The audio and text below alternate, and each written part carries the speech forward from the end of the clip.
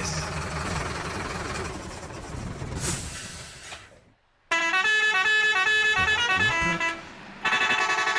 गोली अखियां न मारे कुड़ी ठा करके गोली अखियां न मारे कुड़ी ठा करके गोली अखियां न मारे कुड़ी ठा करके गोली अखियां न मारे ठा ठा करके सुनिया कि तेरी गेम बड़ी स्ट्रॉन्ग पंगा ले आनी तू मुंडे नाल रॉन्ग मेरे उत्ते तेरा चलना नहीं टैक टैक दिल रखा विच बुलेट प्रूफ जैकेट मुंडा देसी ना मैं बर्गर बॉय बंदा मार दे मैं पुछदा नहीं वाई टेलीस्कोप विच होया जेड़ा फोकस हेडशॉट निशाना एडा चौकस बाकी है पैराशूट ते like I'm falling out of love जीवे तेरी सोचा तो above जीवे तेरा चलना नहीं गोली अखियां न मारे कुड़ी ठा करके गोली अखियां न मारे कुड़ी ठा करके गोली अखियां न मारे कुड़ी ठा करके गोली अखियां न मारे ठा ठा करके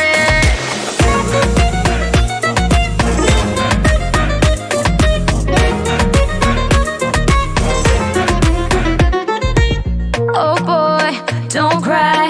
तेरी बातों से तू लगता है हाय कर ले तू चाहे जितनी भी ट्राई तेरे जैसे कई आए I'm a queen, मेरा सीन करे बात मेरी I'm 16 नॉकआउट करूं दिल I'm so mean तू भी बचेगा नहीं कर ले यकीन तेरी गेम को मैं रूल करूं ऐसी बातें ना फजूल करूं बिना चिकन डिनर कभी हार ना कबूल करूं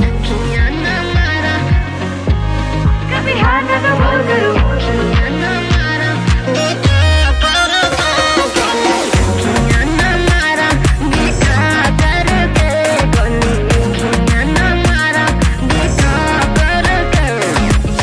तेरी अखियां दी गोलियां भी सह गया तेनू लगेया कि तेरे ते मैं रह गया and you thought you knocked me out मैं तो समझ बंद करन लई बह गया एडा सौखा नहीं कुड़ी हराना मैनू 10 साल तो मैं जानदा जमाना मैनू मेरे लिखने दा एहो जिहा स्टाइल जिवें हत्थ विच पड़िया मैं PUBG मोबाइल ठाठा लिखां गाने राउंड जिवें खाली करा गल सीधी सीधी करा ना ख्याली करा मेरा स्वैग देसी मुंडा मैं ओरिजिनल कदी फ्लैक्स कुछ बन के ना जाली करा बैकी है पैराशूट ते like I'm falling out of love जीवे तेरी सोचा तो अब जीवे तेरा चलना नहीं वाली अखियां न मारे कुड़ी ठा करके गोली अखियां न मारे कुड़ी ठा करके गोली अखियां न मारे कुड़ी ठा करके गोली अखियां न मारे ठा ठा करके Game over.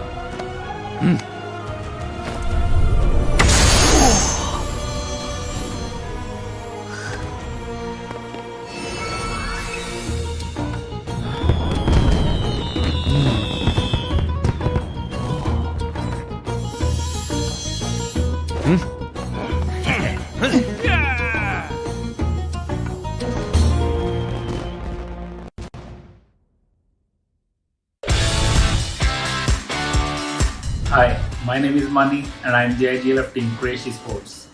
It's been a long journey and a dream come true to be finally able to make it to PMPL Pakistan. Back in fall season we played PMC of Pakistan and now we are back with more grind, dedication, focus and gunpowder. Qualifying for PMPL means that you have already gone through some top class competition and you can only rise from here. We know that teams here in PMPL are the best of Pakistan and that's why we are here. But we want to be the best among the best of the best. So watch out for us. We are coming for all of you.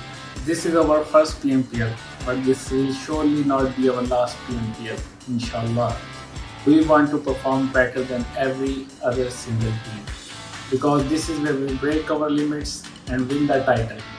We are here to represent Pakistan and we hope our fans will be with us throughout all of the journey and they will support us with all of their heart. Watch PMPL Pakistan live on all PUBG official broadcast channels. This is Mani signing off. Take care. Love you.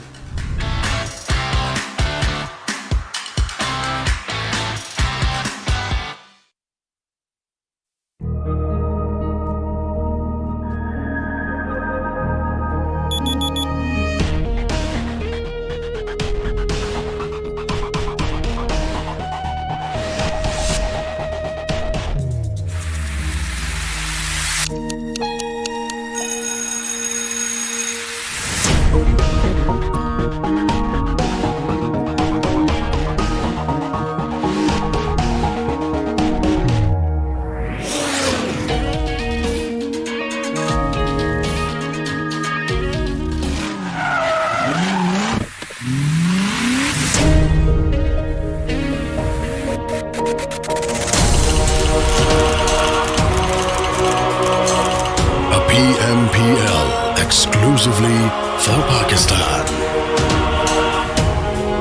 A chance to push your limits. The squads are ready to turn their dreams into reality. It's our chance to reach the biggest. It's time to enter the dawn of new champions. Let the action begin.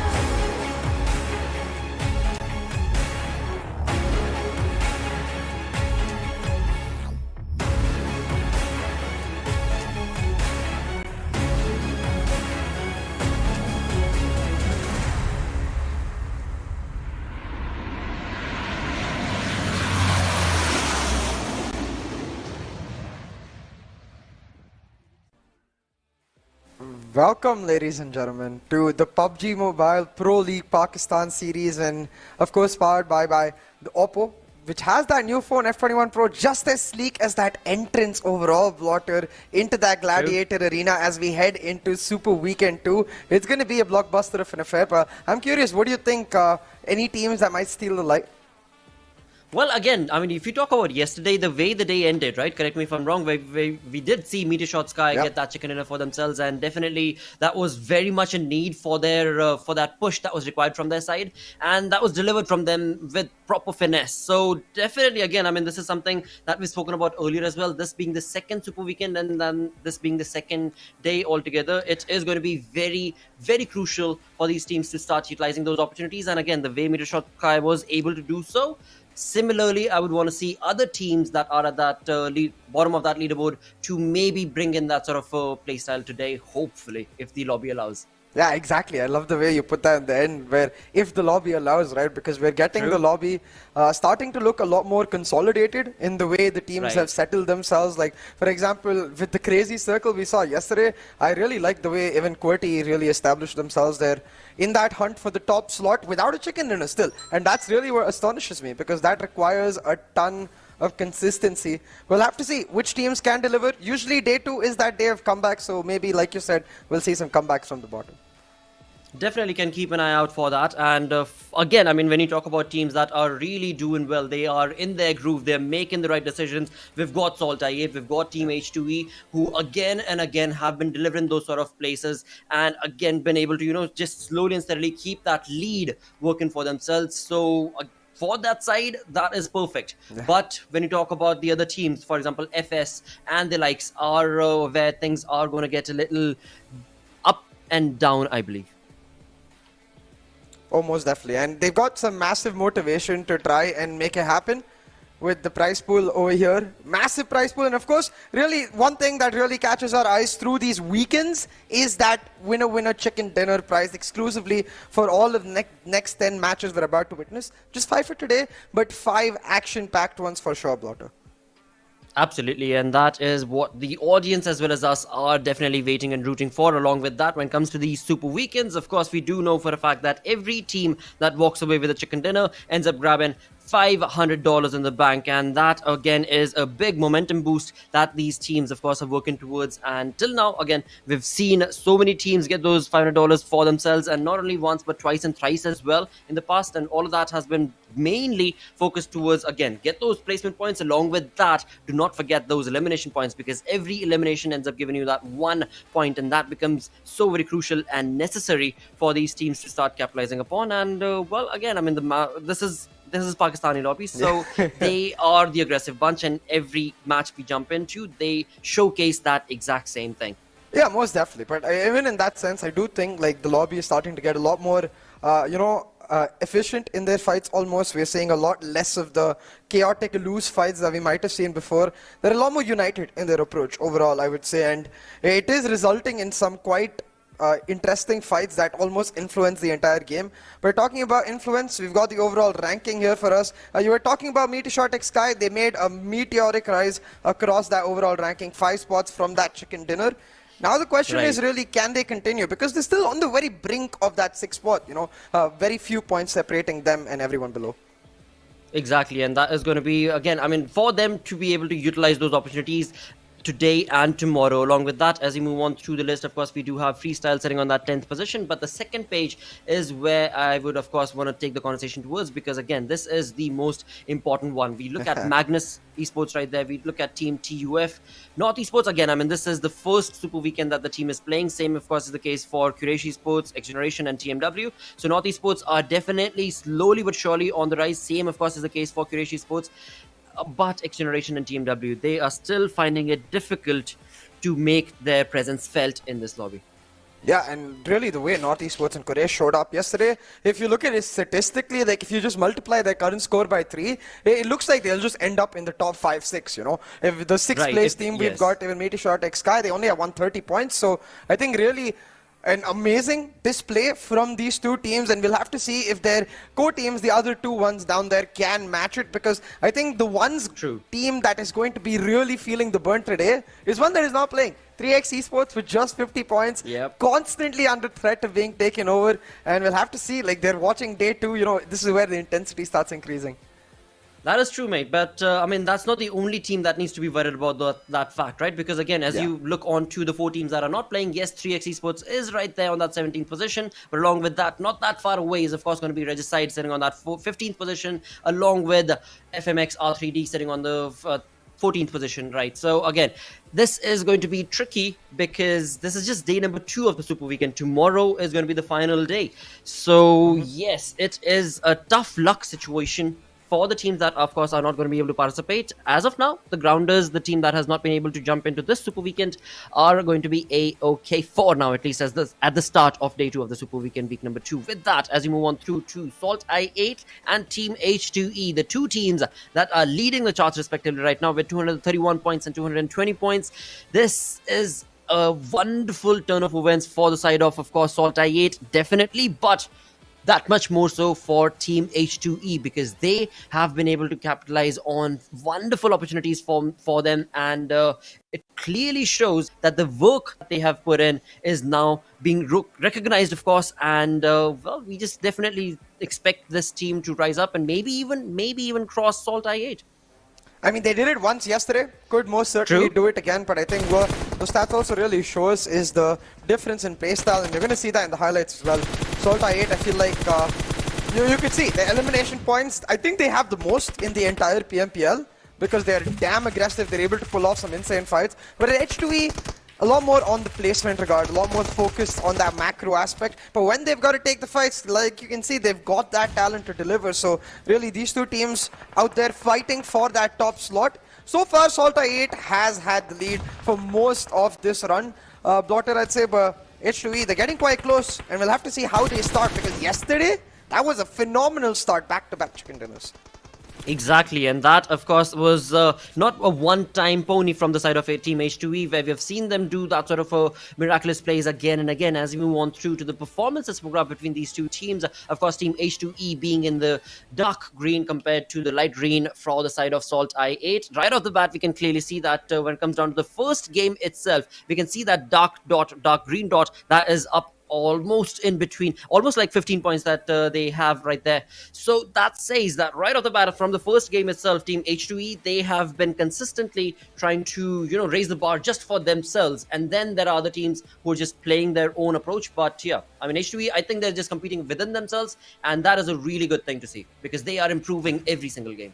Almost definitely, and it's been really pleasant to watch given the fact that coming into Super Weekend 1, we weren't even expecting this team to be up there challenging, so really nice and big inspiration, I think, to all of the other teams trying to get to that top mark. But talking about some of those teams contesting now for that first slot, we got Team QWERTY.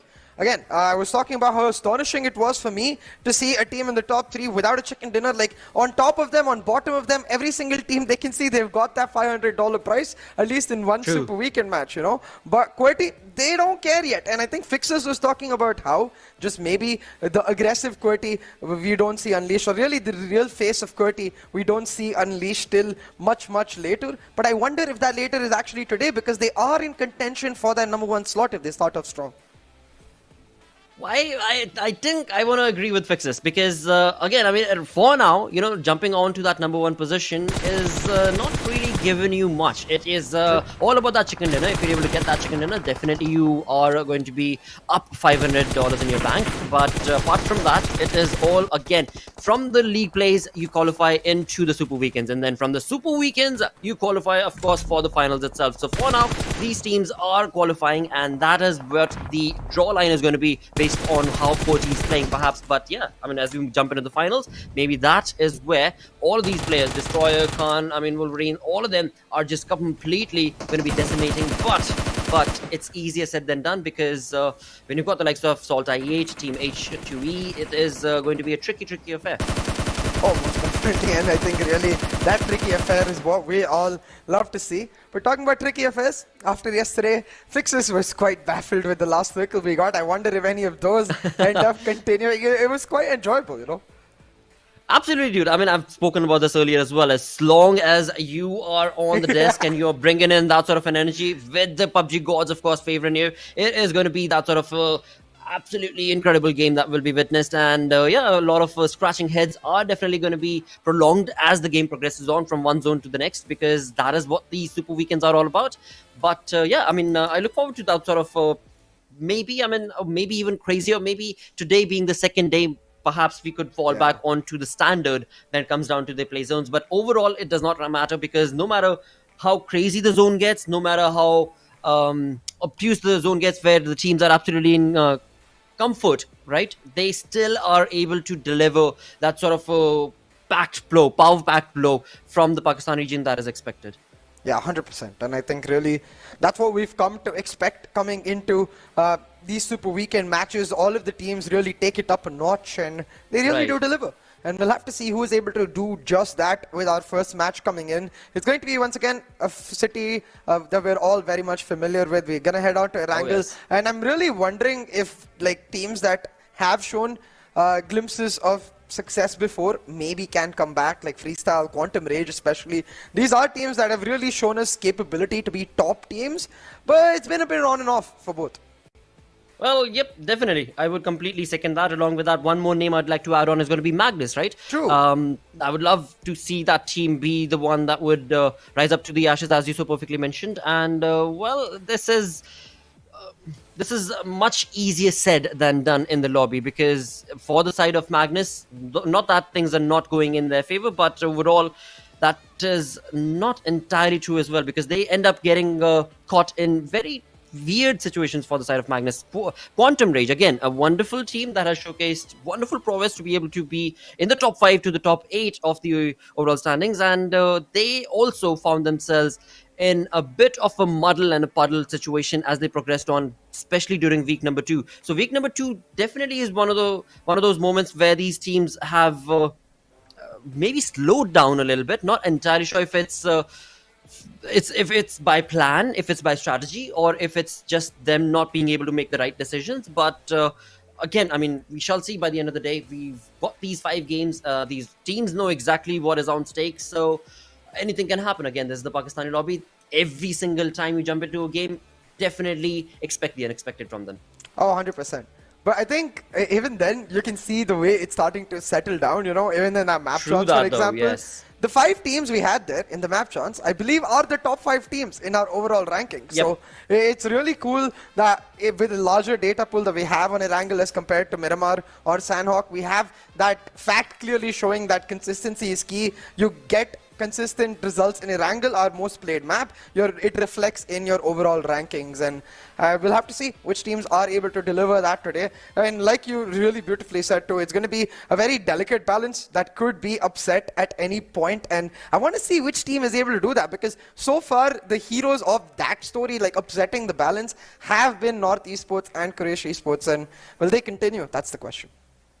Well, again, I mean, the momentum, if at all that is to state anything, we can definitely say that it is favoring for the side of NorthEsports. Oh, yeah. And Quraysh, yes, they are definitely trying to rise the ladder as well, along with, of course, the side of NorthEsports. Now, another fact that you so perfectly mentioned just a couple of minutes ago is the fact that statistically, when you look at the entire league, the 4-week affair, of course, the 3 weeks, and then the finale itself in the 4th week, the statistics itself clearly states that when it comes to the map of Erangel, you know it's going to be played a lot more than the other maps, right? Oh, yeah. So that would imply that these teams really need to get the rotations, the drop locations, their way that they want to be able to synergize to take on a fight, no matter what area of Erangel they find themselves in. They have to be absolutely, you know, fixed and absolutely hunkered down, like completely nailed into their brains that this is how we're going to be approaching these situations. Because if that is done right, then automatically, you know for a fact that those statistical matches are way more in number. So if you bring in that sort of a consistent play, automatically over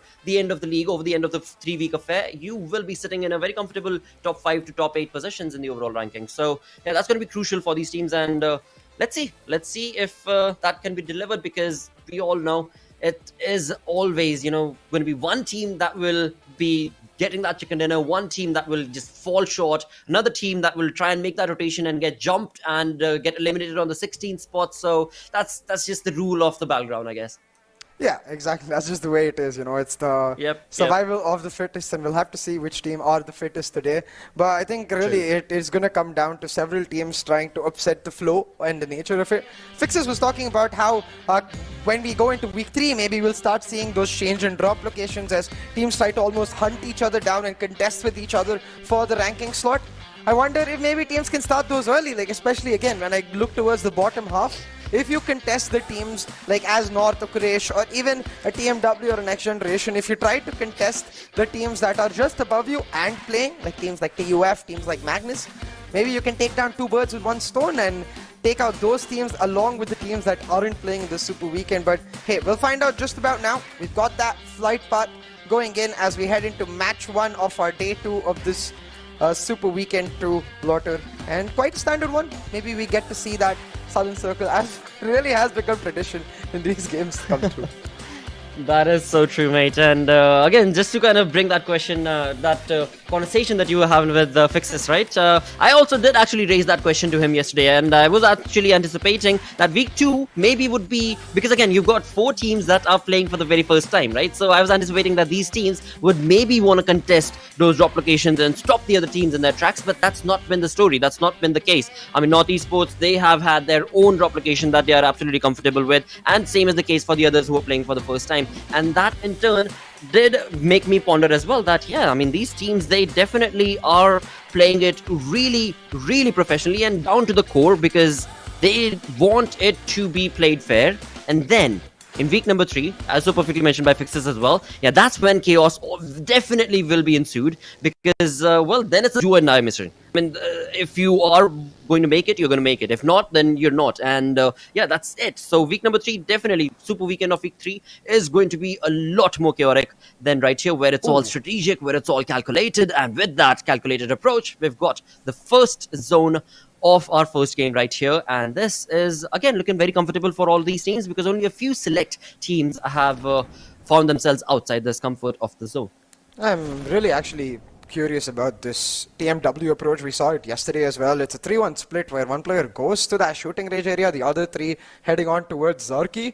It's really interesting because Khan was under a lot of pressure yesterday against Team Star when they tried this approach, but he held on. He actually rarely went down. So the fact that they're doing it while getting the better end of the trade right there, where Khan is not dying, he's able to secure another area, a part of another area at least, while his team completely loots out SALTxi8. It's quite favorable for them, but they haven't been able to translate it into overall points in the ranking itself, so we'll have to see if they are able to get it done. But like you said, teams have become comfortable with their locations, and actually, hold on to that thought, because I'm seeing a switch from SALTxi8 themselves. They didn't go to Sosnovka Blotter. Yep. I was just about to point that out as well. They have decided to change their play and strat a little bit on the second day of this of the second Super Weekend altogether. And well, again, I mean, nothing taken away from that approach because that is something that we had been calling for, and it is going to be delivered from them. And another thing to actually add on to that is they have over the previous week itself, right? They have slowly changed their playstyle. I mean, earlier they would go onto the military base, then hold that fort for quite some time. As the zone would start, as the blue zone would start approaching, that's when a late rotation would be showcased from SALTxi8. And as the games progressed on, they changed that and they started making that rotation a little early. They would still go to the military base, and then a little early they would drop out of there to get overhead into the zone itself and try and make a stand and get a compound for them. And now they are completely going to be jumping into the zone itself, which is definitely it is definitely invited, is what I would say, from me at least, because I wanted to see that sort of a change from them. On the other front, when it comes down to the side of MetershotxSKY, they are going to be comfortably setting themselves up once again at Novo.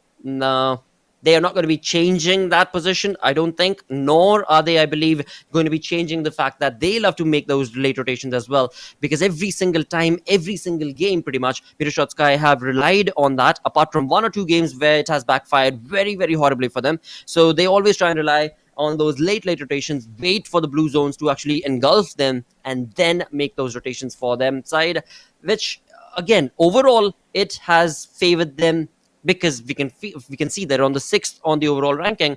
But as you were mentioning from the side of TmW, that same strat is troublesome for their side, because it is well, first things first, they are 15 games short. They were not part of that first Super Weekend. And now they ought to be either over-aggressive or over-indulgent in trying to get those placement points. But neither is being showcased from TMW. Yeah, really. Maybe today will be the resurgence, but either ways we'll have to see. You can see on the top 16 rankings, they're not present just yet because they're still around that very low mark at the last place, really, of the teams that have come through. But I'm wondering if Regicide get challenged today. Yesterday's milestone really was 3x Esports, which not parred, and Quraysh came very close to parring. The other two teams not so much, but today's milestone surely will become Regicide itself to try and break into that top 16 mark, which, as you can see again, North Esports has already done. This team is on the rise all the way up north. Oh yes, definitely going to be crossed. No two ways about it, and no second thoughts about that as well. But that is not all that Quraysh Esports should be working towards, because there is a lot more that they want to be able to climb in these games. And well, again, as you so perfectly mentioned, 3x is going to be a easy hurtling stone, and that's only 2 points away from their current position. So it's going to be easy for Quraysh Esports as we move on through towards FS. Now, FS sitting on that 10th position. All right.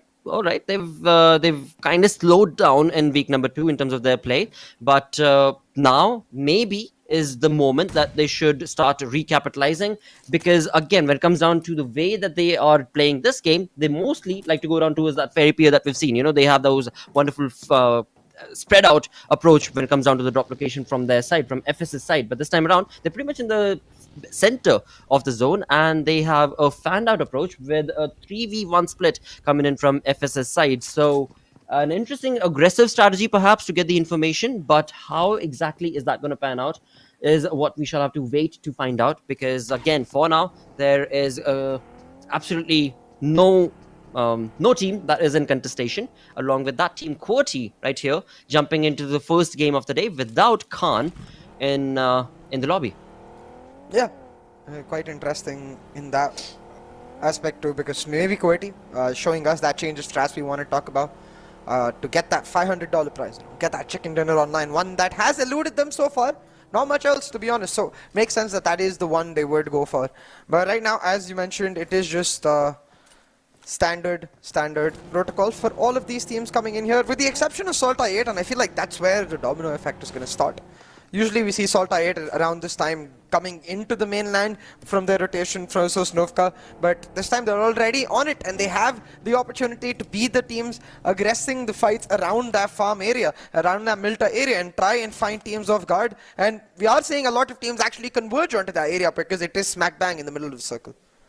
That is so true. I mean, we did just talk about FS, but right below all of these teams, all of these two teams is going to be the side of Quraysh Esports, and alongside them, of course, is going to be 4V's team as well, 4V TFT that is. So a lot of teams that are hurtling themselves down towards that farm region, and this is going to get real chaotic for these teams if they are not in the compound as of now, right? Because again, if you look onto the map, well, never mind the map right now, it seems like Team QWERTY, even though a 3-1 squad, are trying to take on some shots from the prison region. Not sure exactly what they were focusing on, but look at that. Team Star, Hunk pushing on against the compound that is held by FSS Black. Of course, he's going to try and nade the party, but the 3-man strong, of course, for the side of Team Star are going to try and push. FS's Black does have some cover in the back, but of course he's all by his lonesome in this compound, and we can see in the minimap the car coming in into the favor of FS to give him that cover, or maybe the retreat that was anticipated from their side. But is it a bit too late? A lot of nade parade being showcased, but not a lot of damage from the side of FS as of now. Oh, but the damage does come in. Ooh. They've knocked down Hunk and got Fury though. He's gonna find the trade right now. Put Black down. FS, they've got to make a quick decision right here, because in terms of numbers, they're actually in our favor. Star, they have the numbers, they have the compound, but they might just dwindle down with this nade parade coming in from Tyrant. He's got emerged down very low, and with the next, he will knock him down just like that. Star, Blotter, they're now in a 2v2. If FS can finish off Hunk the way they did right here, I think it's time to go for the slam in. Try to take down Star right now for 3-star. Well, FS definitely looking in that much more control over this fight, and they are just definitely going to be pushing on this lead towards the face of Team Star. And Team Star, even though they were looking pretty comfortable, it is not looking like the case now, because it's only one player surviving, and that's going to be God Fury with his UMP, wherein the three players from the side of FS are all together going to be jumping in to take on this final player, and that is going to be the edge of Team Star from the looks of it. Emerge was given that revive. I completely missed that. God Fury was not the last man, and Emerge, well, never mind. Emerge will also be falling down to this unaggressive push in the early few moments of the game from Team Star. But that's how they love to play it as well. I mean, that's what we've seen. They are over aggressing, and that is what that case was. It either works for them or not, or they try and just hunker down and play it safe when they've got the compound. But this time they decided to just fight for the compound, and that ended up miserably for them. In the first 10 minutes of the game itself, we've got the first team to get eliminated. That is going to be Team Star with the, sadly, 0 elimination points. Yeah.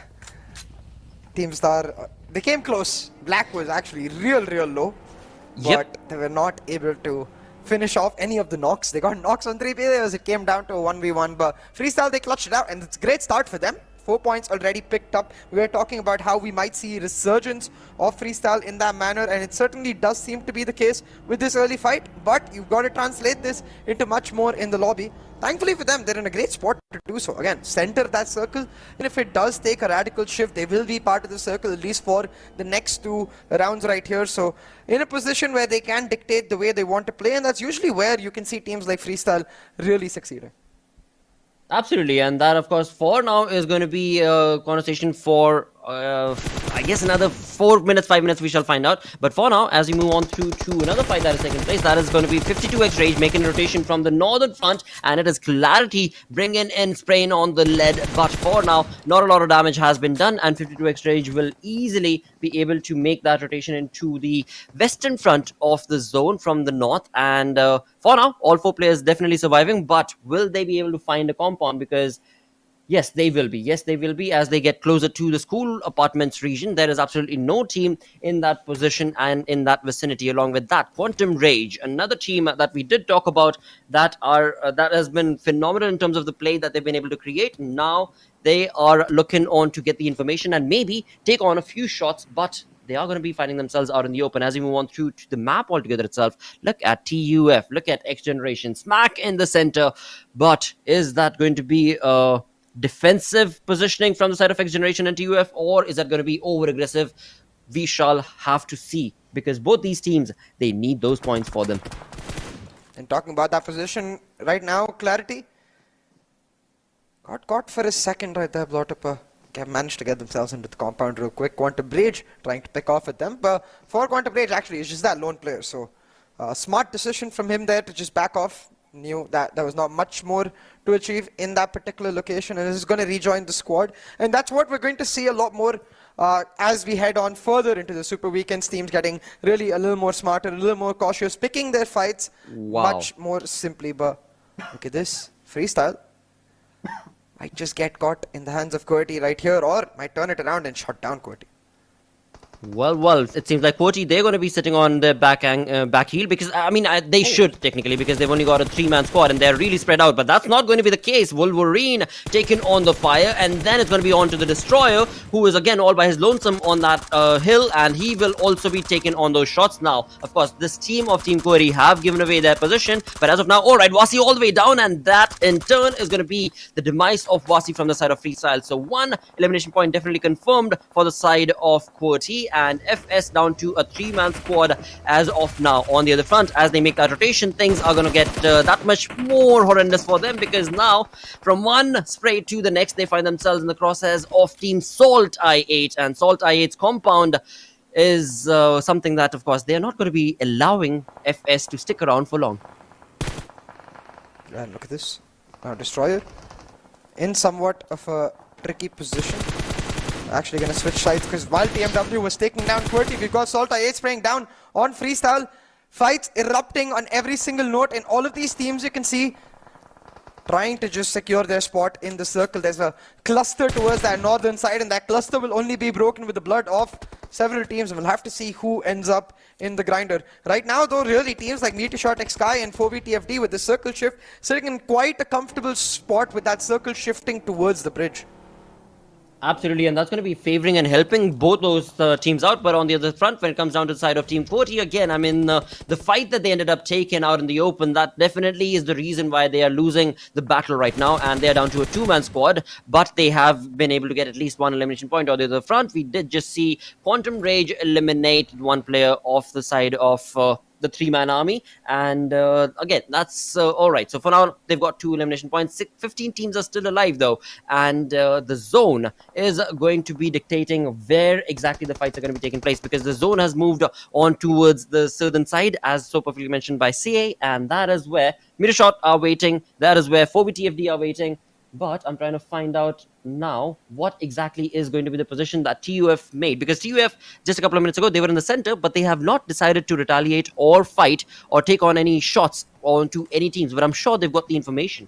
Yeah, I think they're just trying to play it safe to ensure that they get those better placement points. You know, they are one of those teams under potential trouble with high-rising teams like North and Quraysh coming in. So consistent performance from TUF would really help them out in that regard. But talking about consistent performances, not at all surprised to see North Esports get on board with one knock going their way. But towards the other side, you can see on that western front, we've got 52x Rage and H2E contesting. Dread caught in the middle of nowhere between two 52x Rage players.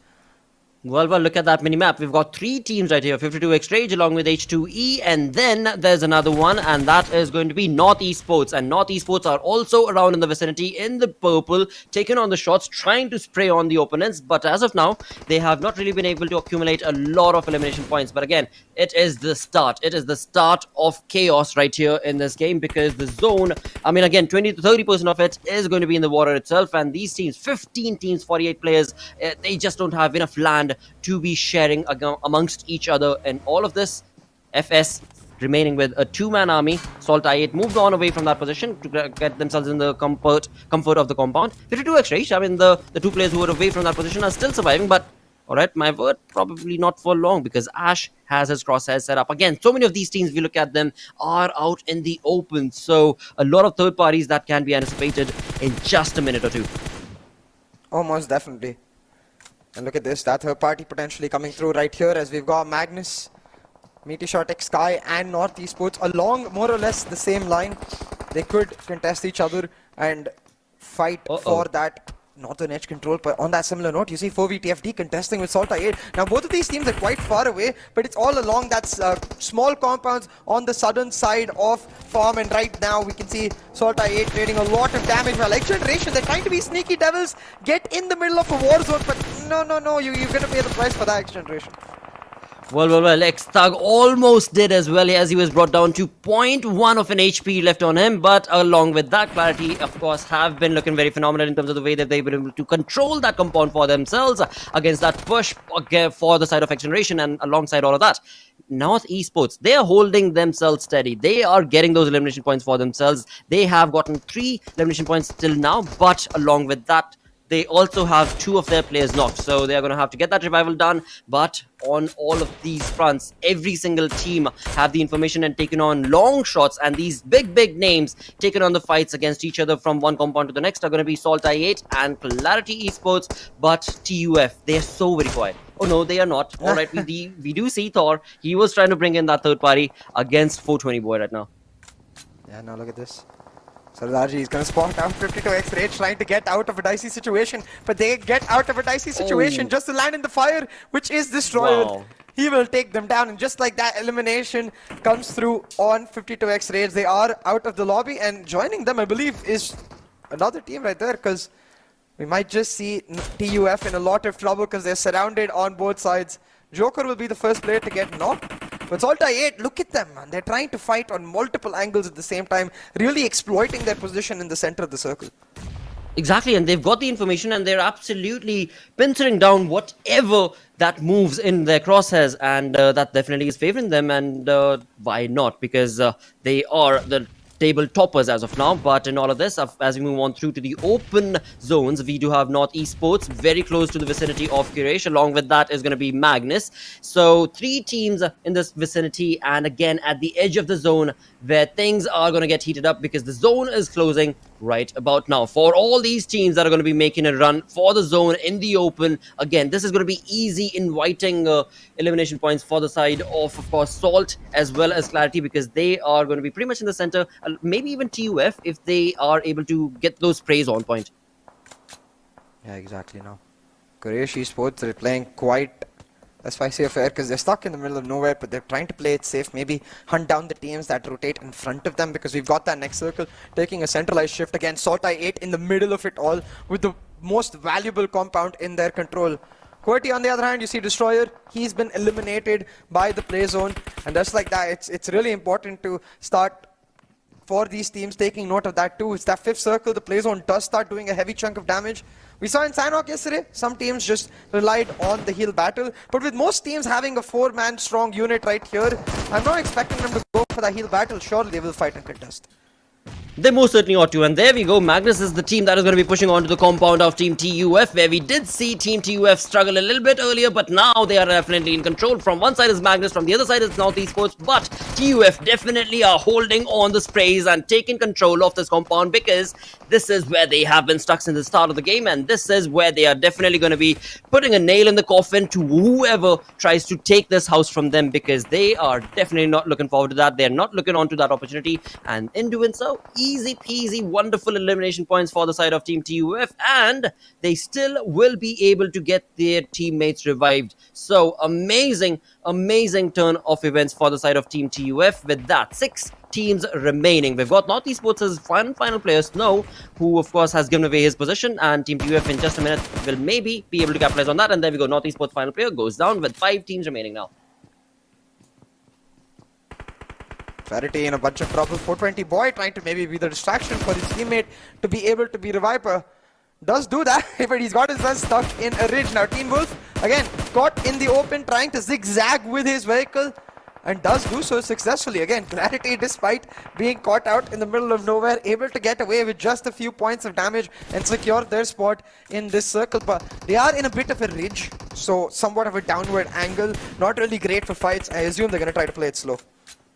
Well, they definitely maybe could try and play it slow, but again, there are teams that are not wanting to play it slow. There are teams who've gotten their crosshairs set up onto their opponents and are just wanting to completely stop them in the tracks. And again, I mean, as I bring that name up, it is going to be SALTxi8 coming into the kill feed, taking on those elimination points. With them, it is also going to be the zone that is going to be catching up with these teams. And now is the moment where these teams are going to have to perhaps get away from their compound. There we go, Team TUF. The compound has moved away from them. MetershotxSKY Ash is the only dude, but again, he's out in the open as we saw earlier, so that's going to be a tricky position for him to be able to sustain and maintain his team alongside him as well. But again, I mean, that's not the only team, because we do have Clarity who are going to have to get out as well. So now the zone has put all of these teams pretty much in a little bit of a contestation as to who will be the one controlling the zone. But 4VTFD, they are being very quiet in all of this.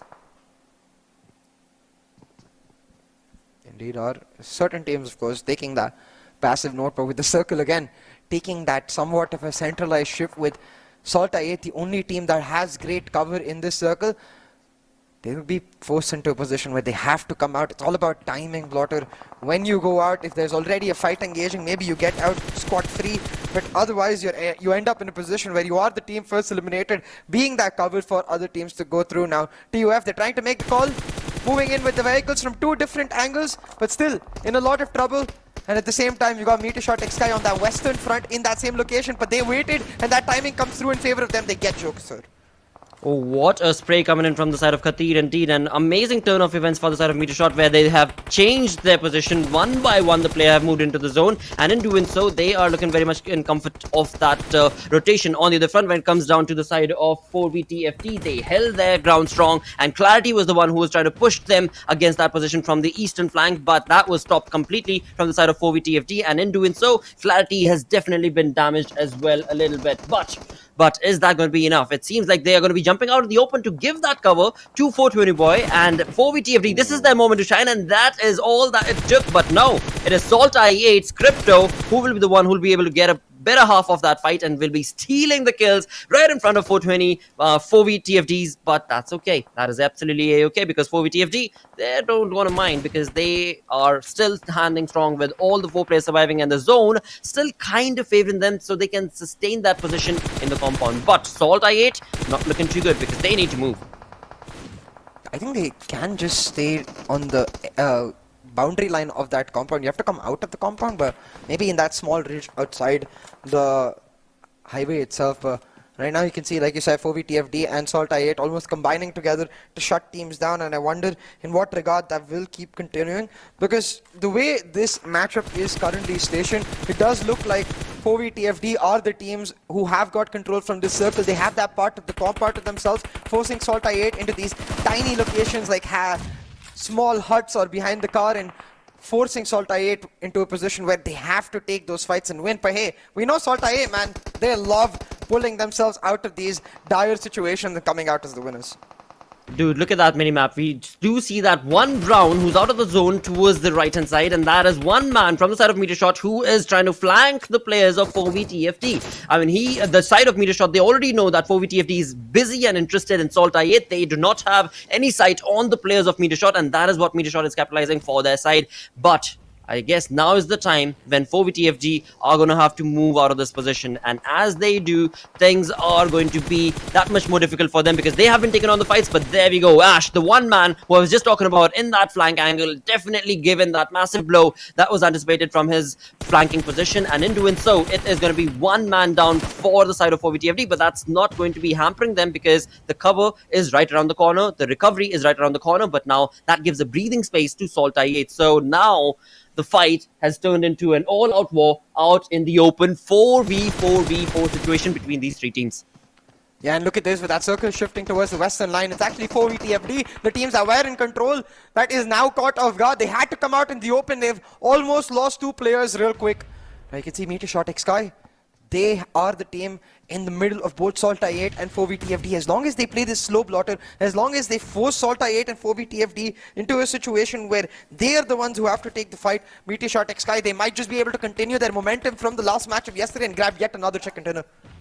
That's true, dude, because again, I mean, you look at 4VTFD, they're completely pincered down in the center, right? I mean, from one side it's SALTxi8, the other side it was definitely not working for them as well, and MetershotxSKY, they are playing their cards right. They are definitely playing with their numbers advantage, and they are definitely putting on a massive show right here for us. But it is SALTxi8 that they're up against. I mean, all the brain games that they're trying to do, they have worked for them, but now they are going to have to take the fight head on against the players of SALTxi8 indeed, and in doing so, it is going to get trickier and trickier, because well, one of the players, again, I mean, one player from both the sides were knocked, but nevertheless the revival will be given. But all of it now brings us down to a 4v4 show between these 2 teams. But who will be the one rising up on the top? One thing that maybe would be favoring MeterShot is, along with this ridge, the small little ridge, they also have the vehicles. So maybe if they end up smoking and then pushing on along with those vehicles, right behind those bales, they'll have a lot more coverage area for their side as they take on the aggressive stance, maybe. Maybe indeed. Now look, they've got to get out of this open area they're in and into the fields, into the farms, and turn that soil red and to get this chicken dinner. But it's easier said than done. SALTxi8 very well spread. They've got 2 players quite low, but they should be able to heal themselves up and approach this in a manner where it is a 2-pronged effort from their end. Now, what is really cool though, you can see Kian trying to use the edge of the smoke to spot out someone. So continuously MetershotxSKY trying to be proactive and dictate the way this fight goes. But it's all going to come down to this circle, and oh my god, where did that nade come from, Wisdom? Okay. Wow. Wow, I mean, that is amazing utilization of course, the information that was being showcased based on the smoke that was popped, but that was not allowed. Uzum definitely pushes on. Now he knows exactly what to anticipate, or rather the position to anticipate where MetershotxSKY is. From one side, it's going to be Uzum to trying to get that information. Katir definitely holding on that angle. From the other side, it's going to be Blade trying to take on that flank. It is going to be MeterShot getting sandwiched between the team of Salt, and in all of that, Katir gets the better half of that fight, and it is him who will stop that flank angle from Uzum. So now Now it is a conversation for MetershotxSKY to be able to utilize for themselves. They need those utilities, but do they have them? Because SALTxi8, they are out of the options. They are just completely running and gunning for now. But is it enough for their side? Is it enough is the question right now as MetershotxSKY, they're picking up kill after kill, but SALTxi8, they're stuck in the middle of nowhere, and MetershotxSKY will continue their momentum water. Chicken dinner at the end of day 1, chicken dinner at the start of day 2, and they are in that meteoric rise indeed. Really, we'll have to see how long they can push this forward, because this is their team we were talking about, that narrative of that resurgence. We've seen glimpses of brilliance from them once again, and we're seeing it now. Absolutely, and that was again a very equal fight coming into those final moments between these 3 teams as well, right, to talk about it, and then down to the final 2 that stood for the longest time, Metershot as well as SALTxi8. But overall, I mean, again, SALTxi8, the way they got uneasy and restless and made that open push is perhaps the reason for their demise. And the other hand, for the side of Metershot, there were moments that it seemed difficult for them, but they held strong and they absolutely utilized the information. The audio cues coming in from Khatir against Uzum's side was absolutely perfect, and well, that resulted in the team walking away with the chicken dinner yet again. So perfect momentum boost for the side of Metershot, as was the case as the day ended yesterday for them. And just yesterday we were talking about how for MetershotxSKY, after getting into that 6th spot, it's all about building the gap between them and the rest, because they are quite close. They were quite close before this game, but with that 24-point chicken dinner coming in, they'll be happy that they are able to now start contesting for the top. And talking about the top, even though SALTxi8, they don't get the chicken dinner, I think they will be happy with the ranking win that they were able to get, because I didn't notice any H2Es or Quantum Rages getting into that top mark. You know, the teams that are contesting them, even QWERTY for that matter, not really the most phenomenal of games, which gives SALTxi8 a decent margin to start building on. It definitely helps, and there's nothing stopping SALTxi8 from their onslaught that is being brought from their side. But we'll talk more about these conversations and the other teams. But before we do so, it's time to take on a short little break. We'll be right back. Go.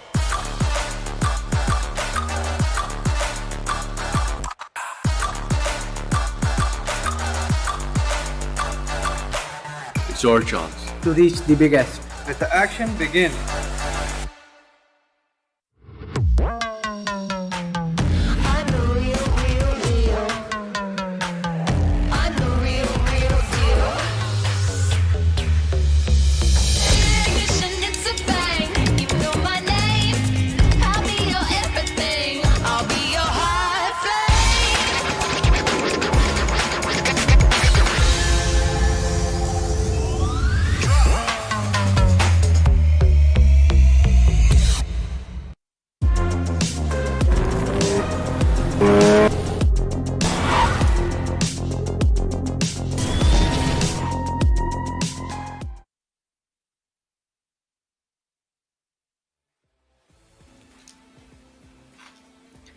Well, with that, this is turning into quite an incredible league altogether in the Pakistan region, because when it comes to PMPL, every single time we know for a fact that Pakistan will be delivering some amazing plays and incredible obnoxious skills and eliminations. But yeah, this season on, this entire region is on a different role as we are looking at them.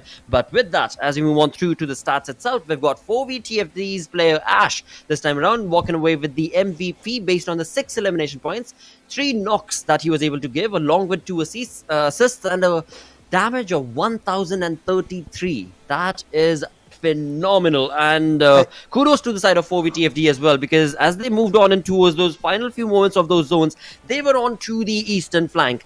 They were all by their lonesome. We did see QWERTY, we did see SALTxi8, we did see Metershot. I mean, they're all busy taking on those fights and giving amongst themselves, and it was 4v just holding their fort by their lonesome until they saw QWERTY try and make that push, and that too was completely stopped in their tracks. But as we move on forth to the top players, we do have Crypto and Blade from the side of SALTxi8 jumping in on the 2nd and 3rd position, along with Khatir and Ash from MetershotxSKY. So MetershotxSKY, a wonderful start for a day number 2 of Super Weekend 2 indeed for their side. Another $500 in the bank, and this momentum, I just hope it continues on for this team, because again, this team needed this sort of a steamrolling start as they ended the day yesterday, and that is what they're on right now. Let's just hope that they're able to keep on this dominating spree in the second game as well, as we push on through to the top 2 teams from this first game. We do have, of course, MetershotxSKY walking away with the chicken dinner with 24 points, 9 elimination points for them.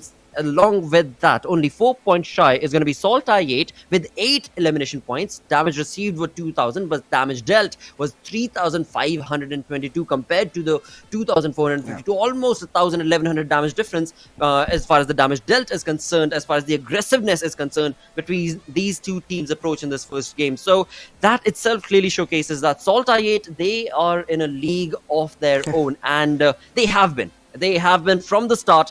For the first league play day and the second league play day, they were just toying and trying to understand and maybe even give a bit of a mind game to the lobby. But as soon as it came down to the Super Weekend, yep, there was SALTxi8 doing exactly what they do. That is popping off heads.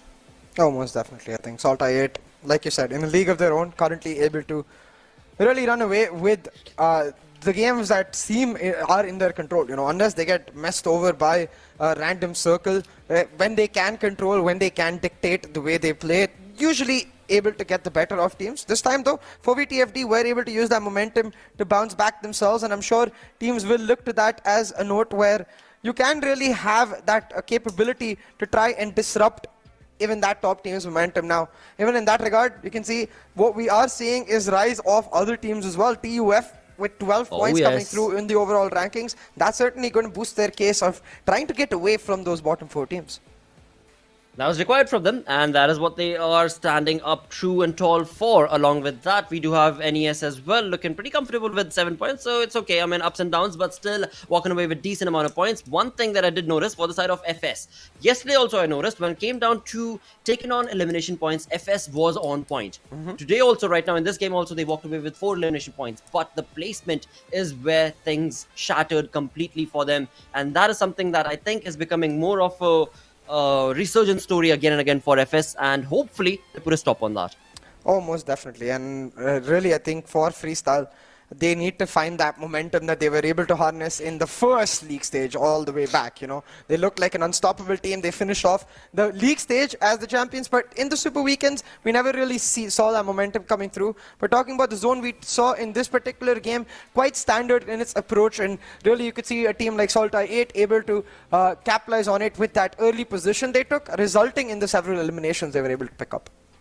Absolutely, and as we move on through right here to the zones themselves, this is where things got real interesting. I was looking at 4VTFD, I was looking at MeterShot. 4VTFD slowly but surely pushed themselves all the way to the eastern flank and to the eastern edge. MetershotxSKY, they were taking on that for themselves, and they thought that the keeping as close to the edge, to the cliff, well, that again was a defensive move, and that worked out for them. And as we move on through to this position now, this is where Ash, look at him, as he was able to get away from his teammates. All the brunt was taken on by his teammates as Ash slowly creeped away and then allowed his teammates to slowly move into the zone as he got into a flank angle and then tried to take on the shots against the players of 4VTFD, which again, brilliantly helped by the side of SALTxi8 was the end. And in doing so, again, as we saw, the chicken dinner walked away, of course, in the name of MetershotxSKY.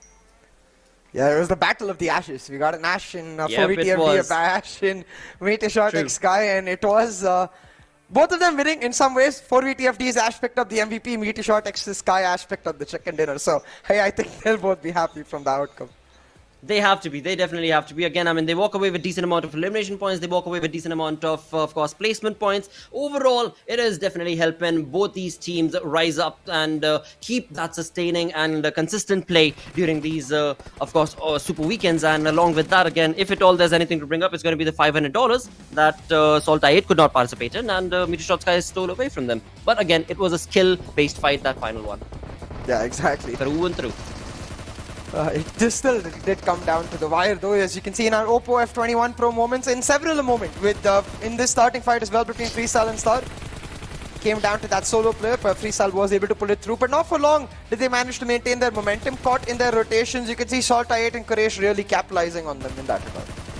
Absolutely, and again, we did see a little bit of shots being showcased from one moment to the next as 4VTFD. They held that ground, they held that compound for quite a long time from the game, from the time the game started, and they made that rotation. But this is where moments got a little tricky for the side of TUF, where I honestly thought that the shots that were being taken from the side of SALTxi8 could very well put TUF right there and stop them in their graves, but that was not the case. They were able to get the revival and then push on away from this position as well, where we did see MetershotxSKY take on some amazing blows to the face of TUF. They did not want to falter down that easy, and now this is the moment that mattered the most for the side of 4VTFD, and they again held it strong, but again only for that long, because the move, as soon as the zone moved away from them, they were out in the open, the information was already given away, and SALTxi8 capitalized on it absolutely brilliantly with the synergistic push based on the utilities that they had. Almost definitely. And I think towards the end it came down to just the battle of timing. And MetershotxSKY, they were able to perfect it, shut down SALTxi8, pick up that winner chicken dinner. Now, heading into our match 2, Miramar, expecting this slow play to continue, but maybe with a couple of drop contestations mixed in here and there. We saw SALTxi8 switching up their drops spot in this particular matchup. Maybe we see more teams following on the front.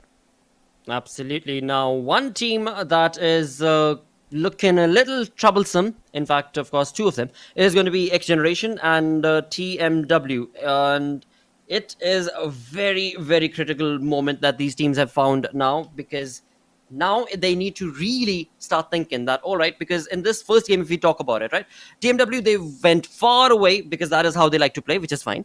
For the other front, it is XGeneration that I'm talking about, and this team moved pretty much smack in the center of the zone, very close to the placement of FS, freestyle indeed.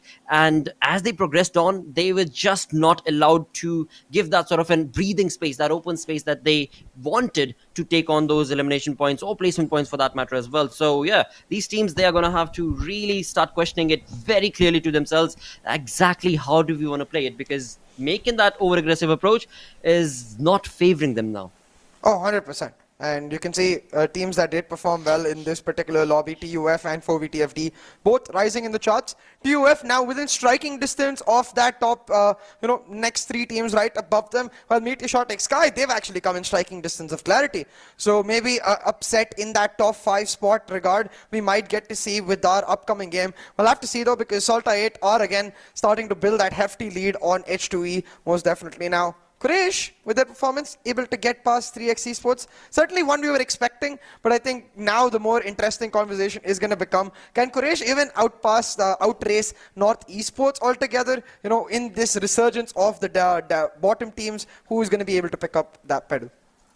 Absolutely, because I mean they've got 4 games still remaining for them today, 5 games tomorrow, so the opportunity is still there for these teams on that later half of the leaderboard, and the opportunities that they are slowly but surely capitalizing. We saw from the side of North Esports, we saw again right here from the side of Quraysh that they were able to jump up that one position, and easily, if they keep on bring in that sort of a playstyle and then here and there get some high frag and kill games, that is definitely going to be pushing them into the top 10, not necessarily, but yeah, perhaps in the 11th position-ish, because after that, in the top 10, things, rather points, my apologies, are very, very difficult to get to. But again, we have seen teams walk away with 30 points from one single game. So yeah, I wouldn't say it's impossible for their side. Oh, most definitely not. And I think really that's where in those kind of situations, usually where we see nowadays the 30+ point games happen, is when circles are quite standard, teams play it quite slow till the mid till late part of the game, and usually it's squad wipes that teams pick up rather than restricted eliminations here and there, isolated eliminations here and there. But heading into Miramar, you can again expect that, because much bigger than the maps we get to regularly see, much bigger than the maps we got to see in the general league stage of this week 2, where we had Sanhok this time around. It does seem more of the case that in Miramar we're going to have teams that really thrive in that macro aspect, thrive all together, and I mean, that's why I'm not surprised to see Team H2E and even Team MetershotxSKY smack bang in the middle of that. Well, that is working for them, of course, but for the side of Quantum Rage, now they need to start a little bit more on the aggressive front, perhaps. That is what they're missing out on. For the side of FS, again, the stats absolutely, like you so perfectly mentioned, working in that team's favor. So perhaps this could be the game where they showcase that chicken dinner attitude from their style. That first week league play day kind of freestyle that we saw from them, maybe that could be possible. Or again, I mean, it's the default that we know that it might just be SALTxi8 once again, just jumping along from here to there and getting those elimination points for them. Yeah, exactly. And really SALTxi8 for them. It has been that show of dominance and consistency throughout most cases, and they have shown that, especially they're an exceptionally clean team when it comes to that macro strategy part. So really don't expect them to get out real early. But that's what I want to see, a little more drop contestation. You know, we've got that going in Sanhok already with MetershotxSKY and 52xRage. I want the storyline for Miramar now, which teams start to really poke at each other and threaten each other more. Well, that is going to be difficult is what I would say, because again, I mean, you'd look at a couple of these teams. Let's name them. TmW, they love to play their own solo strat approach. They love to get away from the fights in the early few moments of the game itself as it comes down to the drop. Same, of course, is the case for pretty much 4vTFD. Same is the case for Team Star. That itself kind of, kind of stretches the lobby a little bit, and then the few teams that are left out, they drop down to their known locations where, again, you definitely cannot expect or see the side of Freestyle jumping in against Clarity, or the side of SALTxi8 going up against another team like that. So, yeah, it is highly unlikely, but then again, that is where the masala is brought in when you've got those drop contestations. So maybe we can see that happening today on this game number 2 of second Super Weekend right here at PMPL Pakistan region. It is going to be Miramar flight path on our screens as we take it into the skies from the north of the map, going all the way southwest towards the prison island. So this is again a very standard approach from the side of the flight path altogether, and the pilots are definitely going to be helping these teams, especially the teams that love to go down towards El Pozo. We've seen 4vTFD and the others who absolutely do love to keep themselves distant out of those fights for the early moments. We've seen, of course, for the side of Clarity, who love to go down towards the Del Mar region. Along with that, we've got H2E, who go down towards that prison island a couple of times. I've seen them. Los Higos, where they find themselves. So it is a pretty decent flight path for all of these teams to be able to reach their drop locations. Yeah, no. Really, in regards to that, I'm noticing MetershotxSKY and Quantum Rage actually on that same area. I wonder if it's just their parachutes or if they're actually both dropped to that northern part of Cruz de Valle. And really, I think rest is going to be just standard. This flight path is well quite standard, so wouldn't be surprised if we see a circle centered around Los Leones or maybe even the mountains around La Bendita, and that's where things will look to get interesting. But for now, it does seem to be the case that MetershotxSKY and Quantum Rage are quite close to each other, and it's going to be up to Quantum Rage to make sure they don't get caught, because you can see Sirius, he's quite far away. He's going to have to quickly loot and join his team if they are to take a fight. Well, that is an interesting play from the side of Metershot and Quantum Rage. But if we look onto the western front, we have so many teams that are close to their vicinity. 4vTFD, as was discussed earlier, they love to go down towards that El Pozo. But right above them is a big change where we do have XGeneration along with 52xRage, along with Team H2E. So a few teams that, of course, have seen each other drop down into that La Cabrera region. And that is where those initial skirmishes could be anticipated from their side if they want to take on that early onslaught. But on the other front, when it comes to the other teams, basically, they are dropping down still. They are just flying across the map as of now, and they have still yet to land onto their drop locations altogether. But these teams that we just spoke about, they are already down on the ground, and SALTxi8 being in front of our screens, very close to Los Leones is where this team find themselves. And of course, with all 4 of them right here in the Mirado, are going to be making a rotation to get to, I think, Los Leones itself, if I'm not wrong. Let's see. Yeah, SALTxi8 making that early move. I assume, like you said, it is towards that Los Leones area, and they will occupy that southern edge of the circle now. Teams like QWERTY, TmW and Star, they're quite close to each other in that middle area, and really they're going to have to try and make the moves to deny each other those positions. But what is most likely around this circle is that teams just hold on to their nifty compounds right here and around, and that's when the circle starts shifting, when things start getting a lot more congested, it's going to become a basic domino effect where we have fight after fight resulting in third party after third party and causing a lot of havoc. But right now, quite standard in that regard. I do notice though, North Esports quite close to SALTxi8 in their rotation. North Esports as well, heading towards their Los Leones area. I wonder if they get caught by SALTxi8. Oh boy, alright, they're definitely on the same exact road, just a couple of minutes behind the side of course, SALTxi8. Now, this is going to turn into a chaotic mess. But then again, I mean, this is going to be an urban fight if it all it ends up taking place first things first, because Los Leones itself is a pretty big area. And both these teams, as of now, even though they might have heard the SALTxi8 might have heard the vehicle audio cues, for now, they're going to be busy just trying to get that loot sorted for themselves. And of course, we move on towards the side of TmW, a team that, of course, needs a lot of points. They are not looking too good on that overall storyboard. They are here for the first time in the Super Weekend itself, and they're just waiting for that sliver of hope, for that one shining opportunity to be able to grasp. But it is looking slimmer and slimmer in terms of the opportunity that has been provided to them, because the lobby is just so aggressive and so very against the reach that TmW hoped to be able to achieve. Every single other team, they are just, no matter where they are wanting to get those elimination points, and as soon as they get the opportunity, they capitalize upon it. TmW on the other front, a little slow on that regard. So it is looking tough. It is definitely looking tough, but opportunities still are there. This is just the second game of the day. And let's see what exactly is in store for the side of TmW for this game. Yeah, exactly, and that's where I think things are going to start really get interesting if TmW are able to win that center fight, you know. Knock down QWERTY, who got quite interesting high ground, because remember, QWERTY are playing with that 3-man squad. They naturally have the numbers disadvantage, but you got Star in the near vicinity, so if a fight does erupt, a team will surely third party and add fuel to that fire.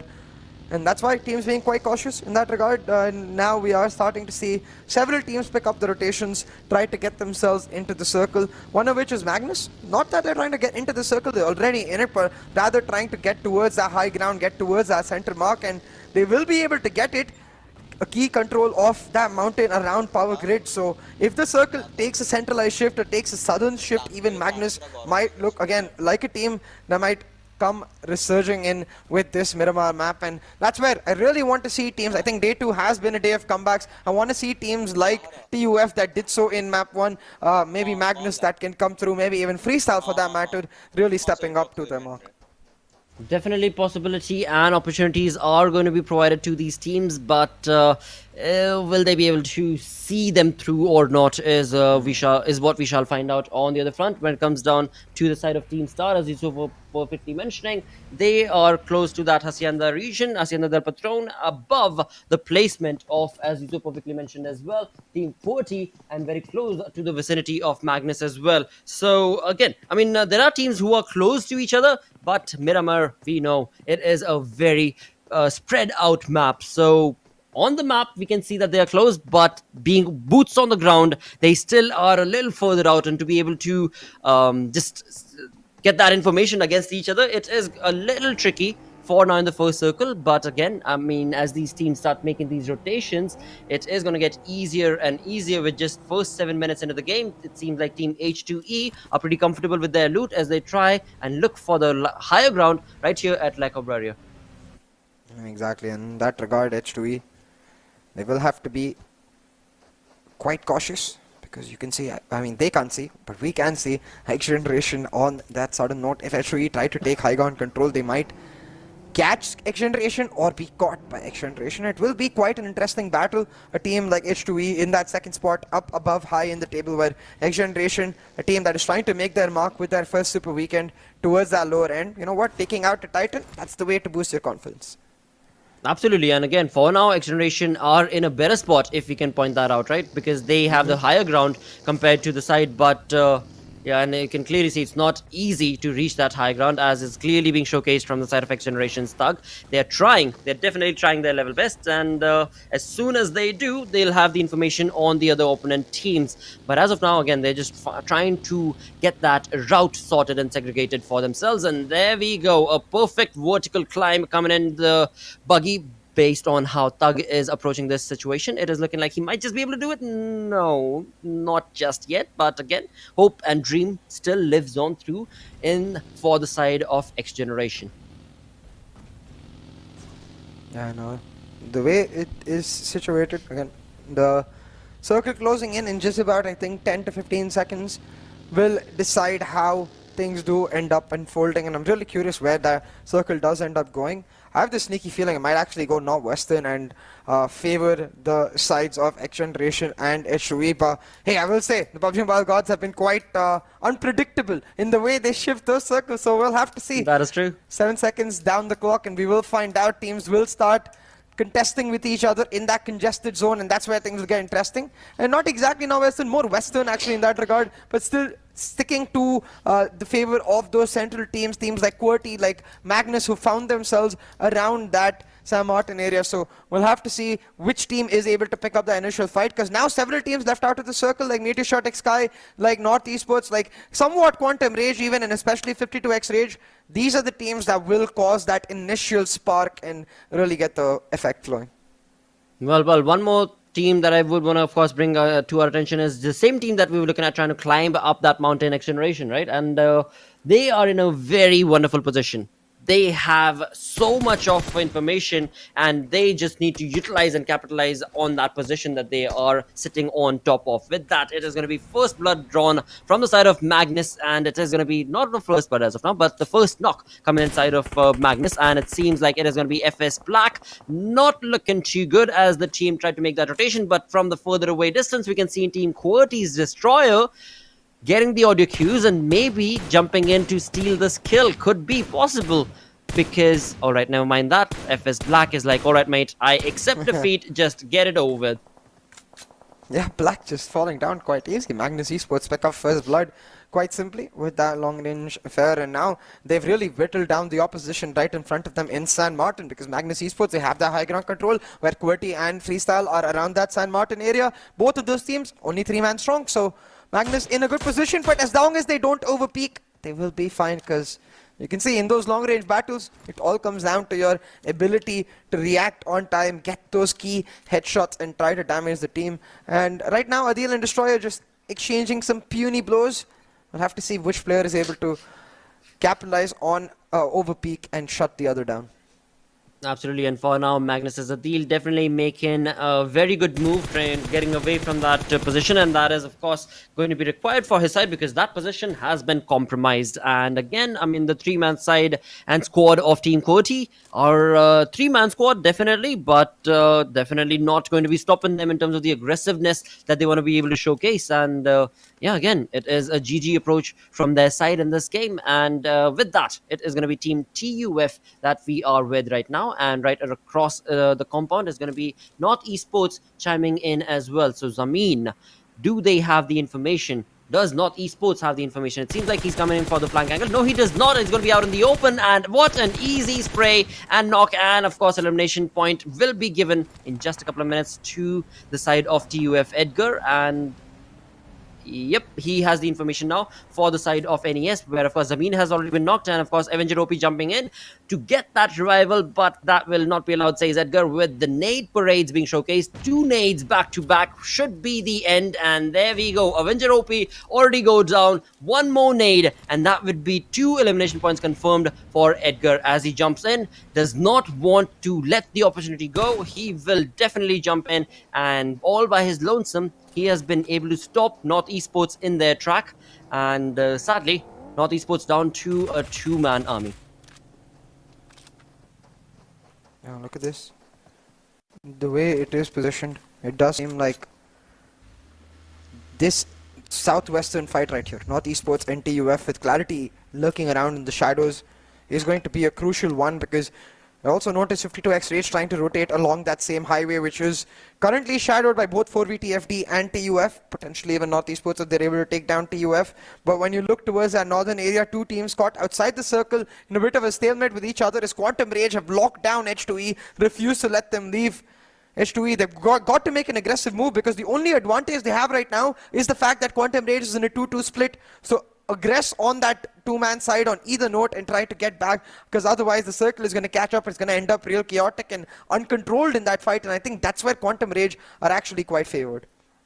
Well. This is a tricky position for H2E. I mean, Quantum Rage, they're really spread out. That is something that H2E could very well capitalize upon, but I don't think they've got the information. They know that there is a team around in the vicinity. They know that the region around them definitely has these hills advantage going into the favor of their opponent team. But when it comes to the information altogether itself, H2E definitely seem a little clueless, and that itself is very tricky reason for them to even try and take on this fight against Quantum, where indeed on the other front, as you so perfectly mentioned, if this fight ends up extending for too long, both these teams are going to be finding that blue zone pretty soon, as we've seen earlier as well. As teams try to stay on to take on the fights, the blue zone catches up to them, and then making those late iterations gets really, really difficult. And on the other front, it is going to be SALTxi8's player who is being troubled a little bit thanks to Magnus's approach as of now, and they've already been able to confirm one elimination point. And it's going to be Reviews not looking too good in the Mirado, but he will find his cover as he backs out of that position. Oh, and H2E actually caught out trying to make the rotations. Red's been knocked, and his teammates quite far away. It's quite curious why Dread was even out there, because you can see the rest of H2E aren't making their moves. They're sticking it out, waiting for Quantum Rage to leave and then make the late rotation happen. So Dread in a bit of a disconnect, or rather the team in a bit of a disconnect with Dread. Either way is miscommunications causing a member to be down, but H2E now they fight back with some help from MetershotxSKY potentially, as Kian has knocked down a slumbering JD. MetershotxSKY coming in from nowhere on their classic signature move. Late rotation, catch a team off guard. This time they made 1 into 2.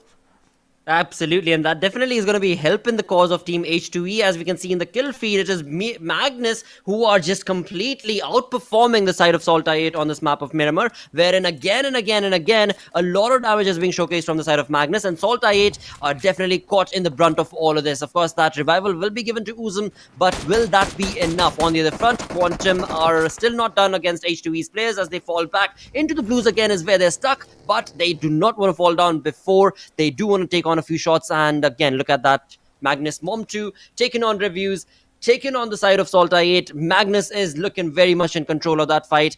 As we move on through in the kill feed, it is going to be TmW in the spray of FS. So FS also utilizing the opportunity, but all these teams that I just mentioned, they're all out away from the comfort of the zone. Now look at this. Mom 2 trying to shut down SALTxi8. Adil will finish off Uzum right there with that Molotov, and it does seem SALTxi8, they're caught in quite a dire situation with Magnus pushing on from multiple angles. Now Adil with that nade trying to cause further damage. Even he forces Blade out of his position into the open, and he shuts him down. Precisely played. Magnus shutting down SALTxi8, eliminating them as the first team out of the lobby. Our top team in the rankings, first team out. No surprise that it's Magnus that makes it happen. Absolutely, and right now it is going to be Quraysh, another team that is looking very much in control and synergistic play being showcased from their side. Ash, another one of the dudes from the side of Metershot who loves to create those flank angles, is a bit too late in this fight, because it is going to be Quraysh who are definitely controlling the way this fight is going to be ending, with 2 players already down. Khatir, the man who is going to be holding the compound all by himself, because Ash is on a different fight altogether. 3 versus 1, definitely not going to be allowed. Khatir goes down, Metershot left with just a 1-man army. Ash, what you gonna do? What you gonna do, mate? This is wonderful play from Quraysh Esports. Wonderful play indeed, Blotter, because right now you can see Adi OP getting the heal through too before he pushes on into Ash. Well, Ash is a little confused as to what's going on, and he doesn't seem to be healing himself, so Ash is going to get caught off with health disadvantage. Actually, no, scratch that. Ash is able to get the heal set up too, and Adi OP, he's trying to rush in, but now he's going to potentially go for the heal. It's a Tom and Jerry situation as they chase each other in a small compound.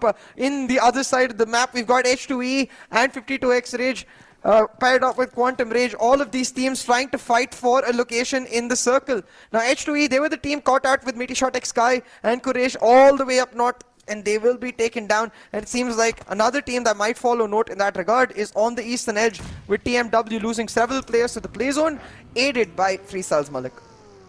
Absolutely, because again, these teams, they were out in the open a bit too long and tried to wait for that rotation for a bit too long, and indeed, that in turn has resulted in the blue zone catching up to them. With that, we've got 13 teams remaining, a lot of chaos being showcased in this lobby in the 18 minutes that we've seen, and as we go back to the side of Quantum Rage, they are trying to take on the player of TFD. 4v TFD, not looking good, as one of their players has already been brought down to the knees, and now it's going to be IQ.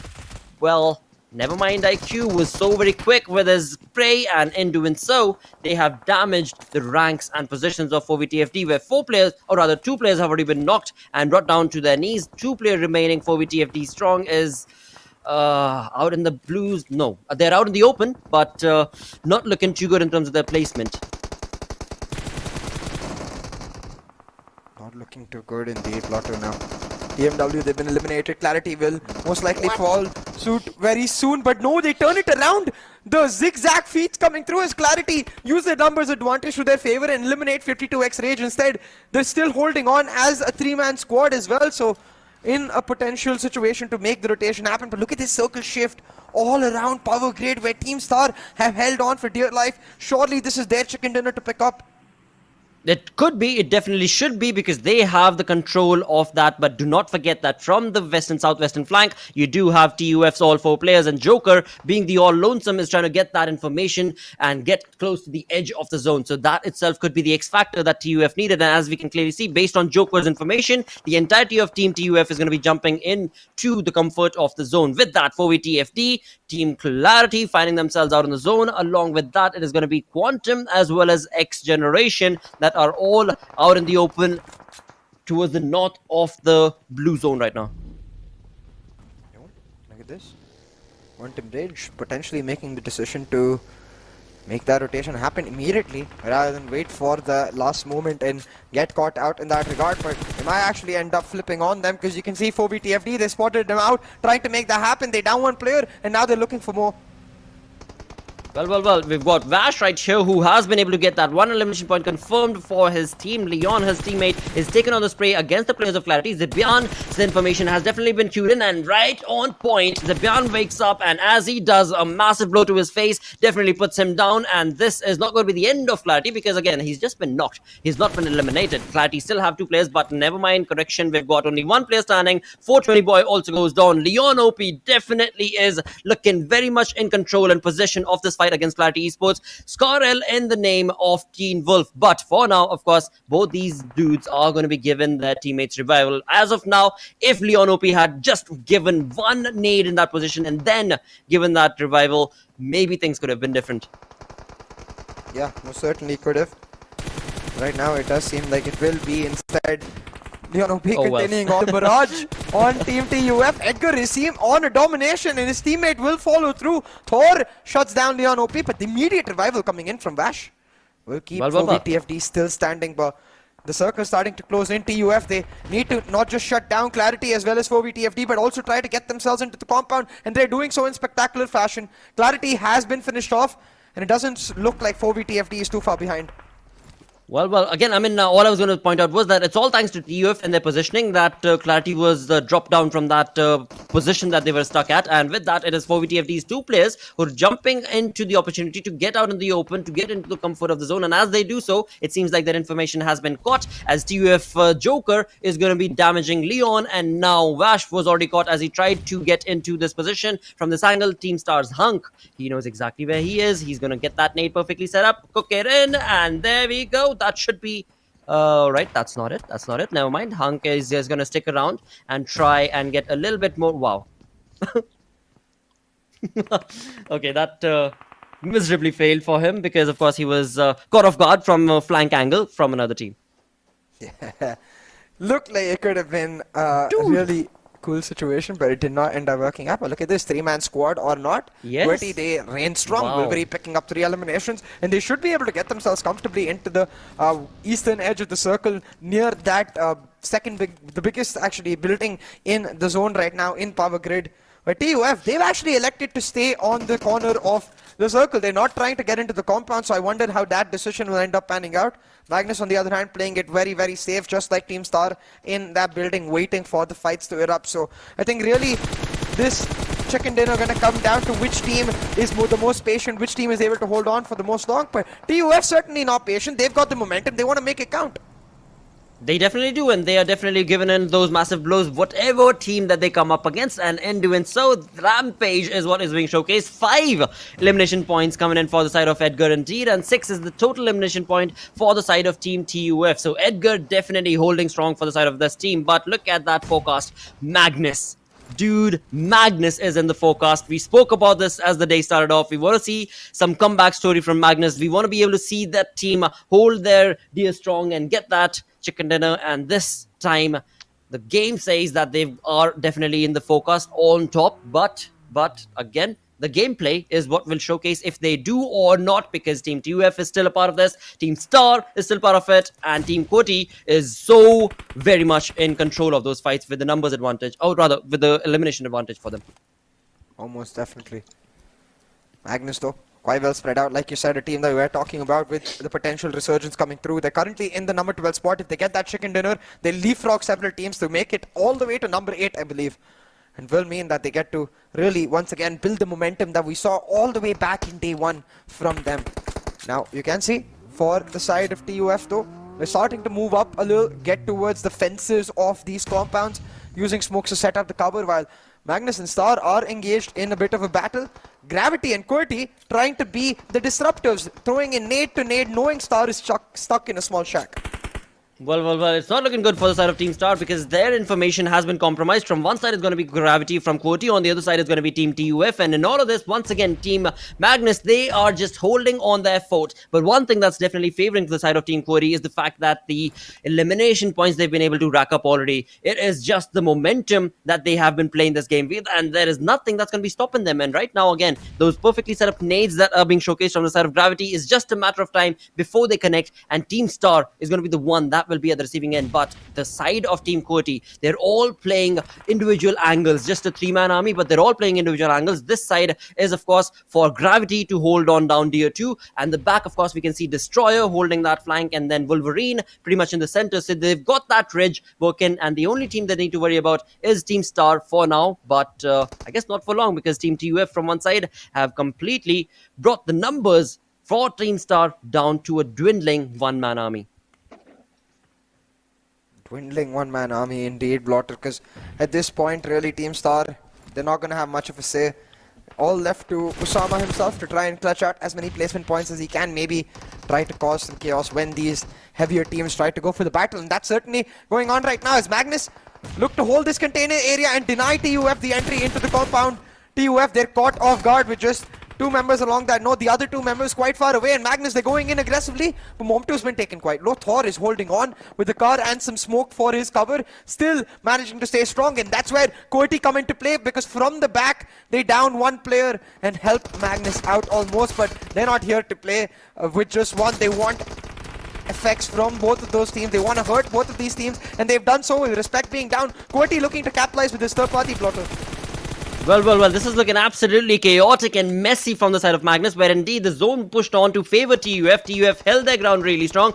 Magnus tried to take on their fight, but Team QWERTY comes in from the back and completely stops the team in the tracks. And Magnus, who were looking so confident, definitely not going to be helping the cause, because it is going to be the Team TUF who are definitely going to be getting the better half. With all 4 players still surviving, and then they've got the side of Team QWERTY, a 3-man army who've been brought down to 2, but again, that revival will be given. So a 4v3 situation between these 2 teams, and Team TUF's Joker, sir, is looking like he does not want to allow the side of Team QWERTY to get away from that position. Another knock confirmed, another elimination also confirmed from the looks of it. There we go, Team QWERTY down to 1-man army. Gravity's feet have been caught, and that'll be the end of the side. But amazing run for the side of Team QWERTY, but boy oh boy, Team TUF, they definitely took this game all by themselves, because they had the control, they had the information, and they were the ones who aggressed on pretty much in every fight in that final zone. Yeah, exactly. TUF really building onto that momentum.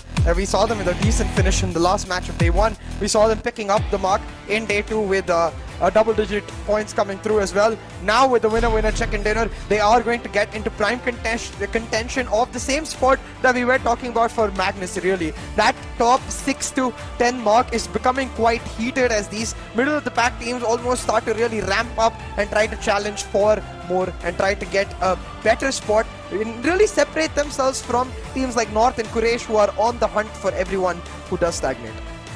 Absolutely true, mate. That is definitely going to be a sigh of relief for both of these teams, in fact. Team QWERTY, of course, they are looking very comfortable on that overall standing boards, but that much more is going to be comfort level showcased and reached for the side of Team TUF. Magnus, they are, they're going to have to question the way that they made that push. I mean, they had respect in the back, then they tried to make that push through the containers. But again, same was the case for the side of TUF. TUF had what they also had the one man back, and that kind of favored Team TUF. But for the side of Team Magnus, it was just getting sandwiched. One side TUF, the other side Team QWERTY, just not favoring their position. But amazing Miramar. A lot of battles that we were a part of right off the bat. But we'll talk more about these battles. But before we do so, it is time to go on a short little break. We're going to be right back. Go!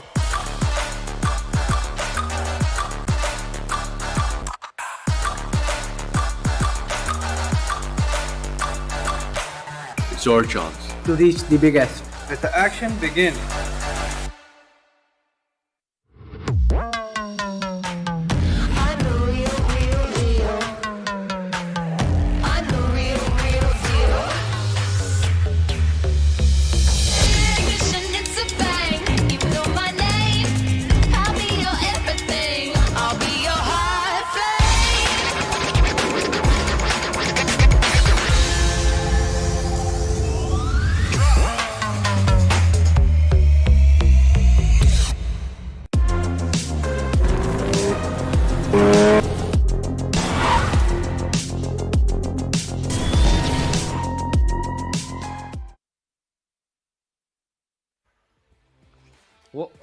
Well, there you go. They've got the second game of the day, of day number 2 of the second Super Weekend, taken care of, where Team TUF get that chicken dinner fixes. This is looking like a very bloody lobby today, where first game, it was MetershotxSKY continuing their momentum from yesterday, and now in this game, Team TUF with amazing control of the fight. But Team QWERTY, dude, I mean, you saw that. 3-man squad is what they're playing with, but no matter the numbers advantage not in their favor, they walk away easy peasy as kings, dude.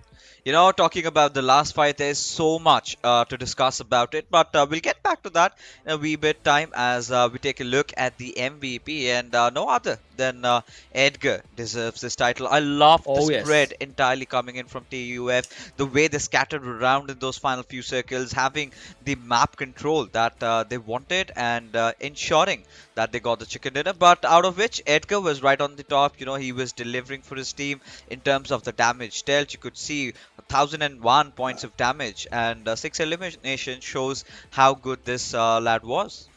Absolutely. I mean, as we moved on into those final moments and final zones of the game altogether, we moved on to Edgar, where we were looking at the team of Team TUF sitting at 6 elimination points, and Edgar, all by his lonesome, was sitting at 5 elimination points. So incredible play being showcased from the side of TUF indeed. And of course, his teammate, not that far behind, Joker Sir, with 5 elimination points, 1043 damage, and then comes in QWERTY. Now, again, I mean, it is just, I don't know what to even say. A 3-man strong team, is playing so very phenomenally. It's almost like Team QWERTY are playing, I mean, Gravity Destroyer and Wolverine, they're playing like, all right, Khan, we're sorry that you're not able to play with us today, but you know what? We don't miss you, mate. We're still going to be able to stick on to that top 5 position easily. You know, if that's the case, right? I shouldn't say that like that, of course. It's just a joke. You know, playing without the IGL, Lakshay. Exactly. And one of the finest in Pakistan. QWERTY still have managed the 3rd spot. Now, that's a huge thing. It's a feat that not a lot can do. But again, we've got to consider the fact that the zone did form around power grid, right, which is just beside to where QWERTY like to drop at. And the best part is you do not have the grounders playing this time around. So every single time QWERTY does have that little bit of a breathing space, and the players of 3x Esports, they're also missing. If you remember last week's Super Weekend Miramar games, right, what used to happen was the QWERTY and the grounders used to engage in a battle early on, and then we did witness the players of 3x Esports coming in and taking over the hills, right? But these two teams not really playing sort of makes things so very easy for QWERTY, and in order to achieve their objectives. But more than that, as we take a look at the match rankings, Blotter, of course, Team TUF, I mean, considering the fact how they rotated inside the zone, how really calm they were. Now, this was not one of those teams that was absolutely just tromping in, going down, shooting and killing everyone out. They were calm. They just respected the circle, played to their basics, and here it is, the result as a chicken dinner. Well, another few teams to bring up are going to be the names Magnus Esports, 4v Magnus sitting with 16 points from this game. They needed these points, and they've easily been able to capitalize upon the opportunity given to them. So very, very happy for their side as well. But again, this is a momentous start. Hopefully, they just keep bringing that up. In the next game, of course, we would expect these teams to bring that sort of a play style to get that much further away from that 16th position and that much more solidifying themselves in the top 8 to the top 5.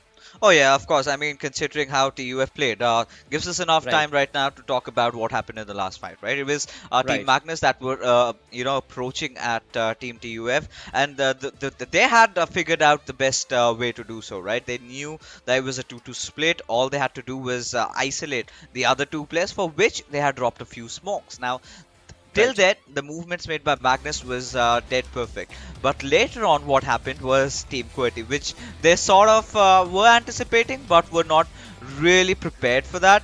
And you could clearly see, right? I mean, TUF going after North Esports, just applying that early little pressure really helped them.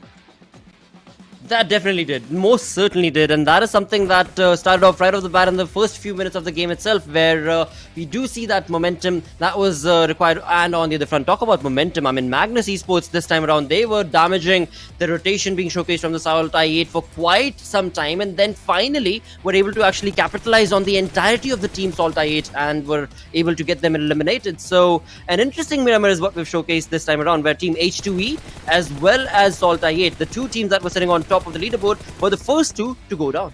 Oh yeah, I mean that is what we do want, right? It's so boring when just a few of the teams keep on winning the games. Does not really add up to the masala that I really search out for. But yeah, I think even if you've got to consider that Team Star is playing fairly well, and Team Quantum Rage again, considering the sort of a hype they've built up, they're not really able to live up to it, which is kind of an alarming situation for them.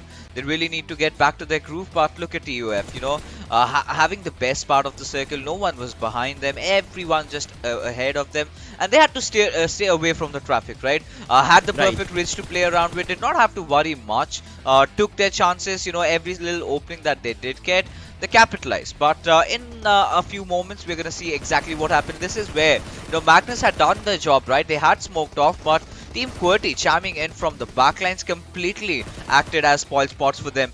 But for a moment, I really felt that QWERTY, they were looking to be in sync, but them not really using the right scopes over there. In fact, trying to go against the players of TUF with their red dot sights did not really help them with the accuracy that they were searching for.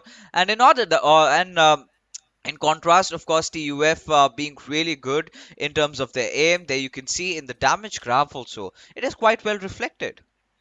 Absolutely. I mean, they were warmed up right in the first few minutes of the game as they pushed on, and that in turn resulted in them just absolutely stopping the side of QWERTY, taking or stealing that chicken dinner away from them. And of course, we did have Magnus, who were looking comfortable, but sadly were not able to capitalize on those positions. I mean, honestly, I was looking on to Magnus's respect, and Magnus knew that there is one more team in that compound, and I thought respect would be the dude, because he's already sitting on that flank angle. He was prone down to the ground I honestly thought he would stop QWERTY in the tracks, but he was the first one to go down. And then again, it was just an onslaught from the side of TUF and Team QWERTY, and Magnus was nowhere to be found. But with that, as we move on to the overall ranking, Team TUF still pushing up the numbers from the 10th to the 6th, and they're still not yet done. I mean, CA was talking about it in the previous games post segment that Team TUF, they've made a push, and now they've only got a few more points before they reach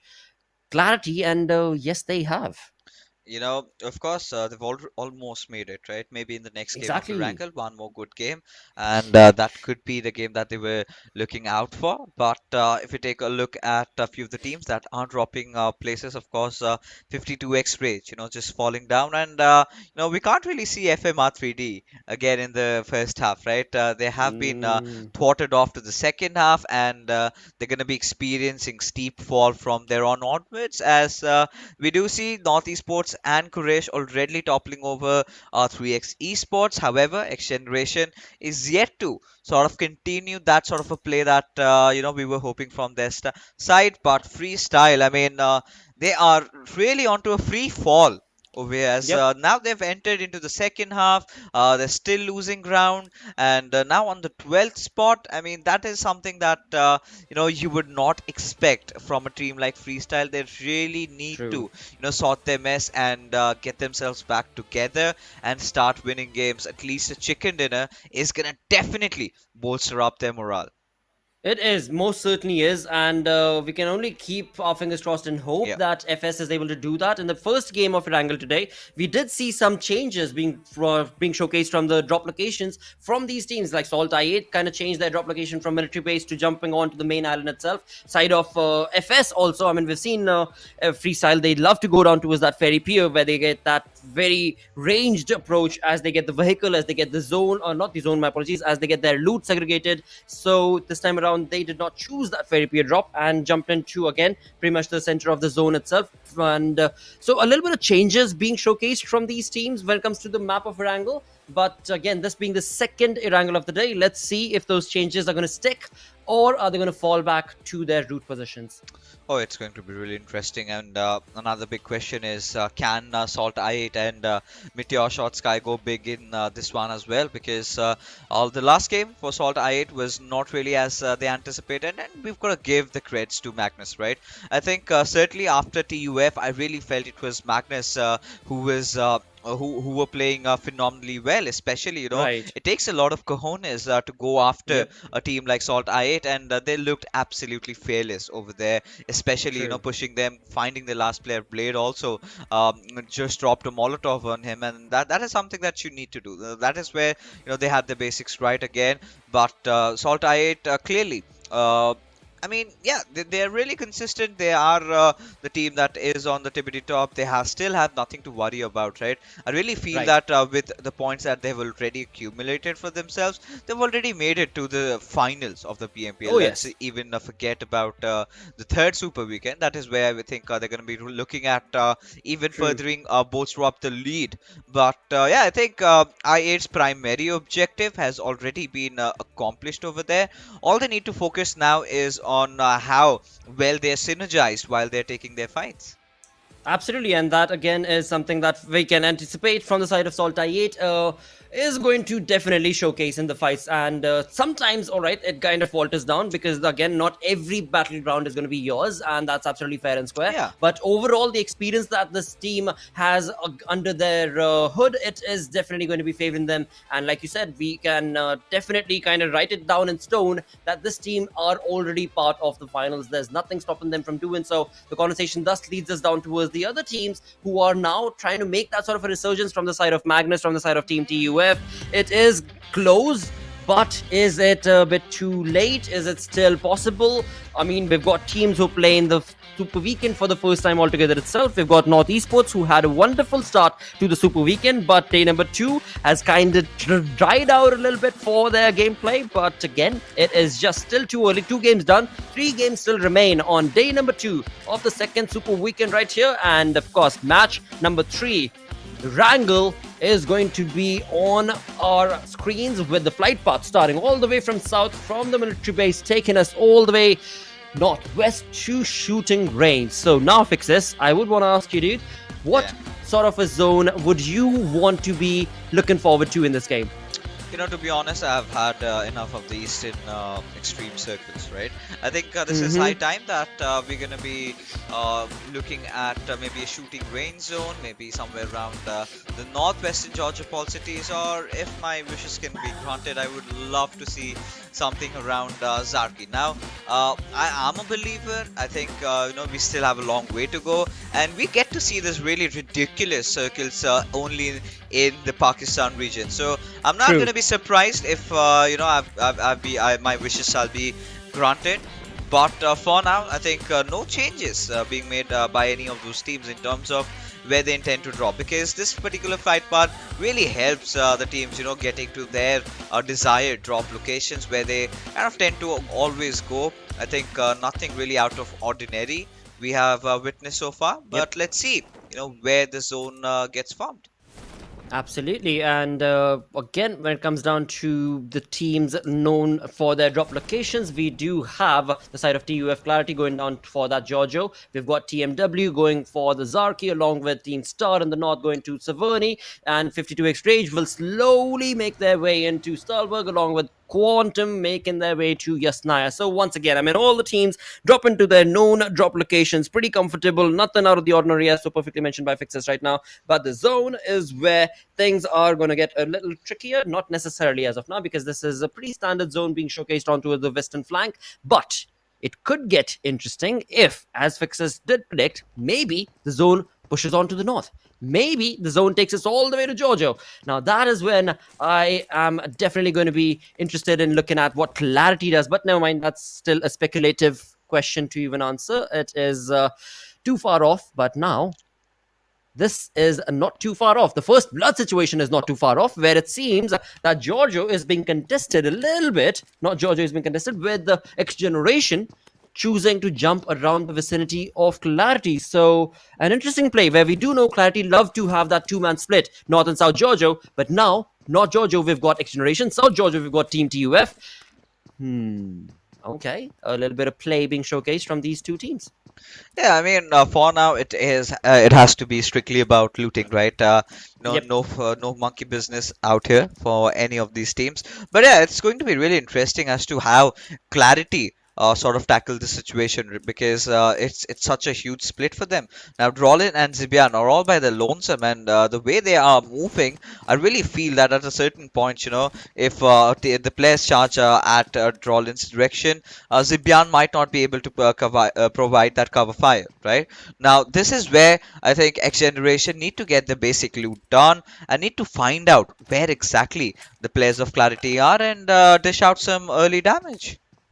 Absolutely. I mean, they must have noticed that as they were dropping with the parachutes, they must have noticed that, again, one or two of the opponents have jumped down into the vicinity of that position that is going to be XGeneration's compound. And, of course, that same can be the question for the side of Clarity as well. So just the wait game and the patience game is what we are going to have to take, because still, as of now, all the teams just 3.5-4 minutes into the game are going to be trying to get that loot sorted for themselves. SALTxi8, the team that got eliminated in the first in the previous game, first on the 16th position, this time around going to go to their default drop of military. And again, I mean, there's nothing stopping this team from getting their name known and taken on the fights again and again. So again, a very standard play from the sort of SALTxi8 being showcased. On the other front for Clarity, this is not necessarily cause for concern because they're on that 5th spot, but they can maybe do better. But this is a conversation that, again, me and CA actually had. So CA was mentioning that, you know, this being the second weekend, super weekend, these teams are still going to be playing it safe, right? And then in the third super weekend, we expect the teams to go absolutely YOLO, where they would know who are the teams who are definitely going to be jumping into the finale. What do you think?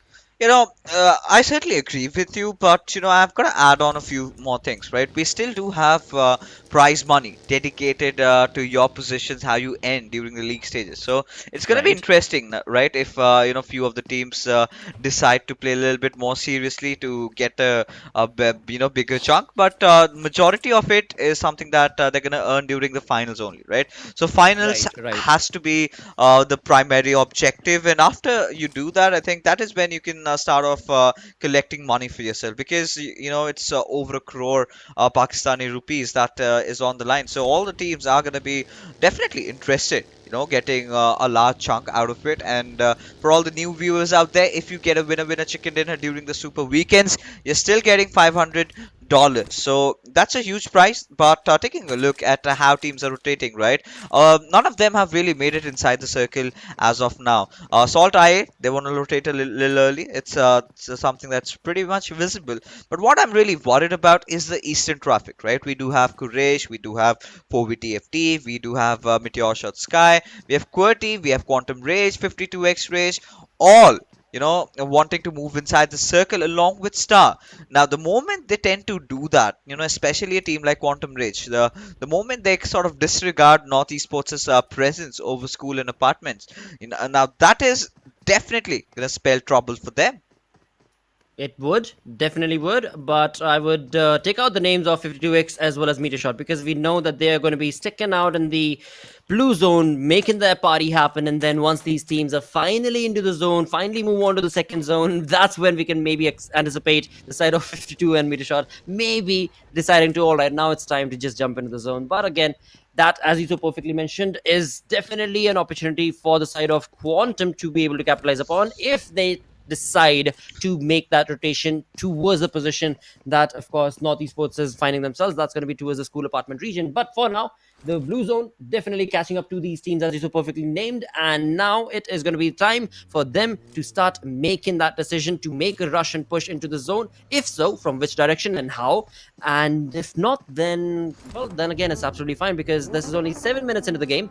And for now, we are going to be greeted with Team H2E alongside Team QWERTY, and Khan is back. All right, so for the third game, or rather from the third game onwards perhaps, Khan is back into the lineup of Team QWERTY, and of course this is going to be given a big boost and more maybe for their gameplay. But again, without Khan also nothing was taken away from the side of Team QWERTY. But now with the 4-man army 2,000 meters away from the zone, they're maybe going to be that much more stronger, we shall have to say. Yeah, of course. I mean, with Khan, he's always been an asset and less of a liability for the team, right? Regarded as one of the best IGLs of the recent region, you would expect nonetheless from him. But yeah, considering how he's been playing in the past, a lot of people might speculate that he might not be as deadly as he was. That is not the case. You know, he's still playing his usual self. It is the other teams, Lakshay, that have really improved, right? The other teams that have understood how to take the fight, the other teams that are improvising every day with their style of play. But this is really interesting, and I'm kind of keen to see where the next circle shift is going to be, because we're already witnessing the players of TUF. They've taken over the Mountain Everest over there with well, Magnus just right below them, with Clarity also making a move. So we might get to see a little bit of kerfuffle around that area, as H2E, they're trying to rotate around, but they're getting shot at. And well, we'll keep them out of harm's way, as MetershotxSKY wanted to dish out some damage, but all they have managed to succeed at is just thwart them off from their territory. Absolutely. Let their information, or rather give away their information as to what compound are they going to be in, and that is going to be all that MetershotxSKY is going to be able to get out of that position and situation. On the other front, it seems like Team QWERTY is going to be so very close to the rotation being made from the side of Quantum Rage, where both the teams, as soon as they start taking the fights, this is where MetershotxSKY could very well jump in as a third-party approacher and take both of them down, or maybe get a few elimination points for their side itself. We shall have to see if they stop their tracks, and yes, they do. It is going to be Gravity stopped in his tracks. Not entirely sure what he was doing. The sad turn of events for the side of Team QWERTY, as Quantum Rage get their first elimination point right here.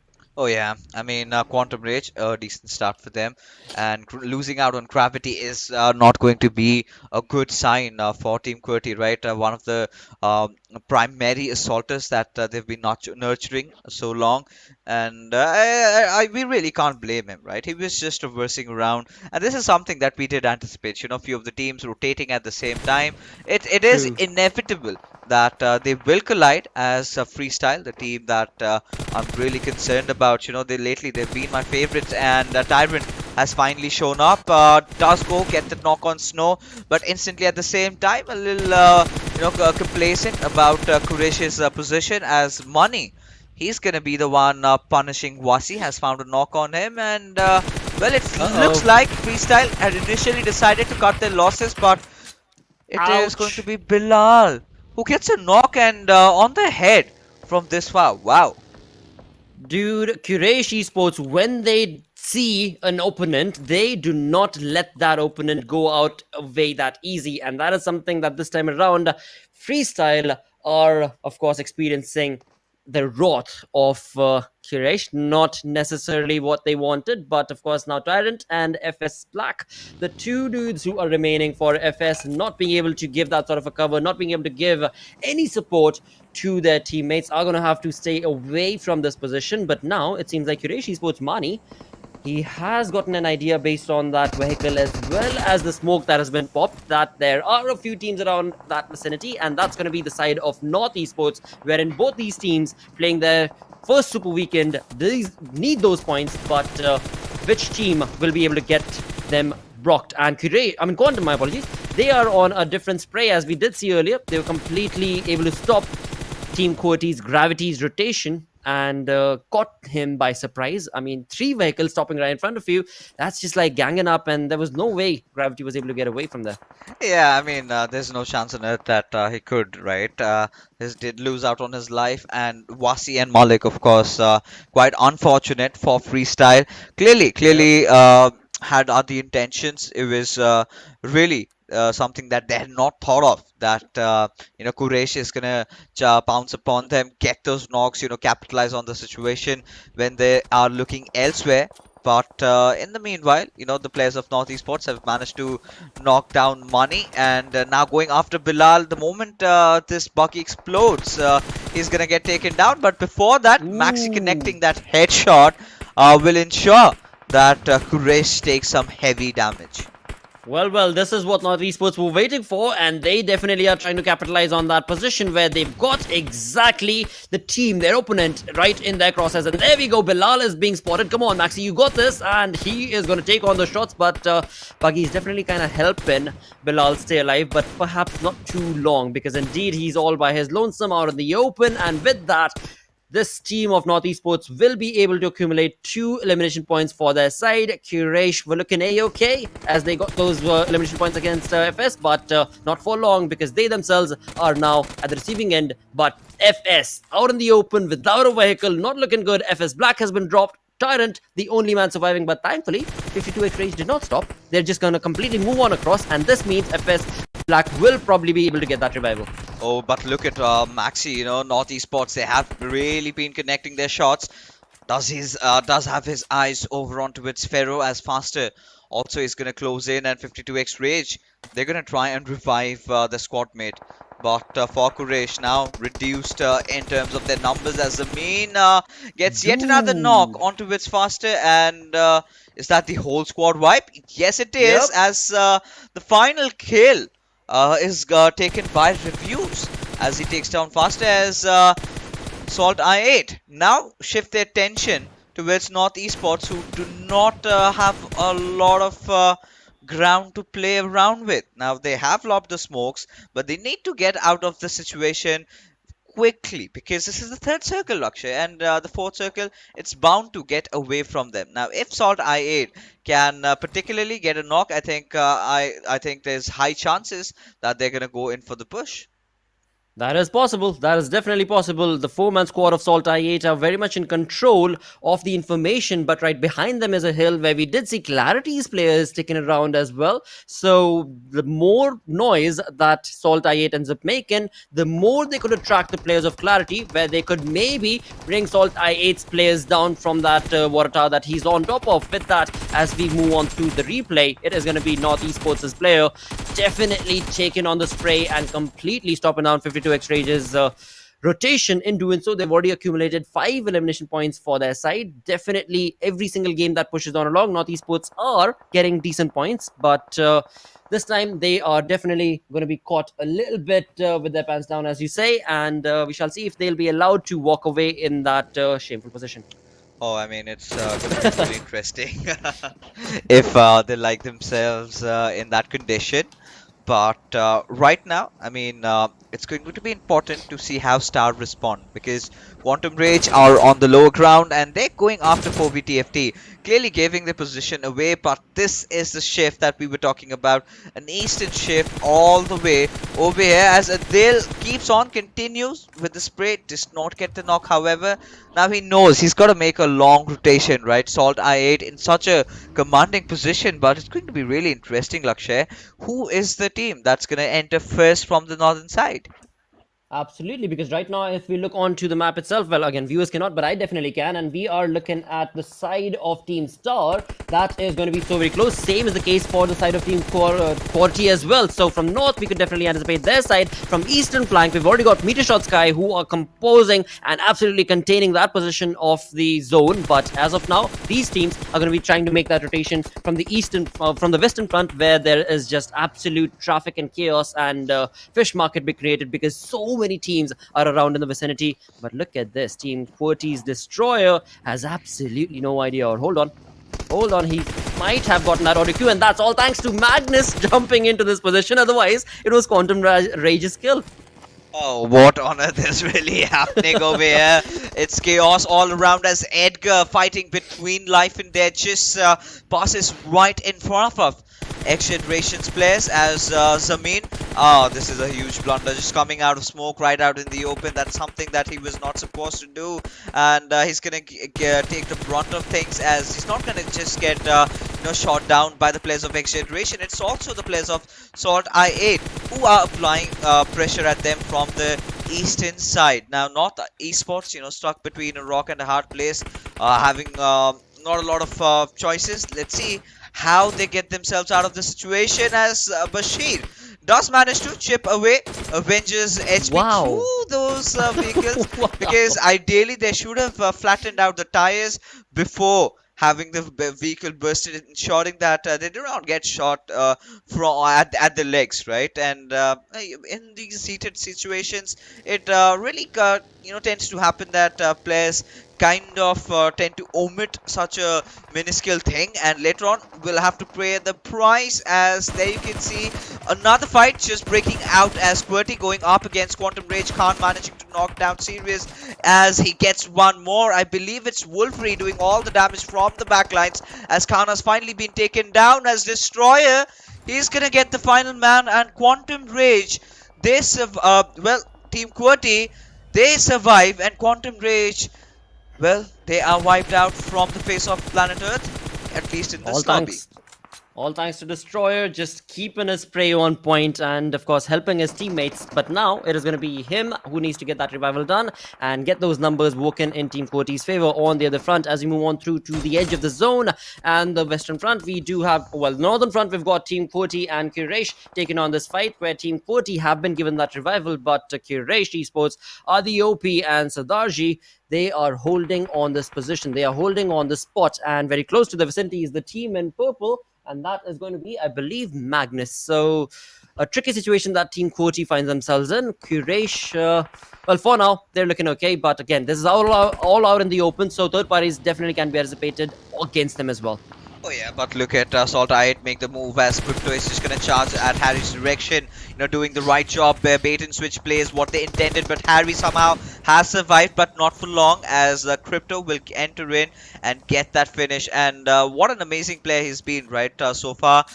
His start was a little bit slow, but he really caught the pace from the first Super Weekend itself, and has never stopped ever since. As reviews, he still has his eyes set at TUF's direction, or maybe he could just take down the players of TmwEsports, as they are slowly but surely creeping at his direction. But the question remains, Lakshay, is he aware? Yes. Indeed, he wasn't. Got a little, overconfident over there, did not pay much attention to TmwEsports, and has to pay the price, as he walks out in the open, does get taken down, and this time by Crypto, as Avenger will get another trade onto its blade. Well, this is something that SALTxi8 definitely could not have predicted or anticipated. Now it is Avenger OP getting his nade parade started, and the party is going to be on to the face of SALTxi8, where the nades are definitely coming in, and Crypto trying to help his teammate, trying to get that revival, but of course Avenger OP will definitely not allow that. He'll get the 6th elimination point for his teammate. NorthEsports are on a run to get the elimination points racked up as quickly as they possibly can, but of course it is SALTxi8 that they're up against, a 3-man army of SALTxi8, with Crypto being the man who is bringing on that forefront knocks and blows to NES. Will this man be able to deliver? Because again, I mean, Avenger OP, he's not looking too good when it comes down to his health, but Crypto along with his teammate have decided to get away from this position, and that of course will mean that for now it is going to be SALTxi8 sticking their numbers into 3-man army, but MetershotxSKY getting performed and outperformed from their competition, and it's going to be H2E also take it again. I mean, there are so many incredible fights all across the board from one fight to the next as we push on through. It is team H2E against team Star, as well as a third party from TUF. Bonkers, my mind is all over the place with these fights, dude, but now we can kind of calm down. 9 teams remaining. Team Star left to a 2-man squad with the 2-man sticking their neck in that small little shack at the edge. Quraysh Esports have been eliminated. SALTxi8, as we did see a couple of minutes ago, have been able to manage to get away from that position, and NorthEsports have been damaged with the 2 players remaining. Of course, SALTxi8 know exactly where they're at, and the nade parade being showcased should be the demise of them both. Well, one of them definitely goes down. That's going to be Maxi. So Avenger OP, again, all of this shoulder pressure goes on to him as to what can he do all by his lonesome.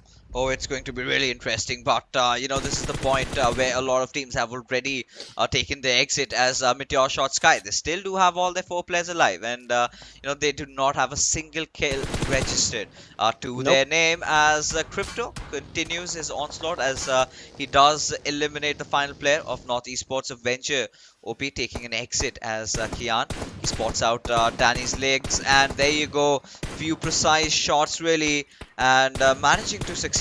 Lands a headshot towards the very end in order to get a knock, but this is going to be another fight. SALTxi8 pushing at Clarity's direction. Let's see how do Clarity retaliate to this, because Drawlin, he's getting a shot from the backlines. It is the players of MetershotxSKY who are dishing out that damage. Absolutely, MetershotxSKY are taking on 2 individual fights right now, and it is going to be, of course, SALTxi8 who are going to jump into the fight as well. But now it seems like SALTxi8 have their crosshairs set away from Clarity and towards the players of Metershot, and that in turn will give the breathing space that Clarity definitely required and given them the edge that was needed. But SALTxi8 have jumped into the entire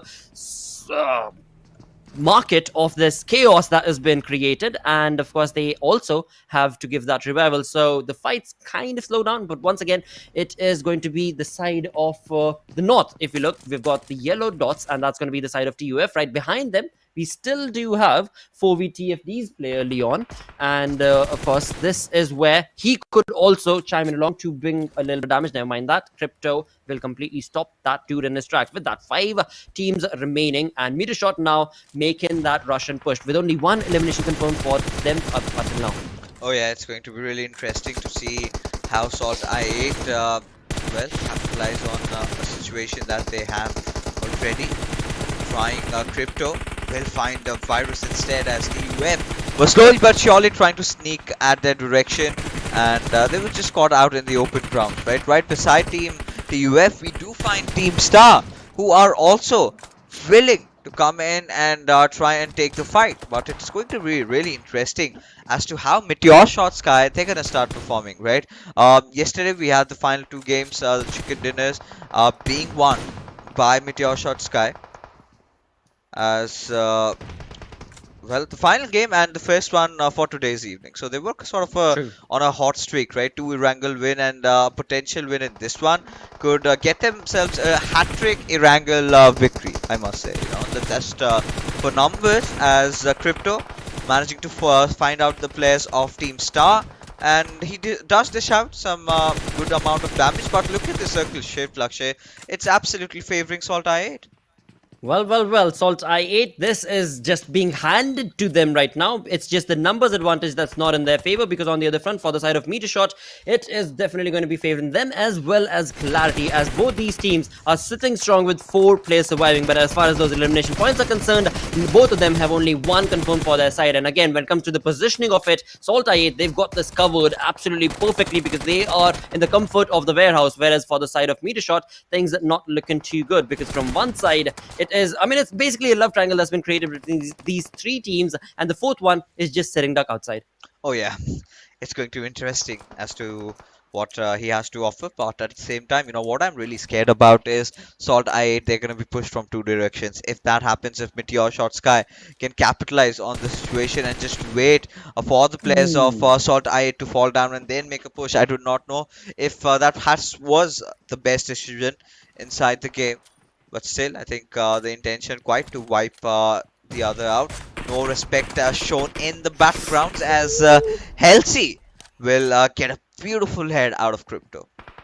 Well, that was so on point. That was absolutely pristine, precise, controlled shot. But now it is going to be MetershotxSKY who are going to be jumping into the action, going to be jumping out of their chaotic play that they were creating with the smoke wall, and now out in the open they're going to be creating some mayhem and chaos against the players of Team Star, along with Clarity choosing to jump into the warehouse of Team SALTxi8. But boy oh boy, Team SALTxi8 are not going to be able to stand strong, because it is the numbers advantage that Clarity favored for their side. With that, Clarity are now going to be in the comfort of the compound. Along with that, when it comes to the MetershotxSKY, as soon as the smoke is gone, they are going to be in the brunt of it all. With that, 3 teams remaining. 3-man strong is going to be MetershotxSKY. Still 2-man army is going to be Team Star. And of course, Clarity. Now things are looking very much in control, and this game ought to be theirs.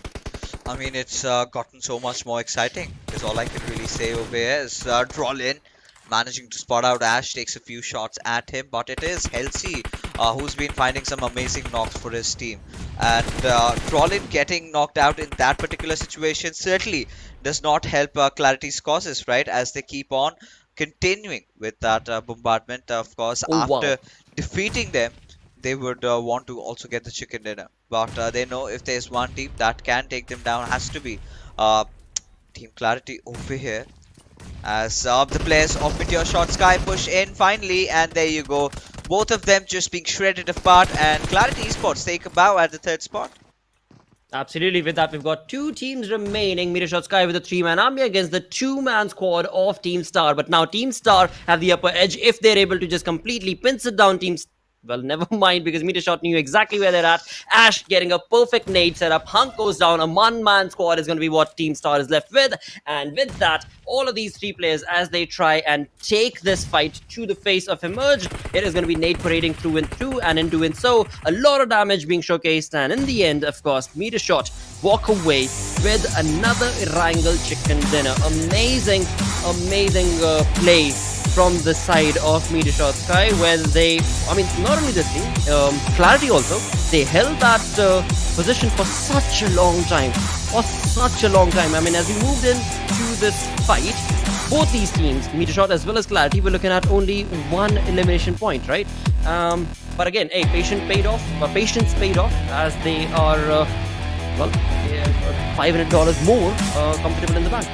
Oh yeah, MetershotxSKY, I think it's all about the money for these lads. They know that they finally found the groove. They know how to tango right now against the other squads. Especially, I believe they've sort of cracked the code in Erangel, because back-to-back 3 hat-tricks in their Erangel matches. Bear in mind, ladies and gentlemen, it's not an overall hat-trick, right? Where you consecutively win 3 matches in a row.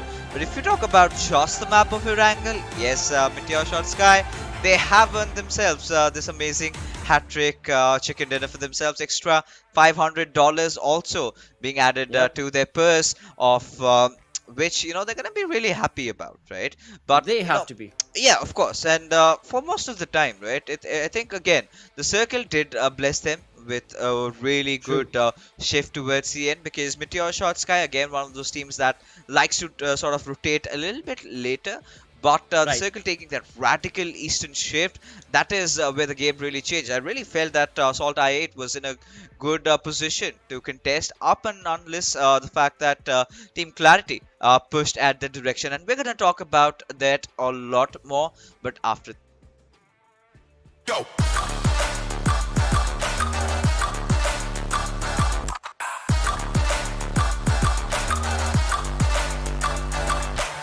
It's your chance. To reach the biggest. Let the action begin.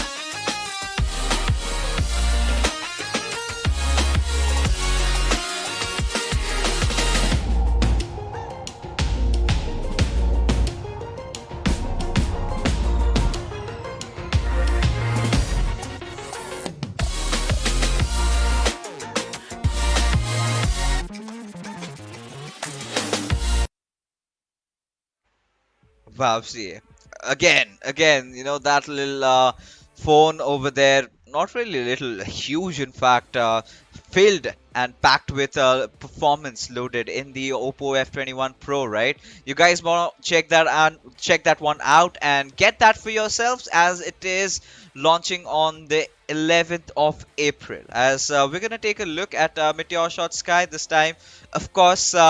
Ash being the MVP, and MetershotxSKY, now they're one of those teams here. I think they do not believe in for causing a lot of violence. They're the ones, they stay till the end. Whoever survives, they're sort of the scavengers, so as to speak, right? And Ash is nonetheless, 3 finishes, all that he could get. But NorthEsports had been causing a lot of noise in this game.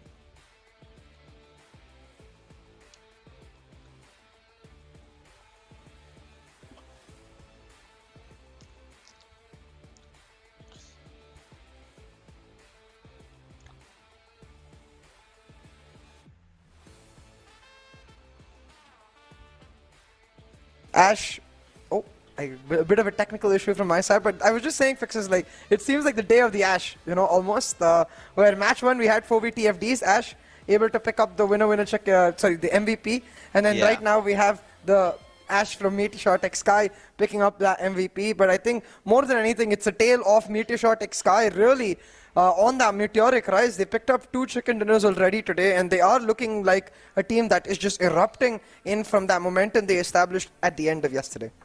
I think more than the eliminations, I mean, if you're getting a chicken dinner with 7 finishes, I would take that with open arms, right? Along with them, we do have Team Star to talk about over here, who have clearly been outplayed in every single department. Of course, Team Star did accrue quite a lot of points for themselves, and there you can see, right, 4 eliminations, having a top 4 finish, really helping their cause in this particular game. But MetershotxSKY clearly just it was that last circle shift that we witnessed, not exactly the last, but the curveball that we keep constantly talking about, shifting towards the eastern side, where, the players of MetershotxSKY were so well stationed, right? They had the perfect ridges, they had the perfect covers. All they had to do was let the other teams fight it out, and once they had their opening, they just went in, and that is quite reflected even in the match summary as well. Yeah, exactly. Really, MetershotxSKY dominating that lobby all in, all out, and really Erangel domination at this point, right? Because when you think about it, match 5, day 1, Erangel, chicken dinner. Match 1, day 2, Erangel, chicken dinner. Match 3, day 3 here, Erangel. Again, a chicken dinner for MetershotxSKY. It's not a conventional hat-trick fixes, but a hat-trick in those Erangels itself. So clearly MetershotxSKY, they've managed to use this Super Weekend as a huge boost, and I think after this chicken dinner will be in direct contest for those top 2, top 3 slots. Oh yeah, I mean they're certainly getting there because again they've managed to collect 22 points over here, and SALTxi8 is sort of a similar storyline, right, of the 6th match of this Super Weekend that we got to witness the previous Erangel, right? I think it was again 1-2 for MetershotxSKY and SALTxi8, but Star, I think they've certainly been one of the revelations for the evening this Super Weekend, also playing up to optimal potential. QWERTY also along with TmwEsports. Now MetershotxSKY this time they realize, trying to hide, trying to play a little safe, that's not their way to go, right? Rather we can go right at the faces of our opponents, take them down, get a lot of kills. As a result, they find themselves at the 6th spot.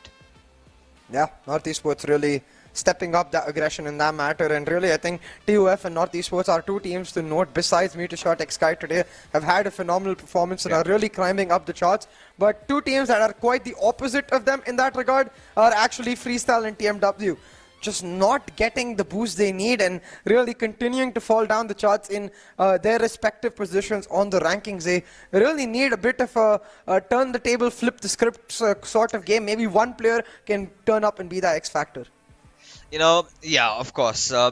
But then again, CA, right? I completely agree with what you just said. They have to bring in the heat. They have to have that one single player, stepping things up.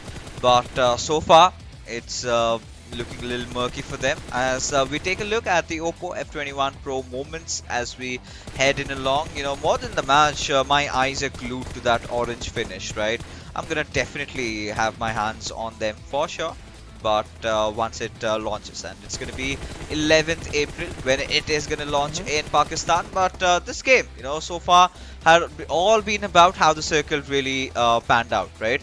Considering the fact how the circle was, how the circle originated, we really thought that it's going to be somewhere around the Gatka areas. Then there was a certain slight speculation where we thought that maybe it's going to go towards the northwest, but this was again a breath of fresh air, right? Going towards the southeast rather, and all the teams that had rotated around earlier were sort of bamboozled, and they had to get in. And in doing that, they got caught off guard and were wiped out one after the other. Almost definitely. And at that point, really, it felt like a lot of teams had the opportunity. You can see even with respect to the circle, SALTxi8 and MetershotxSKY, it's very much within that mark. But even for a second, I thought maybe QWERTY could come into the picture. Maybe we see that QWERTY resurgence the way we saw in day 1 as well of the Super Weekend, but it did not happen. MetershotxSKY held on strong, played those fights beautifully, just poking and prodding continuously while still holding on to their 4-man strength.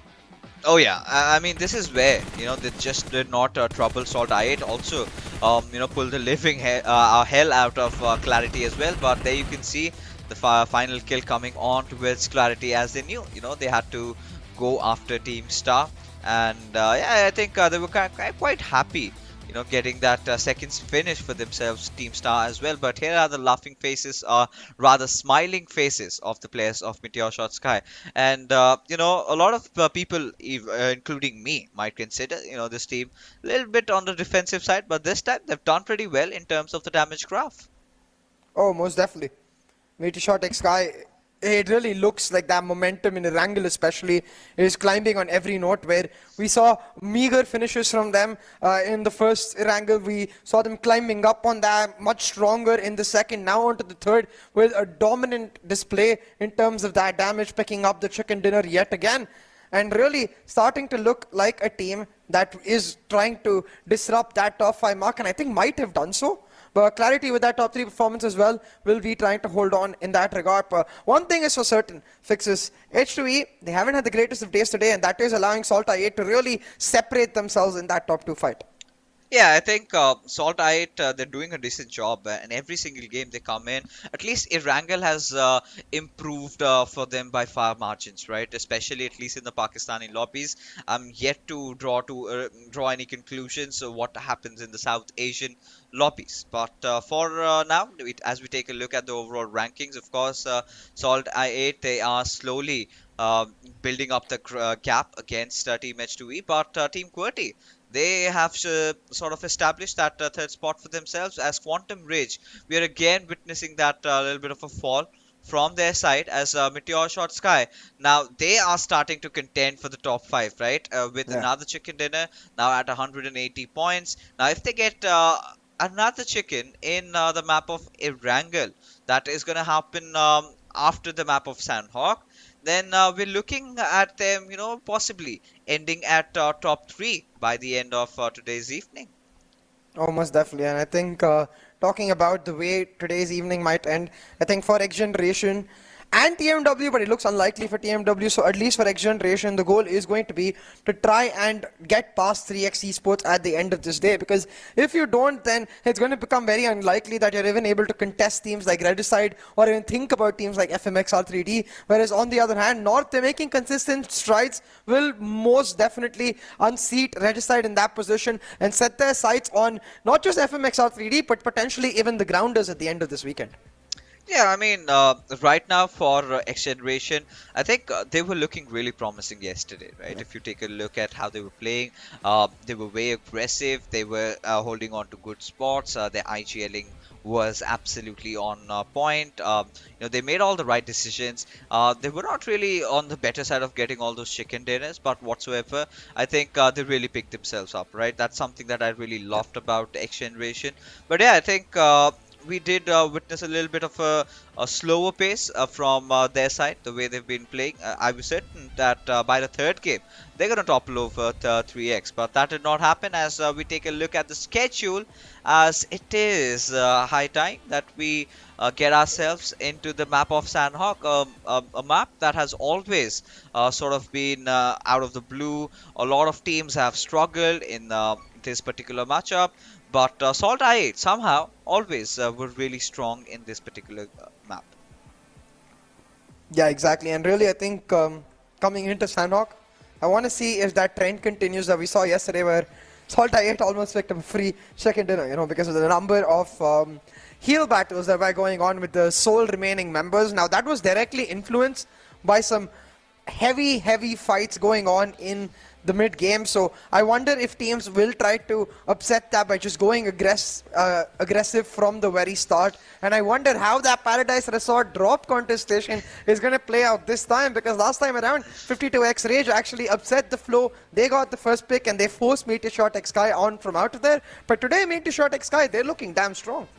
Yeah, but yeah, of course. And MetershotxSKY clearly high on spirits. Sanhok has not really been their go-to map, considering the fact that they've been wiped out right at the very start more often than not by the players of 52x Rage. And it's going to be an interesting affair again today, but that's going to happen once we get it. But because of that little ripple effect was formed, right?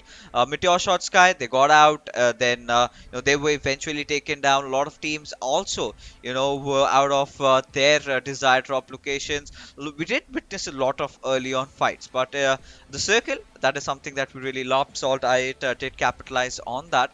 But I'm kind of curious. I really want to see maybe a northern circle this time, because it's been a while. We've seen the western circle a lot. We are witnessing nowadays the default southern circle. We did see the eastern circle yesterday. Maybe it's high time for a northern circle, and hope the gods of PUBG Mobile grant it to us. Yeah, exactly. That hope will most certainly maybe come true, is what I'm expecting, because today has been a day of a lot more standard circles. It has been a day where teams are allowed to play much more of their simple playstyle, where they are contesting on the note that they want to play on. They are able to dictate the pace at which the game is ensuing. And it has meant that we're getting to see a lot more interesting fights in those rotational aspects, where we see the flight path coming out from the Camp Alpha Island all the way towards Kampong. And again, eyes on Paradise Resort fixes. Will MetershotxSKY finally get the better of 52x Rage or not, we'll have to see. Yeah, as our questions are about to get answered, QWERTY FD, I love this little shrine split from their side, right? Holding on to the Western Islands, and every single time, the circle heads to the west, it is a guaranteed chicken dinner if you sort of play your cards right. But North Esports, quite interesting, sort of a rotation coming in from their side. Excited to see what's going to happen, but it's a certain circle that has formed right in front of us as Bashir. He's going to make a run for his life as he's going up against TMW, a team that has certainly been invisible in the Super Weekend. Still, wondering how to make their strides, and this could be a fresh new start inside this game because it's the map of Sanhok, and Marlega does seem to draw the first blood. Yeah, we see a definite fight erupting in the start. It's actually two of the teams towards the bottom of the standings right now. XGeneration and TMW trying to get off to a strong start while dealing a heavy blow to their opposition. And it seems like it is TMW which are in the win so far, with the XGeneration already having dropped a member. But we've seen this case with different teams in MetershotxSKY and 52x Rage, where when MeterShot used to get the first kill, it was 52x Rage who would end up winning. And I wonder if that trend will continue on in this fight. Can XGeneration pull a back 3v4? Oh, it's going to be exciting to see if they can actually do that. But for now, Panda, he's not revealing himself, right? He's still hiding one with the nature. As Team TMW, I'm starting to wonder if they have any idea. They do have a Panda who, had this little bush been a little bit taller, we could have drawn the bamboo analogy. But, well, that's for another day, because TMW seem to have no intention of engaging in this fight as, MetershotxSKY. What happened to 52x Rage? Did they just get out of here? No, rather they've changed their drop location. They've gone all the way towards Mong Nai. Yeah, quite interesting right there from MetershotxSKY. Maybe some preparation being put to try and change the way they play Sanhok so they can get better results in it as a cube. Really, what I am starting to notice is where in that situation where we would say 52x Rage and MetershotxSKY have that scuffle, if it did end up happening, one of them would get some really clean access to this circle that has formed, a southern circle coming through in Sanhok. And really, again, my eyes immediately go towards those small compounds along the bridges fixes. One of those compounds usually comes into play in the later halves, but we'll save that conversation for later because it's back to our early fight. XGeneration, they are turning the tables around 3v4. Oh yeah, they certainly are, as JD has managed to get the second knock as well. And XGeneration, certainly this could be the game that they were eyeing out for, as TMW did intend on a water rotation. Clearly just, I do not know, these sort of bad decisions really sort of show that you're kind of feeling a little bit flimsy in terms of what you're trying to do, because it's not right? These are still early phases of the game, and you can't really justify why you're taking the waterways, and that too understanding that there are teams that are always going to be around you. So that's one of those things that maybe they really have to work upon, as does have a QBU Thug, so precise, and gets a knock, eyeing out for the finish. Hasn't yet succeeded. Look at this TMW. They're trying to be sneaky. Get the revive on, but Maliga MVP, he will be taken out. So currently the advantage has flipped. It's a 3v2 fight in favor of XGeneration, and they will do their best to turn this into a fight where not only do they succeed, but they deal a heavy blow to the team that is right below them. Thug will find yet another knock, leaving Big Boss stranded with Harry now. Thug, one perfectly cooked nade could end TMW right here, right now. He's setting it up. Will he land it? No. It's gonna be the answer, as Quraysh Money gets a big fish out here. Does take down the life of Crypto. Has him bruised bruised and bleeding, as he will, of course, get the confirmation, as well as we could clearly see Bilal, his partner. He's sort of backing off a little bit, maybe for trying to form a different flank angle, as Uzum has been spotted. Now this is the moment that Bilal has been waiting for, as Uzum has no idea as to where he is. Oh, look at this.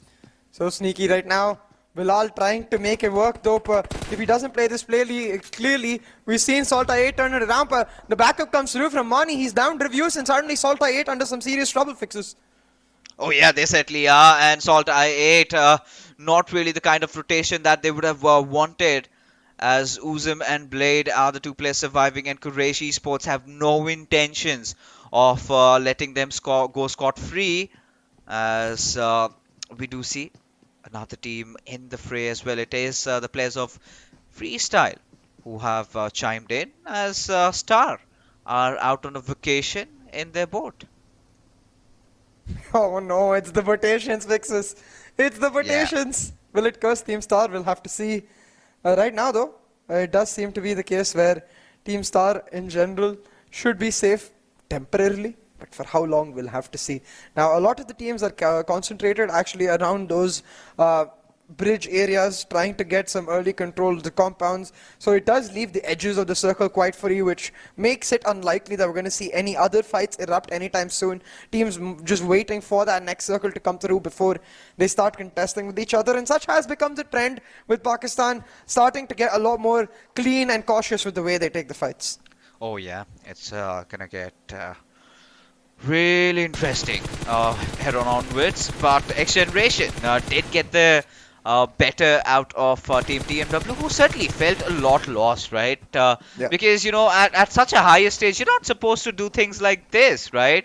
I mean, if you're trying to jump around, try to, you know, have fun, just splash around the waters, you're bound to get finished off. And TmW really needs to work out on that, how they position themselves and how they move around through the circle, as SALTxi8, a very gloomy start. And it's sort of a back and forth story, right? One game, they get a top 3 finish. The next game, they completely just get eliminated early on. So still, you know, trying to find a good rhythm that they would ideally want with this circle sort of rotating down south. I really like Team Magnus's position inside the zone, but my eyes are searching out for Team Star as to where they are.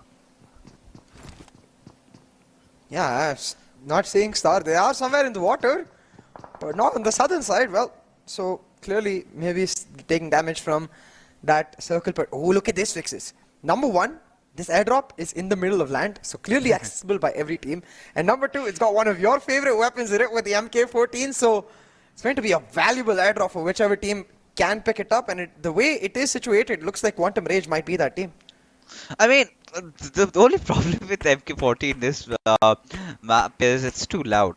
But, well, there are a few players who love those loud guns, as Wasi trying to just chip out a little bit of damage on TUF, and this feels like deja vu, right? This is something that happened yesterday also, if my memory serves me right. Freestyle did try to do something like that, not just yesterday, but in some Sanhok game. You know, it was this exact situation. It was TUF right in front of them, and Freestyle. I mean, we did have this conversation about objectives, right? How are you going to benefit objectively even if you get a knock on one of those players? You cannot really push head on while you are doing that. But Team Star, an accomplishment for them. They've managed to get all their players onto the shorelines, and now do have their eyes set at 4VTFT's direction, but 4VTFT still enjoying the little bit of a high ground advantage just around those nooks and crannies. Starboy just comes out of his cover, gets that knock, instantly prones in, as Osama, he's also struggling at a very low HP, as Ash is going to take a lunge from up above, as he is going to get yet one more knock. Secure gets the second one as well, as the last player surviving Emerge. He's battling it out against the wall. His position completely compromised. Still does manage to get that knock, but well, his teammate just chimed in at the perfect moment, and 4VTFT successfully eliminate Team Star. Just when we were anticipating, yes, the boys have made it, they have conquered their fears, and all they come out of the water is to get back to the lobby. See, how do you feel about it?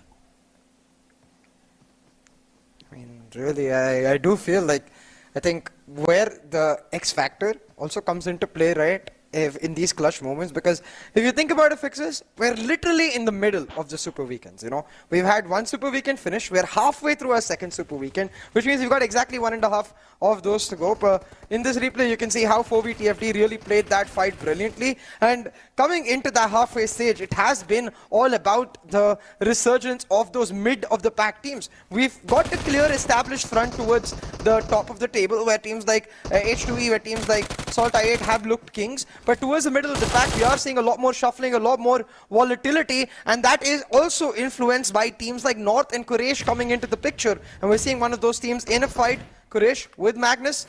It's actually Mom2 who finds that first knock. Oh yeah, as Respect gets taken down, it is going to be Bilal, as Quraysh have their eyes on the prize, as they are one after the other just racking up kills, as Cairo, he's trying to put a standoff around that western side. A duel along against Bilal, as I do see Adil. He's just jumping around, thumping fist in the air so that he does not really give away the footsteps. A recent glitch that you could say in the Matrix, which has really been capitalized by a lot of teams, as Adil gains a higher ground against Bilal, spots his head, should connect the nade, but it is Bilal, on the contrary, who does a massive chunk of damage. How? Yeah. And really how we've pondered this so many times with fights going the other way of what we expect, right? Like yesterday we saw Crypto turning around on 1v3. Just earlier in the day today we saw XGeneration turning it around on TmW. And it looks like for a second Magnus had the chance to make it happen for Mani. He comes in clutch, he finds Mom2. And now it's down to SardarJi to heal on up quick, support Mani in his pushback. Because you can say Bilal, he's stranded in the middle of nowhere. Cairo will be able to get back to full HP. And backed up by Adil, Magnus will look to make the charge to take out Quraysh Esports and get to their fallen man in Mom2. Oh yeah, it's going to be really interesting to see if Cairo can drop those important smokes out there, as it is very much needed. As Adil, he's going to be the one who is going to do the supporting job. As Quraysh Esports, they might be susceptible to fire from their backlines. We could see TUF in far off fray, but for now, Magnus, Cairo does have that little bit of a high ground going in for his favor, as Freestyle Tyrant gets the better out of SALTxi8, and they take an exit, as Money will of course secure yet another finish. And now Quraysh, they do know that well, the team TUF is around them, so they are gonna take adequate measures for that. Now look at this situation is going to get all the more spicy with the circle shift going on towards the southeastern front, where the congestion of teams is already situated around Camp Charlie. We're seeing those fights already with Magnus, with Quraysh in that area, with TUF joining in as well, and potentially Freestyle and H2E in a clash towards the edge of that area towards Bantai is going to get that much more interesting. Now what I do want to note, Fixes, is amongst all of this, we've got several compounds along the highway towards the south completely free. So the fact that all of these teams are congested here, it's almost like a prediction for them that the circle will shift there. I wonder if the circle just says psych and goes either north or south where it's completely empty. Oh, it's going to be really exciting to see, how the shift really comes around. But this is something that we were anticipating, right? Yep. The circle going down a little bit towards the southern side. And I really believe, the position that Clarity, the position that Magnus, they're holding on to is really good, especially Clarity. That is some really good IGL calls out there, as Adil. His position has completely been compromised, as 420, he is intending on forming a different flank, but Adil being really quick on those smokes, and then he just jump punches in the air away. I think we do have to coin a term for this, because we're gonna see more of this unless and until it's been fixed. But I really like how Adele has been taking those longer flanks here, right? Every single time in every single fight he's been doing that. But like a snake from the backlines, it's gonna be Thor, who had his attention onto it. Drolin did take a few shots at his direction as TmwEsports also out in the open and will eventually get knocked down by Virus. Look at this. We've got that fight erupting, resulting in a possible domino effect, because I can see TUF, they're starting to look much more further towards that southeastern side at the edge of Camp Charlie near Vantai. We can see H2E, they spotted out 52x Rage. Want the nade to land perfectly, but the bounce this time saves 52x Rage. But the second time around, Daku just got up, will have to sit back down. But the revive should come in from faster, and they're trying to reposition. So it's all about the continuous nade barrage that H2E has to land. Like, it's almost like a mortar strike, and they realize that it's very hard to do against this cliff. So they've got Dread to push in from the flank, does a lot of damage, but not able to find a knock just yet. Oh yeah, and it's getting more and more exciting as H2E, they are dishing hell from above as Asad and Pan maintaining that higher ground over there, as Faster will eventually find a knock onto its straight. Now this could be that silver lining that 52x Rage were looking out for, completely tying a different rotation.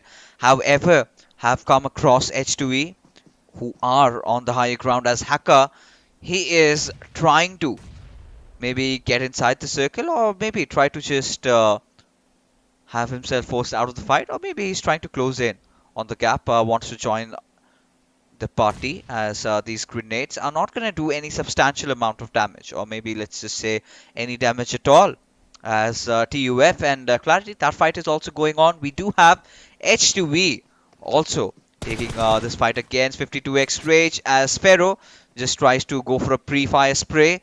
Does not really work out for him. And the circle actually takes a radical shift away from these teams we're seeing on our screen, going towards the northern side. So H2E and 52x Rage, they're going to have to pick up the pace. Otherwise, both of them are going to be the long-term losers in this engagement. On the other side, TUF making the moves in to get control of the compounds in the circles. And Quantum Rage as well doing so, while MetershotxSKY, a team that did get this time Paradise Resort to themselves, look a lot more comfortable right now. On that note, are situated cleanly. Now NorthEsports and shutting down XGeneration towards that western side fixes. We've got those fights erupting as several teams trying to hold on to the gatekeep. 4v TFD, they chime in with the third party, and suddenly NorthEsports, a fight they were winning, goes awry. They're eliminated. Oh yeah, and that has completely gone downhill for the players of NorthEsports. One of their strongest maps of Sanhok, and now they find themselves out of the lobby with not a lot of points earned. Now we've got to pay attention to that, but let's see. Drolin has been knocked out, as well as Thor is going to be advancing at his direction with the players of Quraysh Esports right beside them, as TUF, they are definitely in here for business, and they clearly established that factor, as QWERTY find themselves in a little bit of a kerfuffle, maybe against Quantum Rage in the foreseeable future.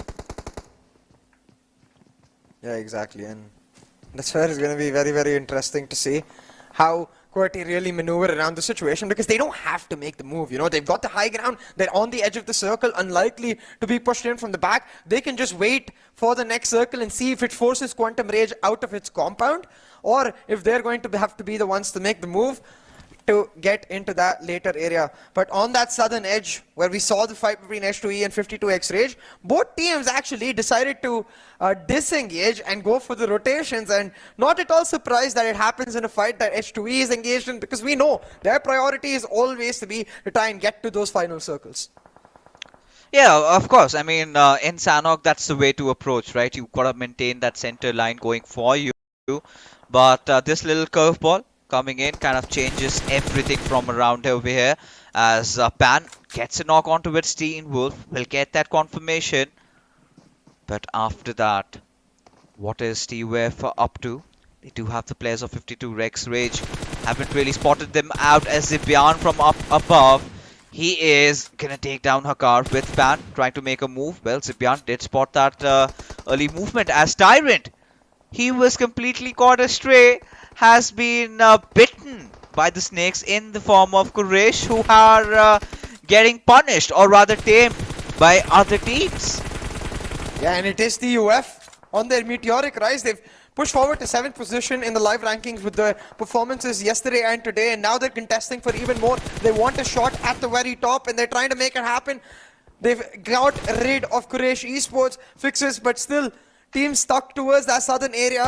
RH2E, R4V, TFD in a bunch of trouble, especially with this circle taking a centralized shift. Now, we talked about how few teams had that compound control, and it could have been either MetershotxSKY or Quantum Rage with the long-term benefit. With the way the circle has shifted, it certainly looks like Quantum Rage are an amazing spot to try and bring back the power we've seen. They're in the 4th slot, but only on the basis of the Super Weekend 1 performance. They've barely managed to scratch the surface of their potential in Super Weekend 2. Oh yeah, I mean, clearly not the kind of a team that we were really expecting them to play or really shine like. But for now, Destroyer, he's gonna try and get himself inside the circle as Pan will find that knock, a very important one at that onto its virus, as Destroyer does spot out Leon as well, but it's gonna be Edgar who's gonna get that knock and the finish. Now you cannot really hide from two different directions, right? Can you? And for VTFT taking the brunt of that as Team QWERTY decide to head a little bit south as Assad is going to come in at TUF's direction.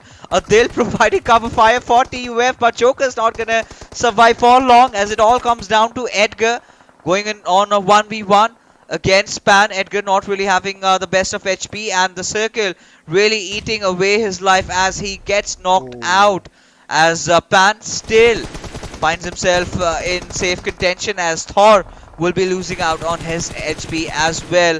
And TUF within a few mere seconds they've been eliminated, just when we were thinking that they were having such an amazing games here. Yeah, exactly, within a mere few seconds, like you said, and really showing us the volatility of the way the circle is positioned because of so many teams surviving.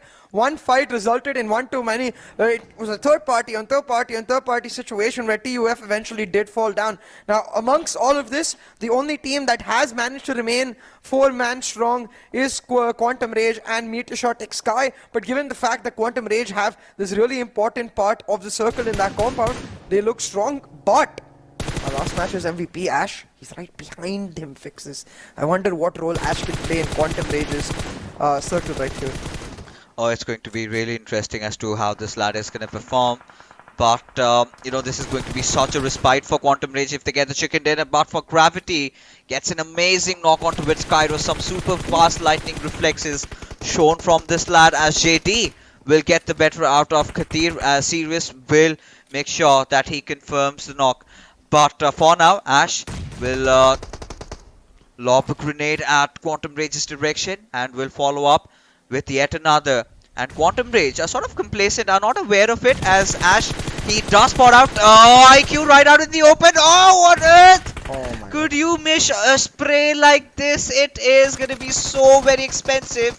As JD, he's going to come out and cover in due time, but Ash gets a better out of him, and suddenly maybe the tides could change, but Spark says no, my dear sir, as Quantum Rage still somehow keeping themselves alive. But MetershotxSKY, this is their perfect cue to make the movement. SALTxi8 he's gonna cook a grenade, but he's gonna do that fast because JD has got himself back on finally. Lobbing it out at JD's direction, not being able to get that knocks here.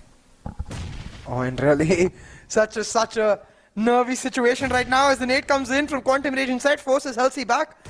It's all the fight for these houses, and amidst all this, QWERTY, they've escaped untouched. They eliminated the 4th team in this lobby. They've got the southern edge of the circle, and they're watching the fight erupt between these two teams in the compounds. Though Quantum Rage, they're thinking on multiple fronts. They've got serious to move ahead of this fight and get into the circle, and they're lobbing those nades continuously at MetershotxSKY while with serious shutting down QWERTY on the side. It does look like the resurgence of the Quantum Rage seems to be online, as surely MetershotxSKY, they're going to have to combine with QWERTY to pull off a miracle. But Quantum Rage, they're not even going to allow a chance of it from happening. Taking the fight on both notes and winning it so far, but not for too long. A huge nade from Kian. Oh yeah, and if we can get the final one as well, could have been even better. But Wolverine will confirm that finish onto with Skian, as he is the lone survivor, and this is the perfect opportunity where he needs to make his movement, because he needs to know that Quantum Rage are reduced just to a one-man squad.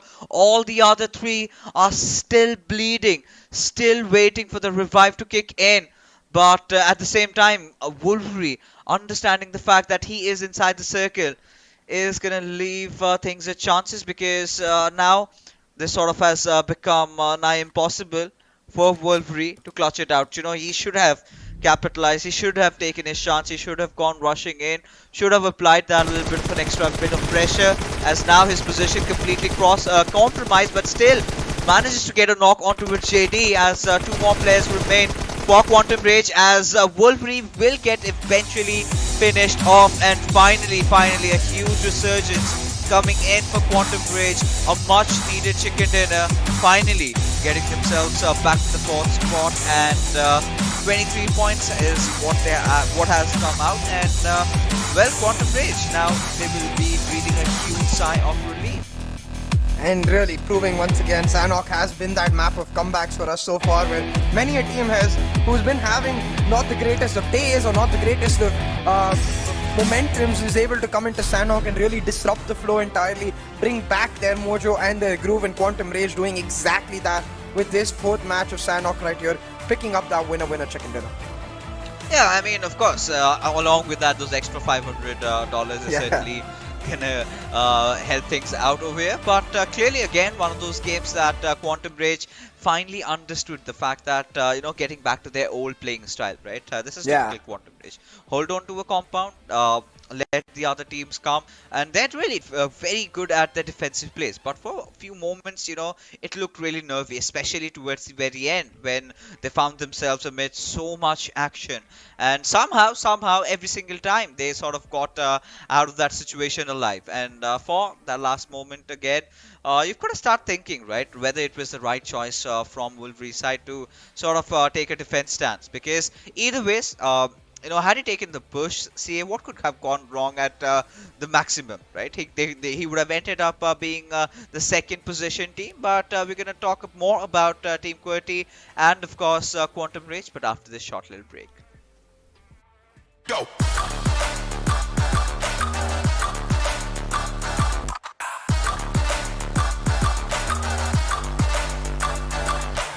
It's your chance to reach the biggest. Let the action begin.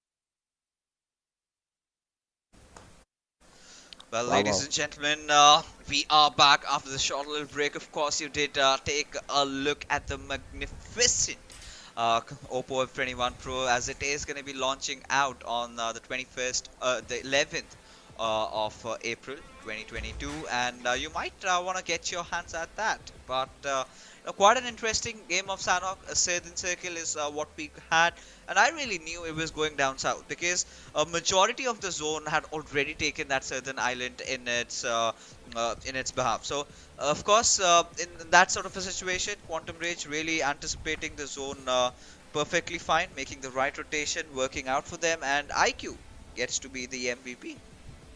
Yeah, again, if you remember all the way back to Super Weekend 1, it was IQ's play that brought Quantum Rage to that #1 slot into going into Super Weekend 1 Day 2. It seems like it is IQ's MVP performance here that will bring back the resurgence of Quantum Rage. Is it a one-game affair? We'll have to see. Usually it isn't with Quantum Rage. Once they get going, they really get going, you know. Yeah, I think this should be the start of their comeback, right? Again, Sanhok, one of those maps that I'm not gonna step on the gun right now. I'm not gonna be calling the shots that this is where we are seeing Quantum Rage, fight their way back to glory, right? Because this is not. They have to be consistent in the map that is played the most. That has to be Erangel. But as we take a little bit of a look at some statistics, clearly shows that Quantum Rage had been the better team in terms of their elimination, their knocks. It is just Team QWERTY who found themselves in the midst of a lot of fights, pertaining to which the 1280 damage received points is looking justified. Yeah, QWERTY really caught in multiple situations, and combined with the fact that they are, of course, playing today as a three-man squad. My point again comes back to that idea that you were talking about, that in that 1v3 situation, I really wish they'd gone for the fight. Not much to lose, really. And maybe a lot to gain. But either way, Quantum Rage, very, very well done. 5 eliminations, 5 knocks for IQ, just beautifully done, and supported by Sirius, who made the aggressive moves, who did the initial chip damage, to allow IQ to be able to finish it off. And clearly showing us that Quantum Rage, they're not done just yet. They have a lot of gas left in the tank. Oh, they surely do, right? Quantum Rage, one of those teams that was looking so explosive in the first few days of the Super Weekend #1, and then we suddenly did witness a steep fall, and was looking a little shaky, but still they have themselves in contention, and these 23 points are gonna keep them up and running, at least in the battle of securing the top 3, right? One of the contenders now at the 4th spot, as things are starting to get a little volatile. Because if you take a look at SALTxi8, again a bad finish, right? Just getting that 1 point. And MetershotxSKY Esports, again, one of those teams that has been such an amazing squad, especially in the map of Sanhok. They were looking to be struggling today, as they got eliminated quite early on, CA. Yeah, and that's where, again, the talk about gas in the tank, right? You wonder, is it over for MetershotxSKY Esports? Is all that momentum that they created from the league stage going to come to an abrupt halt on the day 2 of this Super Weekend? We most certainly hope not. I don't mind if they take almost, a petrol break in match 5, just have a mediocre performance just to come back strong in day 3, because I want to see that momentum really carry through. I want to see them pick up a chicken dinner, man, because while they've come so close to it so many times, they haven't actually got that chicken dinner yet, and it's better to do it in the Super Weekend, really grab that $500 extra for yourself. Yeah, of course, and the only thing that's hindering them from taking that is the style of play, right? One thing we both have to agree to the fact is that they're playing way too aggressive, right? They need to notch it down a little bit, maybe 2 tempos under is where I think they could find themselves doing absolutely fine. Play somehow like teams like MetershotxSKY are playing, right? You do have the kill fragging potential. All you have to do is position yourself in a proper fashion, right?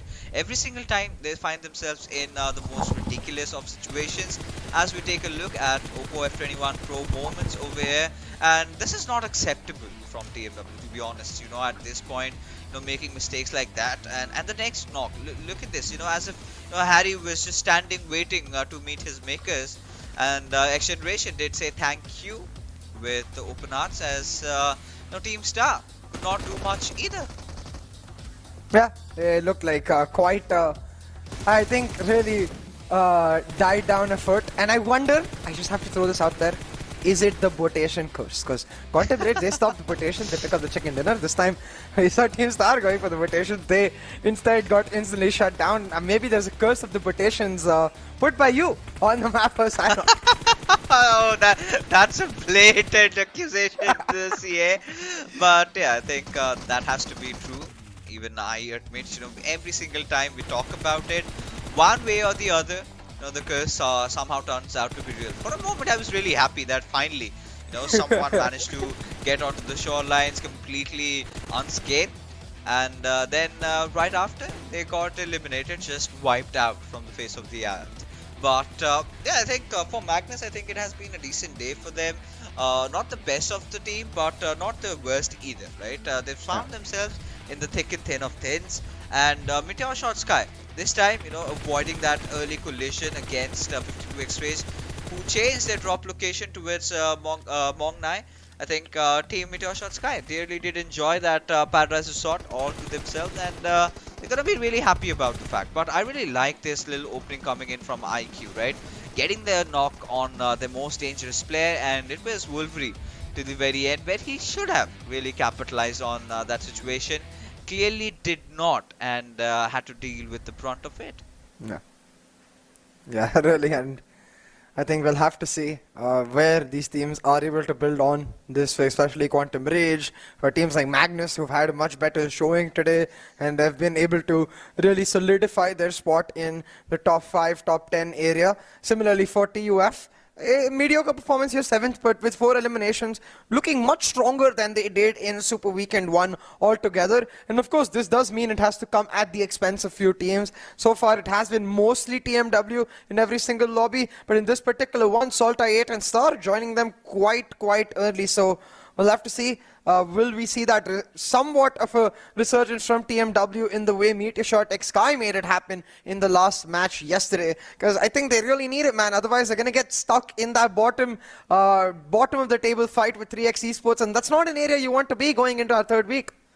But you know, they've got to start off with baby steps, right? And one of them has to be fixing how they really make their positions during the fights. You know, the decisions that they take, that is stay away from water. At least in those early phases, there was no need, to be honest, getting yourself down to that situation, right? Because you are prone to so much fire. But as we take a look at well, MetershotxSKY is still climbing up the ladders, made it to 195 as Quantum Rage. They are going to be joining the race for the 3rd spot against Team QWERTY, who seem to be holding it at 234 points. Now, QWERTY and Team H2E are not far behind, but SALTxi8, they are leading the charts by quite a huge margin, as Magnus Esports, yeah, they are slowly creeping up, getting to the first half of the table. Team Star also being one of the really good performers this time that we do have. But talking about, well, teams like Freestyle, clearly, you know, sort of breaks your heart, especially watching them in the bottom half of the table. And, well, that's a reality check. Maybe I think that they need it. Yeah, and if you go further down the table, North only 3 points away from Red Side right now, will be able. Super Weekend so far going well, but not as great of a performance as they had yesterday so far, you know, because they got over 6 at the end of this day. So for them, I guess the goal of one team for one day of the 2nd day have one so far going well, but not as great of a performance as they had yesterday so far, you know, because they got over 60 points, I believe, at the end of day 1. Right now, just 22 points in this 2nd day. Have one more match. If you can double that right there, does look much more of a decent performance. But I think for them, even if they don't get a great performance, as long as they're able to pass Regicide, they will like, hey, okay, one day, one team, and day 3 will try to take 2 in a go and take FMX, R3D, and Grounders at the same time. Yeah, in fact, you know, if you talk about the teams that are kind of fighting the bottom half of the table, right? One thing for sure that North Esports have sort of lost that run of form that they showed in the first day.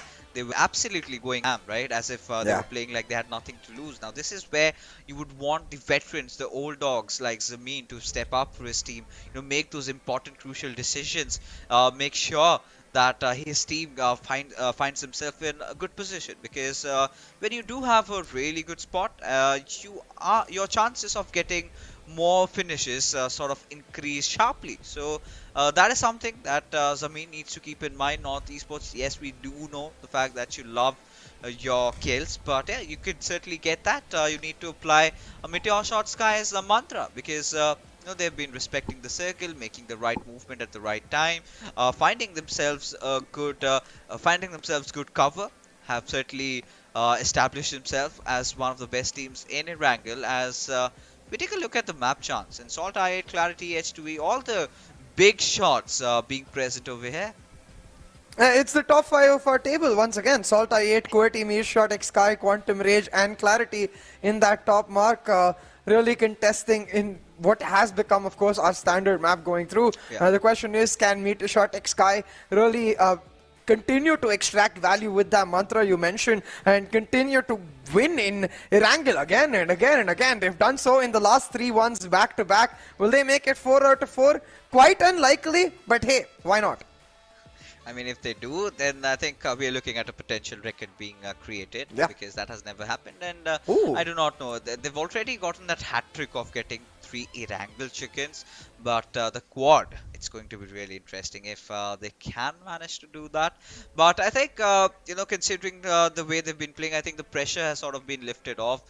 They're playing all their games quite meticulously. They are making the right call outs, and steering off of harm's way all the time has sort of really worked out for this squad. I'm gonna really expect, how they're gonna perform. And SALTxi8, again, we've seen them get back-to-back top 2 finishes in the maps of Erangel, and you're gonna be starting to wonder if they're gonna end up with a chicken dinner maybe in the final game of the evening. Maybe. I think really SALTxi8 have shown that, right? They might turn off for a map or 2. They might get picked off early for a map here and there. But when it comes to ending the day off strong, when it comes to maintaining their spot as the kings of the hills, well, there's a reason they're crowned those, that king stature. There's a reason that they're able to consistently able to hold on, because honestly, when you look at it objectively, that's the hardest thing to do. Like getting to the top, not as hard as holding on to that top mark. And look at that. Which player was that? I'm actually curious. I saw 5 being shown by one of the players. I think that means 5th chicken dinner. There are a few teams up for contention in that regard. I wonder if it is which team is going to come out. I know 2 of the right off top of my head for contention of that is SALTxi8 and MetershotxSKY. And those are the teams we're talking about right here going into Erangel. So I wonder if they can make that 5th chicken dinner happen. Oh yeah, it's going to be really exciting, as for one last time today we are going to be taking up the skies, and this is going to be such a ridiculous flight path trajectory, especially for the likes of Quantum Rage, QWERTY. Then we do have XGeneration also heading towards. They're gonna have so much trouble, right? So it's gonna be really interesting to see if they do have any plan B or plan C, so that they have a decent time out. And indeed, it feels like XGeneration do have it. But TUF still sticking to that little hospital Western Georgia Paul City area. They're going to be dropping off at their desired drop location along with Team Clarity. But it's going to be interesting as to how Team TmwEsports are going to be heading towards school, and it's such a huge respite for them, right? Considering the fact that teams like FMR3D are not with us this time. So this is where they are getting that breathing space to find a lot of route, find some freedom around that centralized part of the map. It's going to be interesting as to how TmwEsports can capitalize upon that. Because had FMR3D been with them in this Super Weekend, the things could have been way, way different, CA. Oh, most definitely. And I will say, in that regard, talking about things being different, right? Like yours is the mutation curse, mine has been so far. All the match 5s I've casted result in some sort of ridiculous circle. Yesterday we saw where most of the circle was in the water towards the end. This time though, our first circle, quite standard in its regard, looks like it might end up being a Rozok circle, but we'll have to see. Will the curse continue? Do we get more ridiculous shifts here? Oh, of course. I mean, I really want this circle to end up at that little island that we have on towards the western side of Rozok. Now, if we get to see that, I do not know what I'm gonna do. I'm gonna maybe just go bald if that really happens. Oh, and let's make it happen. That's quite an outrageous claim to make, but let's see. It's been a while that we have seen a circle heading on towards that little island, because it kind of completely changes how you approach the game on a whole different level. As now, taking a look, nothing much is what we're going to expect in the early phases, as it is 52x Rage and Freestyle right beside each other, but have no intentions of engaging pretty early on. Yeah, and really, guys, come on, I'm going to pledge to the chat. If you want ball fixes to come through, you gotta petition the PUBG Mobile gods. Get us to that island at some point or another throughout this map, and maybe we can have ball fixes truly come on. Right? This is the point. See, this is where I start hoping that it does not, right? I mean, it's too early to get balled, but I do not know why I spoke that. But Because it's quite unlikely. It's quite unlikely. it's quite unlikely, yes. But it has happened in the past. Now, what are the chances? I do not know. I'm not a mathematician to be drawing it out. But yeah, for sure, with the way the game has been panning around so far, of course, nothing much happening, right? It's everyone just looting, no one right poking now, each 52 other's XGeneration, three business. SAL teams we were talking And about towards the XGeneration southwestern and edge. Clarity, we Both could in see a some 2-2 early split. sparks flying if they've done their We'll just research. focus on They getting the should early know routes, getting that, the early two of the players vehicles. of Clarity Maybe drop catch off each over other there. on the Now, a rotations. 2v4 Maybe Magnus is is able to play a role certainly too. one of those And it's odds really a that menage I'm throw willing to in go that in area, and take a fight. similar to the way it But I is think around Georgopol XGeneration have and different plans. Hospital as well, with XGeneration, Clarity and TUF situated, and potentially TMW to come in. Now, I do see a small change for TMW. We don't see Khan going for the shooting range drop anymore, much closer to his team and much safer in that regard. So I am glad that they're not taking unnecessary risks, because as we talked about, for them, they really need to make a stand right here, right now. Well, I mean, ladies and gentlemen, looks like CA has faced some technical difficulties. He's going to be with us in just all a of wee these while. teams drop out. It's also going to come down for to that Team bridge control. H2E, it's going to be Standards so to snooker important. drop for This one SALTxi8. little game. Oh, you're there. Oh, I disconnected. Oh, CA is back? Is he not? I mean, it's so confusing. CA, are you there with me? I thought you were disconnected, Fixes. So a bit of tech issue right there going on. Yeah, I Not believe sure. so.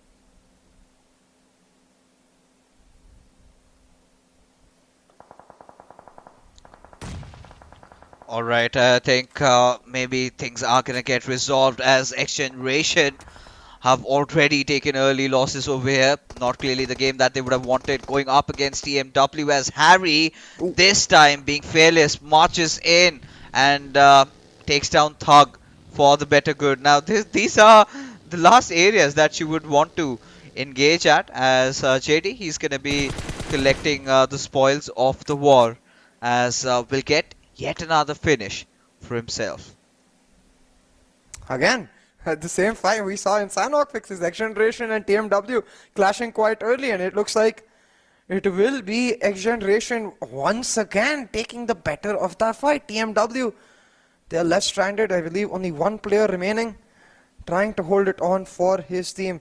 Now, you can see XGeneration, they're trying to move around in a flank, shut down TMW nice and early. And actually, in that regard, TMW have got all 4 players back, I guess. Revived, none of them finished. I'm actually kind of confused because I only see 2 on the map. No. I clearly saw 2 of the players finished up. I think it's going to get updated in just a little while, right? Technical difficulties, ladies and gentlemen. Some things that are not under our grasp, as Panda, he gets his eyes on Marlega and will just destroy the coop, and we'll get that third finish to his name as XGeneration.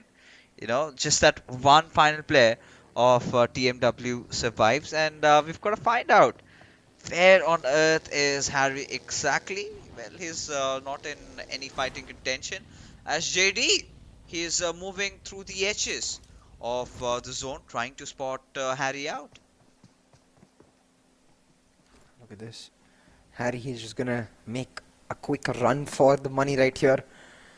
At this point, it's all about securing whatever he can for his team. He was able to do so by taking out Bashir right here, but not much else really, as the rest of his team fell around, crumbled apart around him. So now Harry just focused on finding the rotation, trying to get into the circle, and it seems quite difficult with the circle closing in, we will soon find out where that shift will end up coming on out. Will it be that Rozhok standard shift that we are anticipating? Or will it go radical? Maybe go completely north and bring in shooting range or even Severny as a point of interest?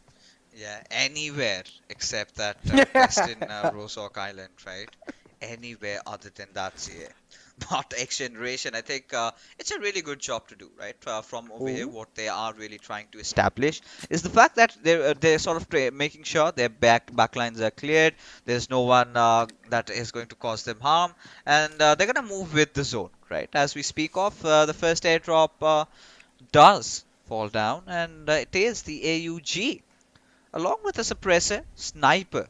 And that is not the ideal match that you would expect, but yeah, lately I kind of have been liking the AUG, especially in metas like this when you tend to spray with your M4. I really find it a little bit more easier to spray with AUG, and kind of have has increased. Now I used to hate this weapon, but now I do not hate it. I'm at that junction. I think really, as the meta has shifted, we're all developing new appreciation and new favorites. But I have to see the circle. It has shifted towards that northern side, actually, somewhat northwestern almost, bringing shooting range and the island into picture. But still too early to talk about where it could end up. But what it is not early to talk about is the demise of TMW. Harry still though holding on. He finds one knock, but not for long. Caught out in the stairs, gets knocked away, and Panda will be able to bring back his teammate. But honestly, the damage is done by TMW and Harry in that regard. They've ensured that the XGeneration at least lose half of their squad. So no squad getting away scot-free. But XGeneration, with that squad wiped away from TMW, they will be happy that they're at least able to get off to a decent start here. Yeah, I mean, losing out on 2 players, getting 4 finishes, I mean, not exactly the best trade-off, but it is still a good thing, right? You're still there, you're still fighting it out, you're still not out of the game, and you never know. But now, from here onwards, they've got to play it so much more defensive, right? Now, it completely makes sense as to why they're playing it around the edges, as we do see some traffic, a little bit of an inflation in the real estate prices around Rozhok, as a lot of squads are starting to bank. What is he gonna do? Where is he gonna run?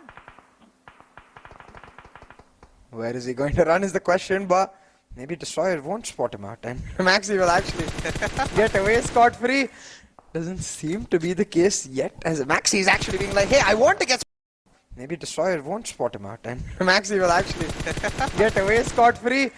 Doesn't seem to be the case yet, as Maxi is actually being like, hey, I want to get spotted out, I want to fight. No, Maxi, come on, you can't do that. And we just talked about this approach from NorthEsports, so aggressive. They see a fight, they take a fight, and it did work out for them in the league stages, to be fair. But at this point, teams... you're that one-dimensional playstyle can only go on for so long. Adaptability is key. NorthEsports have to see if they're able to make it happen, because Quraysh, they're going in for the rush. Adi secured the high ground flank on NorthEsports, and they're trying to shut them out, suffocate them in that small spot. But that's where you're talking about the experiences. I mean, coming into play now, he's starting to back up, forcing his team to spread out, not letting them be cornered in a small area. This is not a good spot either, because Amin is going to be susceptible from fire from the Rozhok Hills if anyone has taken control over it and has a good decent scope. But what I was really shocked about was SALTxi8 also joining the party as the final player of Quraysh, as it was SALTxi8. He was making his way with his buggy inside, to help his teammates out. But from the backlines, Uzum just comes out of nowhere, blows his vehicle up, and SALTxi8 just gets annihilated over there. But for Zameen, he's taking such a huge risk, because even if one of the players of Quraysh, had he been taking a third person's perspective, which I think Bilal is gonna do in a wee bit while, but not really collecting these important bits of information, this could prove so fatal for the players of Quraysh, because now their attention has sort of been divided, right? Now they've got to deal with NorthEsports, they've also got to look out for SALTxi8, who are right at their tail. Yeah, and the way it will end up working out is going to be so interesting for these teams. Where will they be able to find the value in their move? Where will they be able to really come through for their teams and secure a really important part in the circle. Northeast was trying to do exactly that by trying to shut down Quraysh, but Mani, he makes a quick getaway and trying to come to the backup of his teammates because Adi and Bilal, they're in a nervous spot, but Bilal manages to get them out of it. Shuts down Avenger OP. The backup is there from North though. They can still move in aggressively on Quraysh. Yeah, Zameen is trying to make sure that at least Avenger reaches at his direction safely. Instead, also finds a knock, just not on one, but also on the second one, as it is going to be money against the world. As I8 Crypto is chipping down the damage from the backlines, but no, NorthEsports completely unaware of Crypto's position. Suddenly, Crypto will capitalize on that and will take down Maxi, but is yet to confirm his kill, as Maxi, he's not moving a muscle, and sort of I'm forced to wonder why. Maybe he's made it to safe covers? Is that the case? Certainly looks to be the case. Yeah, he's got the revive through as well. So NorthEsports back to full strength. SALTxi8 though continuously poking, prodding, looking for that burst of damage. Won't come through just yet. NorthEsports are in that comfortable spot, but might come through with the circle coming in now. A lot of the teams concentrated around Rozhok, but the island is still in play fixes. Bot fix is still a possibility. That's where my attention was really. But still it's still in contention. There could still be a chance that it goes down towards that island. And yeah, I mean, Pakistani reach in the final few games of Erangel have always blown our minds. If you all can remember yesterday, MetershotxSKY go towards the east. Have to wave my magic. What? Oh, No, this ought not to happen. See, is there a way where we could just travel in time and change a few things? I mean, at this point, it doesn't seem to be the case. I see the next airdrop as well coming in on that island. It is just destiny fixes. At this point, the PUBG Mobile gods, they like the idea that brought up, But we're going to come back to the fights that we have in place. A lot of teams situated around Rozhok. QWERTY being a daredevil right now, trying to run across the hills as they make the rotation happen, and they do so. Haven't taken any damage. Wow, QWERTY, okay. Alright, I mean, at this point, Zameen, he's spotted the Lamborghini of Wolfrey. He's gonna see if Zameen could, Alright, he's gonna calm down first. He's gonna calm down. He's peppering down the shots in the wrong direction. Should focus a lot on those cars and should shift to single taps. But Crypto, he's got his eyes at Khatir. Now MetershotxSKY, they are looking at getting a back-to-back fourth chicken dinner in the map of Erangel, as Khatir takes a plunge, somehow still stays alive. Wow. And makes it. Wow, I mean, MetershotxSKY still standing, as we are seeing teams starting to concentrate on either side of this river. SALTxi8's Reviews actually gets caught off guard, looking at a completely different angle. His pants are actually the one exposed. It's like literally he got caught with his pants down. Oh yeah, and this has always been a constant problem for SALTxi8, right? But I think it's not going to cause them a lot of harm because they're still going to get their players rest back up. So I'm not really getting worried about them, but it's going to be really interesting. You know, what I'm really getting worried about is to lose my lovely hairs, and it's too soon to shave them off. As Magnus, well, I really hope it shifts towards the eastern side. I really do, from the bottom of my heart. I'm really sorry, Fixes, but I genuinely hope it goes west. I want to see that island come into play. It will be Destiny, and honestly, if it was any other day, I would say, nah, not gonna happen. But like you said, with the crazy circles we've seen come in on match 5 particularly of any Super Weekend day, it seems very, very likely. But hey, maybe that's where things will take a turn, and it will actually end up being that exact thing not happening. Either ways, we'll find out real quick, because now teams are starting to really take the plunge and they come out of their hiding spots for a fight. 52x Rage, not in the greatest of spots, you know, quite susceptible to a good nade. Oh yeah, indeed, as you know, we are witnessing 52x Rage go up against players of Team Star as Freestyle finally get themselves inside the fray, and Kathir has been taken down as Star still hold on to that little bit of a high ground advantage that we do have now. The moment of truth arrives upon us. Is the circle going towards the western side, or is it gonna take a shift? No way! Wow. No Wow. way! No! This never happened! No, this cannot happen! Wow. Oh my god. Welcome to PMPL Pakistan, ladies and gents. Welcome to PMPL Pakistan. Wowzers. I think I'm in a state of fixes. shock. Yeah, I mean, you were so yesterday as well. You thought it couldn't get crazier. Well, the PMPL gods, they deliver. They're like, we will make it crazier. You know that one area you don't want it to go? That's exactly where it is going to end up going. The island very much in play. And most likely where it's going to end up at, given the way the circle is. But could easily surprise either team and end up at either of the shorelines on the mainland instead. We'll have to see. Still very much in contention. It's going to come down to some very interesting predictions from these teams. Do you go to the island now, or do you stick to the mainland? Oh, I mean, they have to get to the island, but the only big problem is they are gonna get spotted right out in the open. But we'll talk about that a little bit later, as Zibian gets knocked out. Ash being the one who is gonna be bringing death above as 420 boy. We have seen him clutch in the past. He has to be the hero for Team Clarity, but he is under heavy fire. Oh, and this nade from 4v TFD's Vash could just end Clarity, and it most certainly does. Zibian will get finished. 420 boy knocked, but Clarity still trying to hold on. 420 boy, he will shuffle away, and they have Teen Wolf still very much alive, so hope is there for Clarity. For how long, we'll have to see.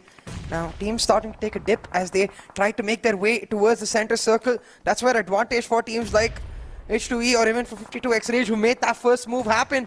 And with the circle closing in, that early move, it's going to give them a ton of value. Several teams, though, getting caught by nade after nade as they're stuck in these ridges around Rozok, as coming out of it in the mainland, they don't have anywhere to go now. TUF, they take the brunt of the damage from Magnus. Looking to go down. 2 players down, 1 finish. Edgar left on his lonesome. Can he hold on? Can he survive? We'll have to see. But a similar story for Star as well. They're trying to move in, but they have no information. They're surrounded by smokes. Oh yeah, as right now for VTFT, they are being fired from every possible direction, but they're still holding on. A trench warfare is right in front of us as Team Star just go pouncing in at their direction, completely in through that murky smoke. As now God Fury, he's got to advance, but before that, Han gets that very important knock at Leon. But this is going to be the fact that he's going to try and push ahead as he gets yet another knock, and this time it's going to be Ash who gets taken down, just proning in, getting all the finishes, as Danny gets to be the final member of OVTAFT surviving. And look at this, 4v TFD is looking to capitalize even further by completely eliminating Team Star. They're going in for the aggressive push. God Fury is the last player surviving. Will he be able to avenge his fallen teammates? We'll have to see. Being quite sneaky right now, knows exactly where Danny is. But Danny finishing off his teammate just a second before. And Danny, he's going to play this cool and precise, trying to move in step by step. Osama, quite low. Can he shuffle on to God Fury? I think the revive most certainly possible. I think he's trying to set up the smoke to try and make it happen, and is doing so, and in the nick of time will start that revive on Osama. So Star, against all odds, managing to make this a 2v2. Yeah, I mean, he's the guy, you know, God Fury is the kind of a friend that you would want to have. You know, fighting with life and death just to get his brother back alive as Osama. He's gonna try and get himself patched up. A lot of crates to loot from. As freestyle, I mean, they have spotted a few fishes in the water, and it is the players of Magnus. In fact, Kaido taking some heavy damage, eventually falls down to Malik, as they'd want to come out right out in the open. Malik inflicting some heavy damage as Blade from the backlines will get the better out of Adil and Respect both, as Blade himself finds himself knocked out courtesy to Tyrant. Oh wow. It's all chaotic again, CA.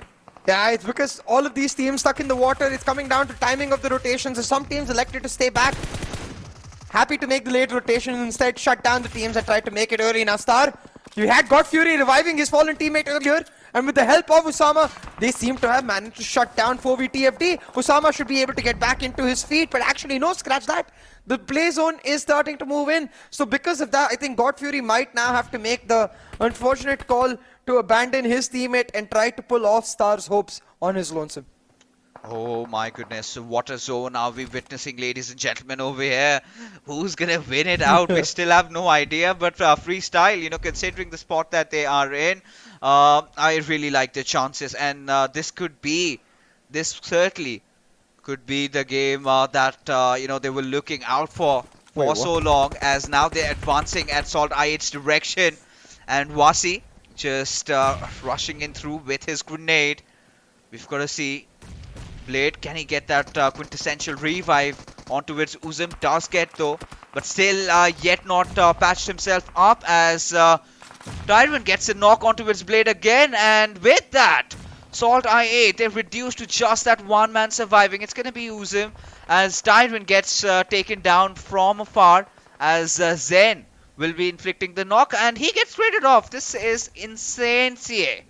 Absolutely, and it's all working out for Freestyle, because amidst all of that chaos, they managed to get their fallen teammate back. There's the strongest squad surviving with a 3-man squad. The other two, SALTxi8 and 4v-TFD in the water with 52x rate. So really Freestyle's game to win, but they're outside the circle fixes. So they got to make the move together. They've got to make sure they make it count together. And actually in that regard, not a 3-man squad, actually a 4-man squad, a huge numbers advantage, as long as they work together, should be their chicken dinner to pick up. Oh yeah, I think if all they have to do is just play their cards right, that's it. But SALTxi8 still making sure that they've survived for quite a long time. But Faster, his position has been compromised. He is visible, as Malik will not miss his mark as he goes on for the finish.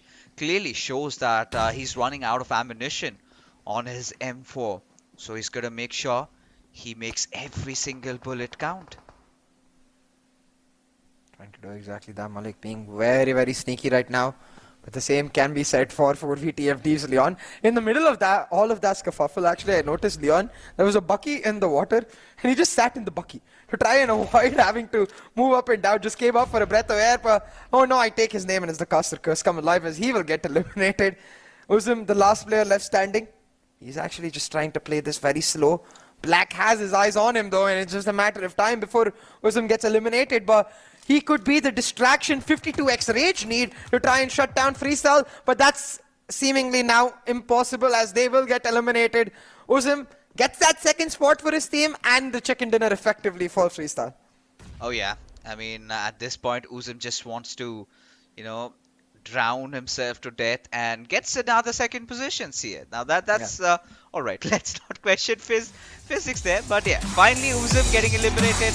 A much awaited chicken dinner coming in for Freestyle with 14 eliminations, a game that they wanted, you know, for so long, as 9th position is where they will find themselves at the end of the second day of our Super Weekend number 2, as you know, much deserved, I must say. You know, Freestyle doing everything right, especially that one huge and a very crucial decision of taking that fight against MetershotxSKY, and then as a 4-man capitalizing on the island. Exactly, and doing so in quite a clean manner at the same time, you know, together with their entire squad. So lovely to see. With our last 2 matches of the day, we see resurgence of these key teams. Quantum Rage coming back in match 4, Freestyle now in match 5. It's making Day 3 starting to look like an intensely volatile affair. Honestly, any team could run away with it at the end of the Super Weekend. Oh yeah, of course. I mean, considering what we had to see, what I really wanted, see, was the fact that I wanted to see the teams that performed well yesterday to not have the same sort of a performance, right? Because I wanted some new guns to step up, and that is what has indeed happened. You know, the former stalwarts have stepped in for our Freestyle, have managed to get a chicken dinner. We're going to talk about that, but after this short little break. Go!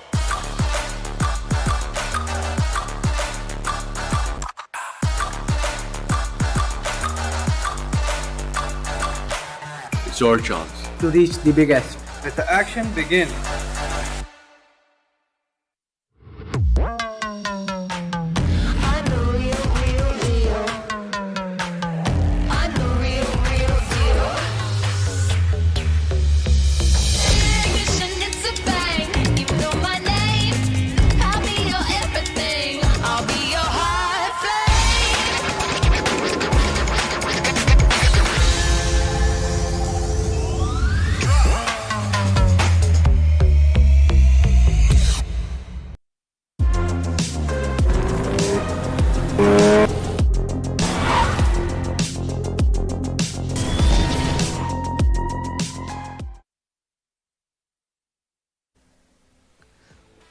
Wow, again that magnificent Oppo F21 Pro on display. And for all you guys, do not forget the date, 11th of April, right, is where you will find this phone right out in the stores up for grabs, and might want to take it before it gets stocked out, right?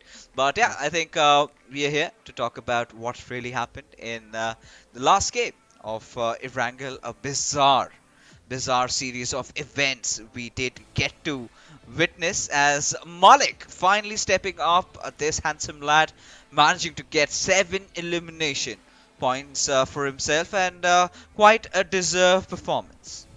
Oh, 100%. Malik, I think most definitely, like you said, deserving of that MVP, and really a player that has time and time again proven himself in PMPL. You know, if you look back to Super Weekend 1, he was the player continuously clawing out points for his team from impossible situation. You come back to Super Weekend 2 here, where Freestyle look like they're just done and dusted. It's Malik with the MVP performance to get them that chicken dinner. So clearly that star player so far for Freestyle in this PMPL Pakistan season. Oh yeah, I mean, clearly, right?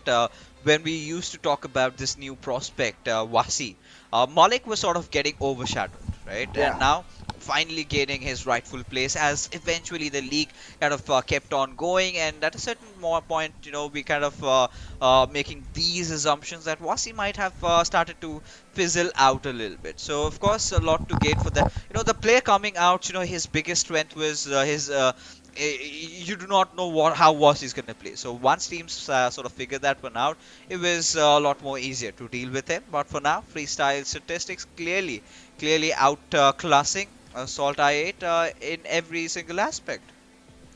Yeah, and really for SALTxi8, it was just surviving till the very end, right?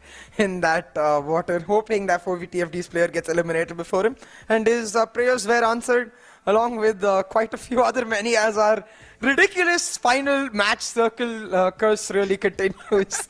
This time it is Freestyle who take advantage of it, and I would say in that regard, well, it's been really important for Malik to step up, because Wasi, he did a lot of that work in that early part of the table really, but the fact that we can see the more experienced players come back, with the fact that we're seeing Malik really step up to the table, it allows Wasi also to play with a lot more freedom, knowing that he's got the backup necessary in terms of firepower in his team.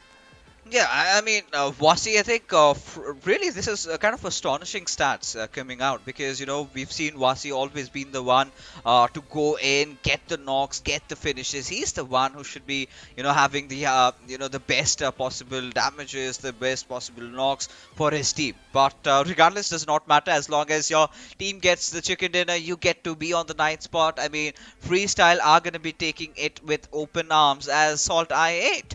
The curse of staying at the 2nd spot sort of continues this time, however, with 9 eliminations to their name, and they end up with 21 points. I think steering again far from the crowd, again bolstering up their position at the top spot.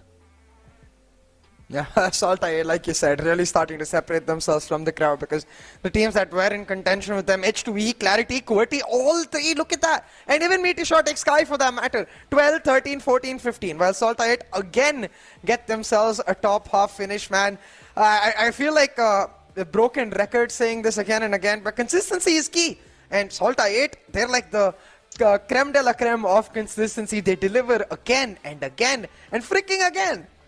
You know, the epitome of being stable and constant is what SALTxi8 like to define themselves as, which I really wanted to see. I was not expecting a lot of chicken dinners. Now, this was the one primary cause of concern for SALTxi8 in that first league week, carrying forward to the first day of the first Super Weekend, and it all sort of ended. And the old i8, the old SALTxi8, I must say, was visible from the second day of the first Super Weekend, and from there onwards, they have never looked behind, and making sure that they get those survival points, get those elimination points, has been their mantra. And now, I mean, taking a look at the Oppo F21 Pro moments now.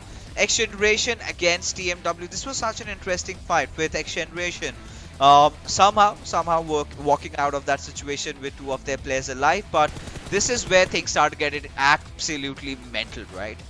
Yeah, exactly. It started really becoming that domino effect as teams, every single one of them tried to get out of their spots and were just caught with so many angles to check from multiple areas. And those teams that made the early rotations, they ended up paying. And it's quite an interesting affair. Reviews, you could see here, caught with his pants down, literally, with only half his body being seen.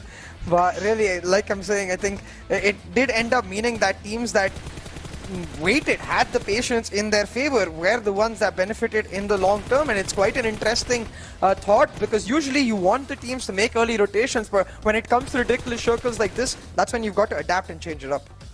Oh yeah, of course. I mean, you've got to be prepared for the very worst of situations, right? And I think Freestyle did do their homework as to how to figure out to play against the team. But this is where we started looking at Freestyle, you know, banking up and getting as many finishes as possible with a little bit of help from SALTxi8 Blade from far behind, who was eventually, you know, how do you say that? You know, eventually he was greeted, or he was rather thanked, with a bullet on his own head. Yeah, and when it came to this final area in the circle, Freestyle, they played it beautifully. You could see Malik really edging on slower and slower. I feel like Wasi did a chunk of damage to every single team, every single player, and Malik was just the one finishing it off. So working together beautifully, and then they burnt out Usam in the fire. Questionable circles, questionable physics, really questionable moments altogether. As we expect from our PMPL match 5 coming through, it's become tradition, and I am not sure at this point if it's a tradition that I want change, because it's quite fun. Oh yeah, I mean, at this point, yeah, of course, and next time I'll make sure that I do not make such claims, but I think we've all gotten over that. But Freestyle, I mean, 2019, the year that I really want to forget, or maybe we would really like to remember. I do not know. I have not yet made a decision. But yeah, 14 finishes, and a really good one for Freestyle, especially the entry inside the circle. And for SALTxi8, I mean, well, again, consistency has been the key. 52x range, not getting any finishes, but still a third position finish, which earns themselves them 10 points, is something that they're going to take with open arms, as SALTxi8 slowly but surely reaching that 300 mark over there, along with H2E and QWERTY very, very far away from the pack. Now that has been the cause of concern with H2E. The way they were starting to look yesterday haven't really resonated that with their performance today. Yeah, exactly. SALTxi8 really starting to separate themselves. H2E, like you said, they got off to a resounding start yesterday, but gas just completely empty today. I'll have to see if they can get that refill back online. Whereas Freestyle, they made a huge leapfrog from 12th to 9th, causing this drop down from Magnus and 52x Rage. But MetershotxSKY, not the greatest of days as compared to their previous form, but still a decent objective attained in the fact that they've taken over Regicide. They've now got FMXR3D and the Grounders in their sights, and they've really just got to pull off a blinder of a day 3 and try to not just push for FMXR3D and the Grounders, because they got 60 points on day 1. I wonder if they can almost make it 70 or 80 in day 3 and maybe even take over a team like 52x Rage. Oh yeah, I mean, of course, I think considering how MetershotxSKY have been playing, especially look at the elimination numbers, and they've managed to get the same elimination numbers as almost as FMR3D, in fact more than them, with 5 less games played. Shows how the approach for North Esports has been throughout in this particular Super Weekend, and it is looking good signs. Now, again, North Esports is not any underdog, not any new squad that is coming into play, right? We have seen them in the past. One of the most dominating teams, I must say, one of my favorite teams. I've seen some ridiculous plays by these lads. It's just about those little roster changes that they've gone through. Kind of struggling to find that sort of a stability in their roster, but I think eventually, as the season keeps on going, their main primary objective, like we've discussed, is going to be to make it to the finals. That is what they have all their focus upon, and for now, if they can manage to topple over teams like the Grounders, then that's such a huge way to end their run in the second Super Weekend. And I think by far means, I think if they have a really good day tomorrow, CA, that there's a high possibility of that. Oh, most certainly. And that high possibility, I'm very excited to see it, because the table is starting to become very volatile in that middle of the pack area. MetershotxSKY, they had a great day today. Started off really strong, building on the momentum from their chicken dinner yesterday. We're not able to get that fourth chicken dinner here in the last match of Erangel, but honestly, $1,000 picked up in a single day, I'd consider that a successful one, most definitely. But yeah, this team has been one of the most consistent teams, I must say, today. Well, surely MetershotxSKY and SALTxi8 day, right? With how they performed, especially look at the Erangel statistics, winning the 2 out of 3 games of Erangel today, and making sure that they get that Erangel hat-trick. As we take a look at the elimination leaders, we still do have no change, as Ash, he certainly has been making quite a lot of noise. 4v the way these lads have been playing, certainly wants to look out for, and so has been Wolfrey, and 420 Boy still maintaining his position in the top 5. Yeah, Crypto really showing us why we hyped him so much, coming into the PMPL. Just now that he's got off to a decent start in the first Super Weekend, just maintaining himself at the top. But towards that 5th to 10th area, we're seeing a lot of changes coming through. IQ and Malik actually off once the node, because Quantum Rage and Freestyle, they haven't had the greatest Super Weekend so far. But a chicken dinner for the respective teams in match 9 and match 10 over here, as you can see, saw IQ and Malik be those key players to help make it happen. So rightfully so, making it to that top 10 elimination leaderboard. Oh yeah, and this is exactly that you would want to be. This is exactly where you would want to be when you sort of come and play into the PMPLs, right? Enter the leaderboards, make an individual name for yourself, attain that glory, gain that fandom. That is all these players are here for. But the day, like we did sum it up, it was mostly about MetershotxSKY and SALTxi8. But for all you guys, of course, we did experience some redonkulous final circles in the final game of Erangel. And if you're loving it, do not forget to hit that like and subscribe button on our channel, and do not forget to follow us on our Instagram handles as well. Fixescast, and we do have CA also. And yeah, I think that being said, ladies and gentlemen, also stay updated. Follow the esports PUBGmobile.Pakistan Instagram page to receive all the latest updates. That being said, of course, finally we have come to an end of our evening. Such an amazing day, and before we call things out, a happy Ramadan to all of you guys out there. And we're going to be calling it a night round. We're going to be going back off to sleep, and we're going to see you tomorrow.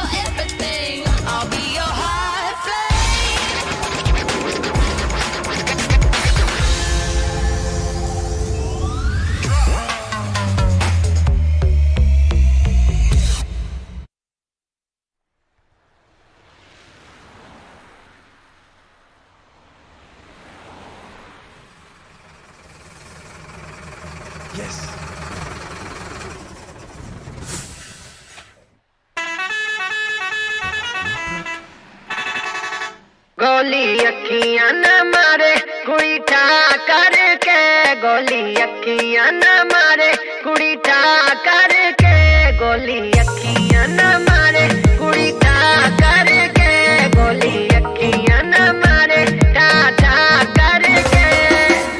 सुनिया कि तेरी game बड़ी strong पंगा लिया नहीं तू मुंडे नाल wrong मेरे उत्ते तेरा चलना नहीं टैक टैक फिल रखा विच बुलेट प्रूफ जैकेट मुंडा देसी ना मैं बर्गर बॉय बंदा मार दे मैं पुछदा नहीं वाई टेलीस्कोप विच होया जेड़ा फोकस हेडशॉट निशाना एडा चौकस कि आया पैराशूट ते like I'm falling on a flop जीवे तेरी सोचा तो अब जीवे तेरा चलना ही गोली अखियां न मारे कुड़ी टा करके गोली अखियां न मारे कुड़ी टा करके गोली अखियां न मारे कुड़ी टा करके गोली अखियां न मारे टा करके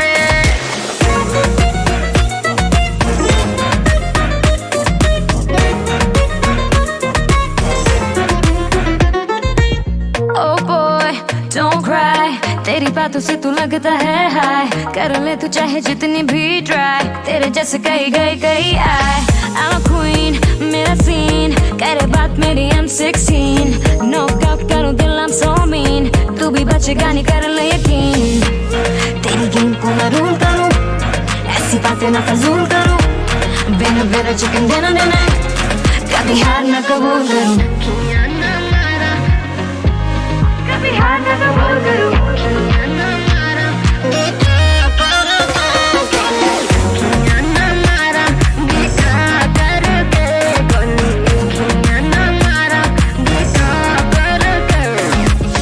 तेरी अखियां दी गोलियां भी सह गया तेनू लगेया कि तेरे ते मैं रह गया and you thought you knocked me out मैं तो समझ बंद करन लई बह गया एडा सौखा नहीं कुड़ीए हराना मैनू 10 साल तो मैं जानदा जमाना मैनू मेरे लिखण दा एहो जिहा स्टाइल जिवें हत्थ विच पड़िया मैं PUBG मोबाइल चाहता लिखां गाने राउंड जिवें खाली करा गल सीधी सीधी करा ना ख्याली करा मेरा स्वैग देसी मुंडा मैं ओरिजिनल कदी फ्लैक्स कुछ बन के ना जाली करा बैकी है पैराशूट ते like I'm falling on a flop जीवे तेरी सोचा तो अब जीवे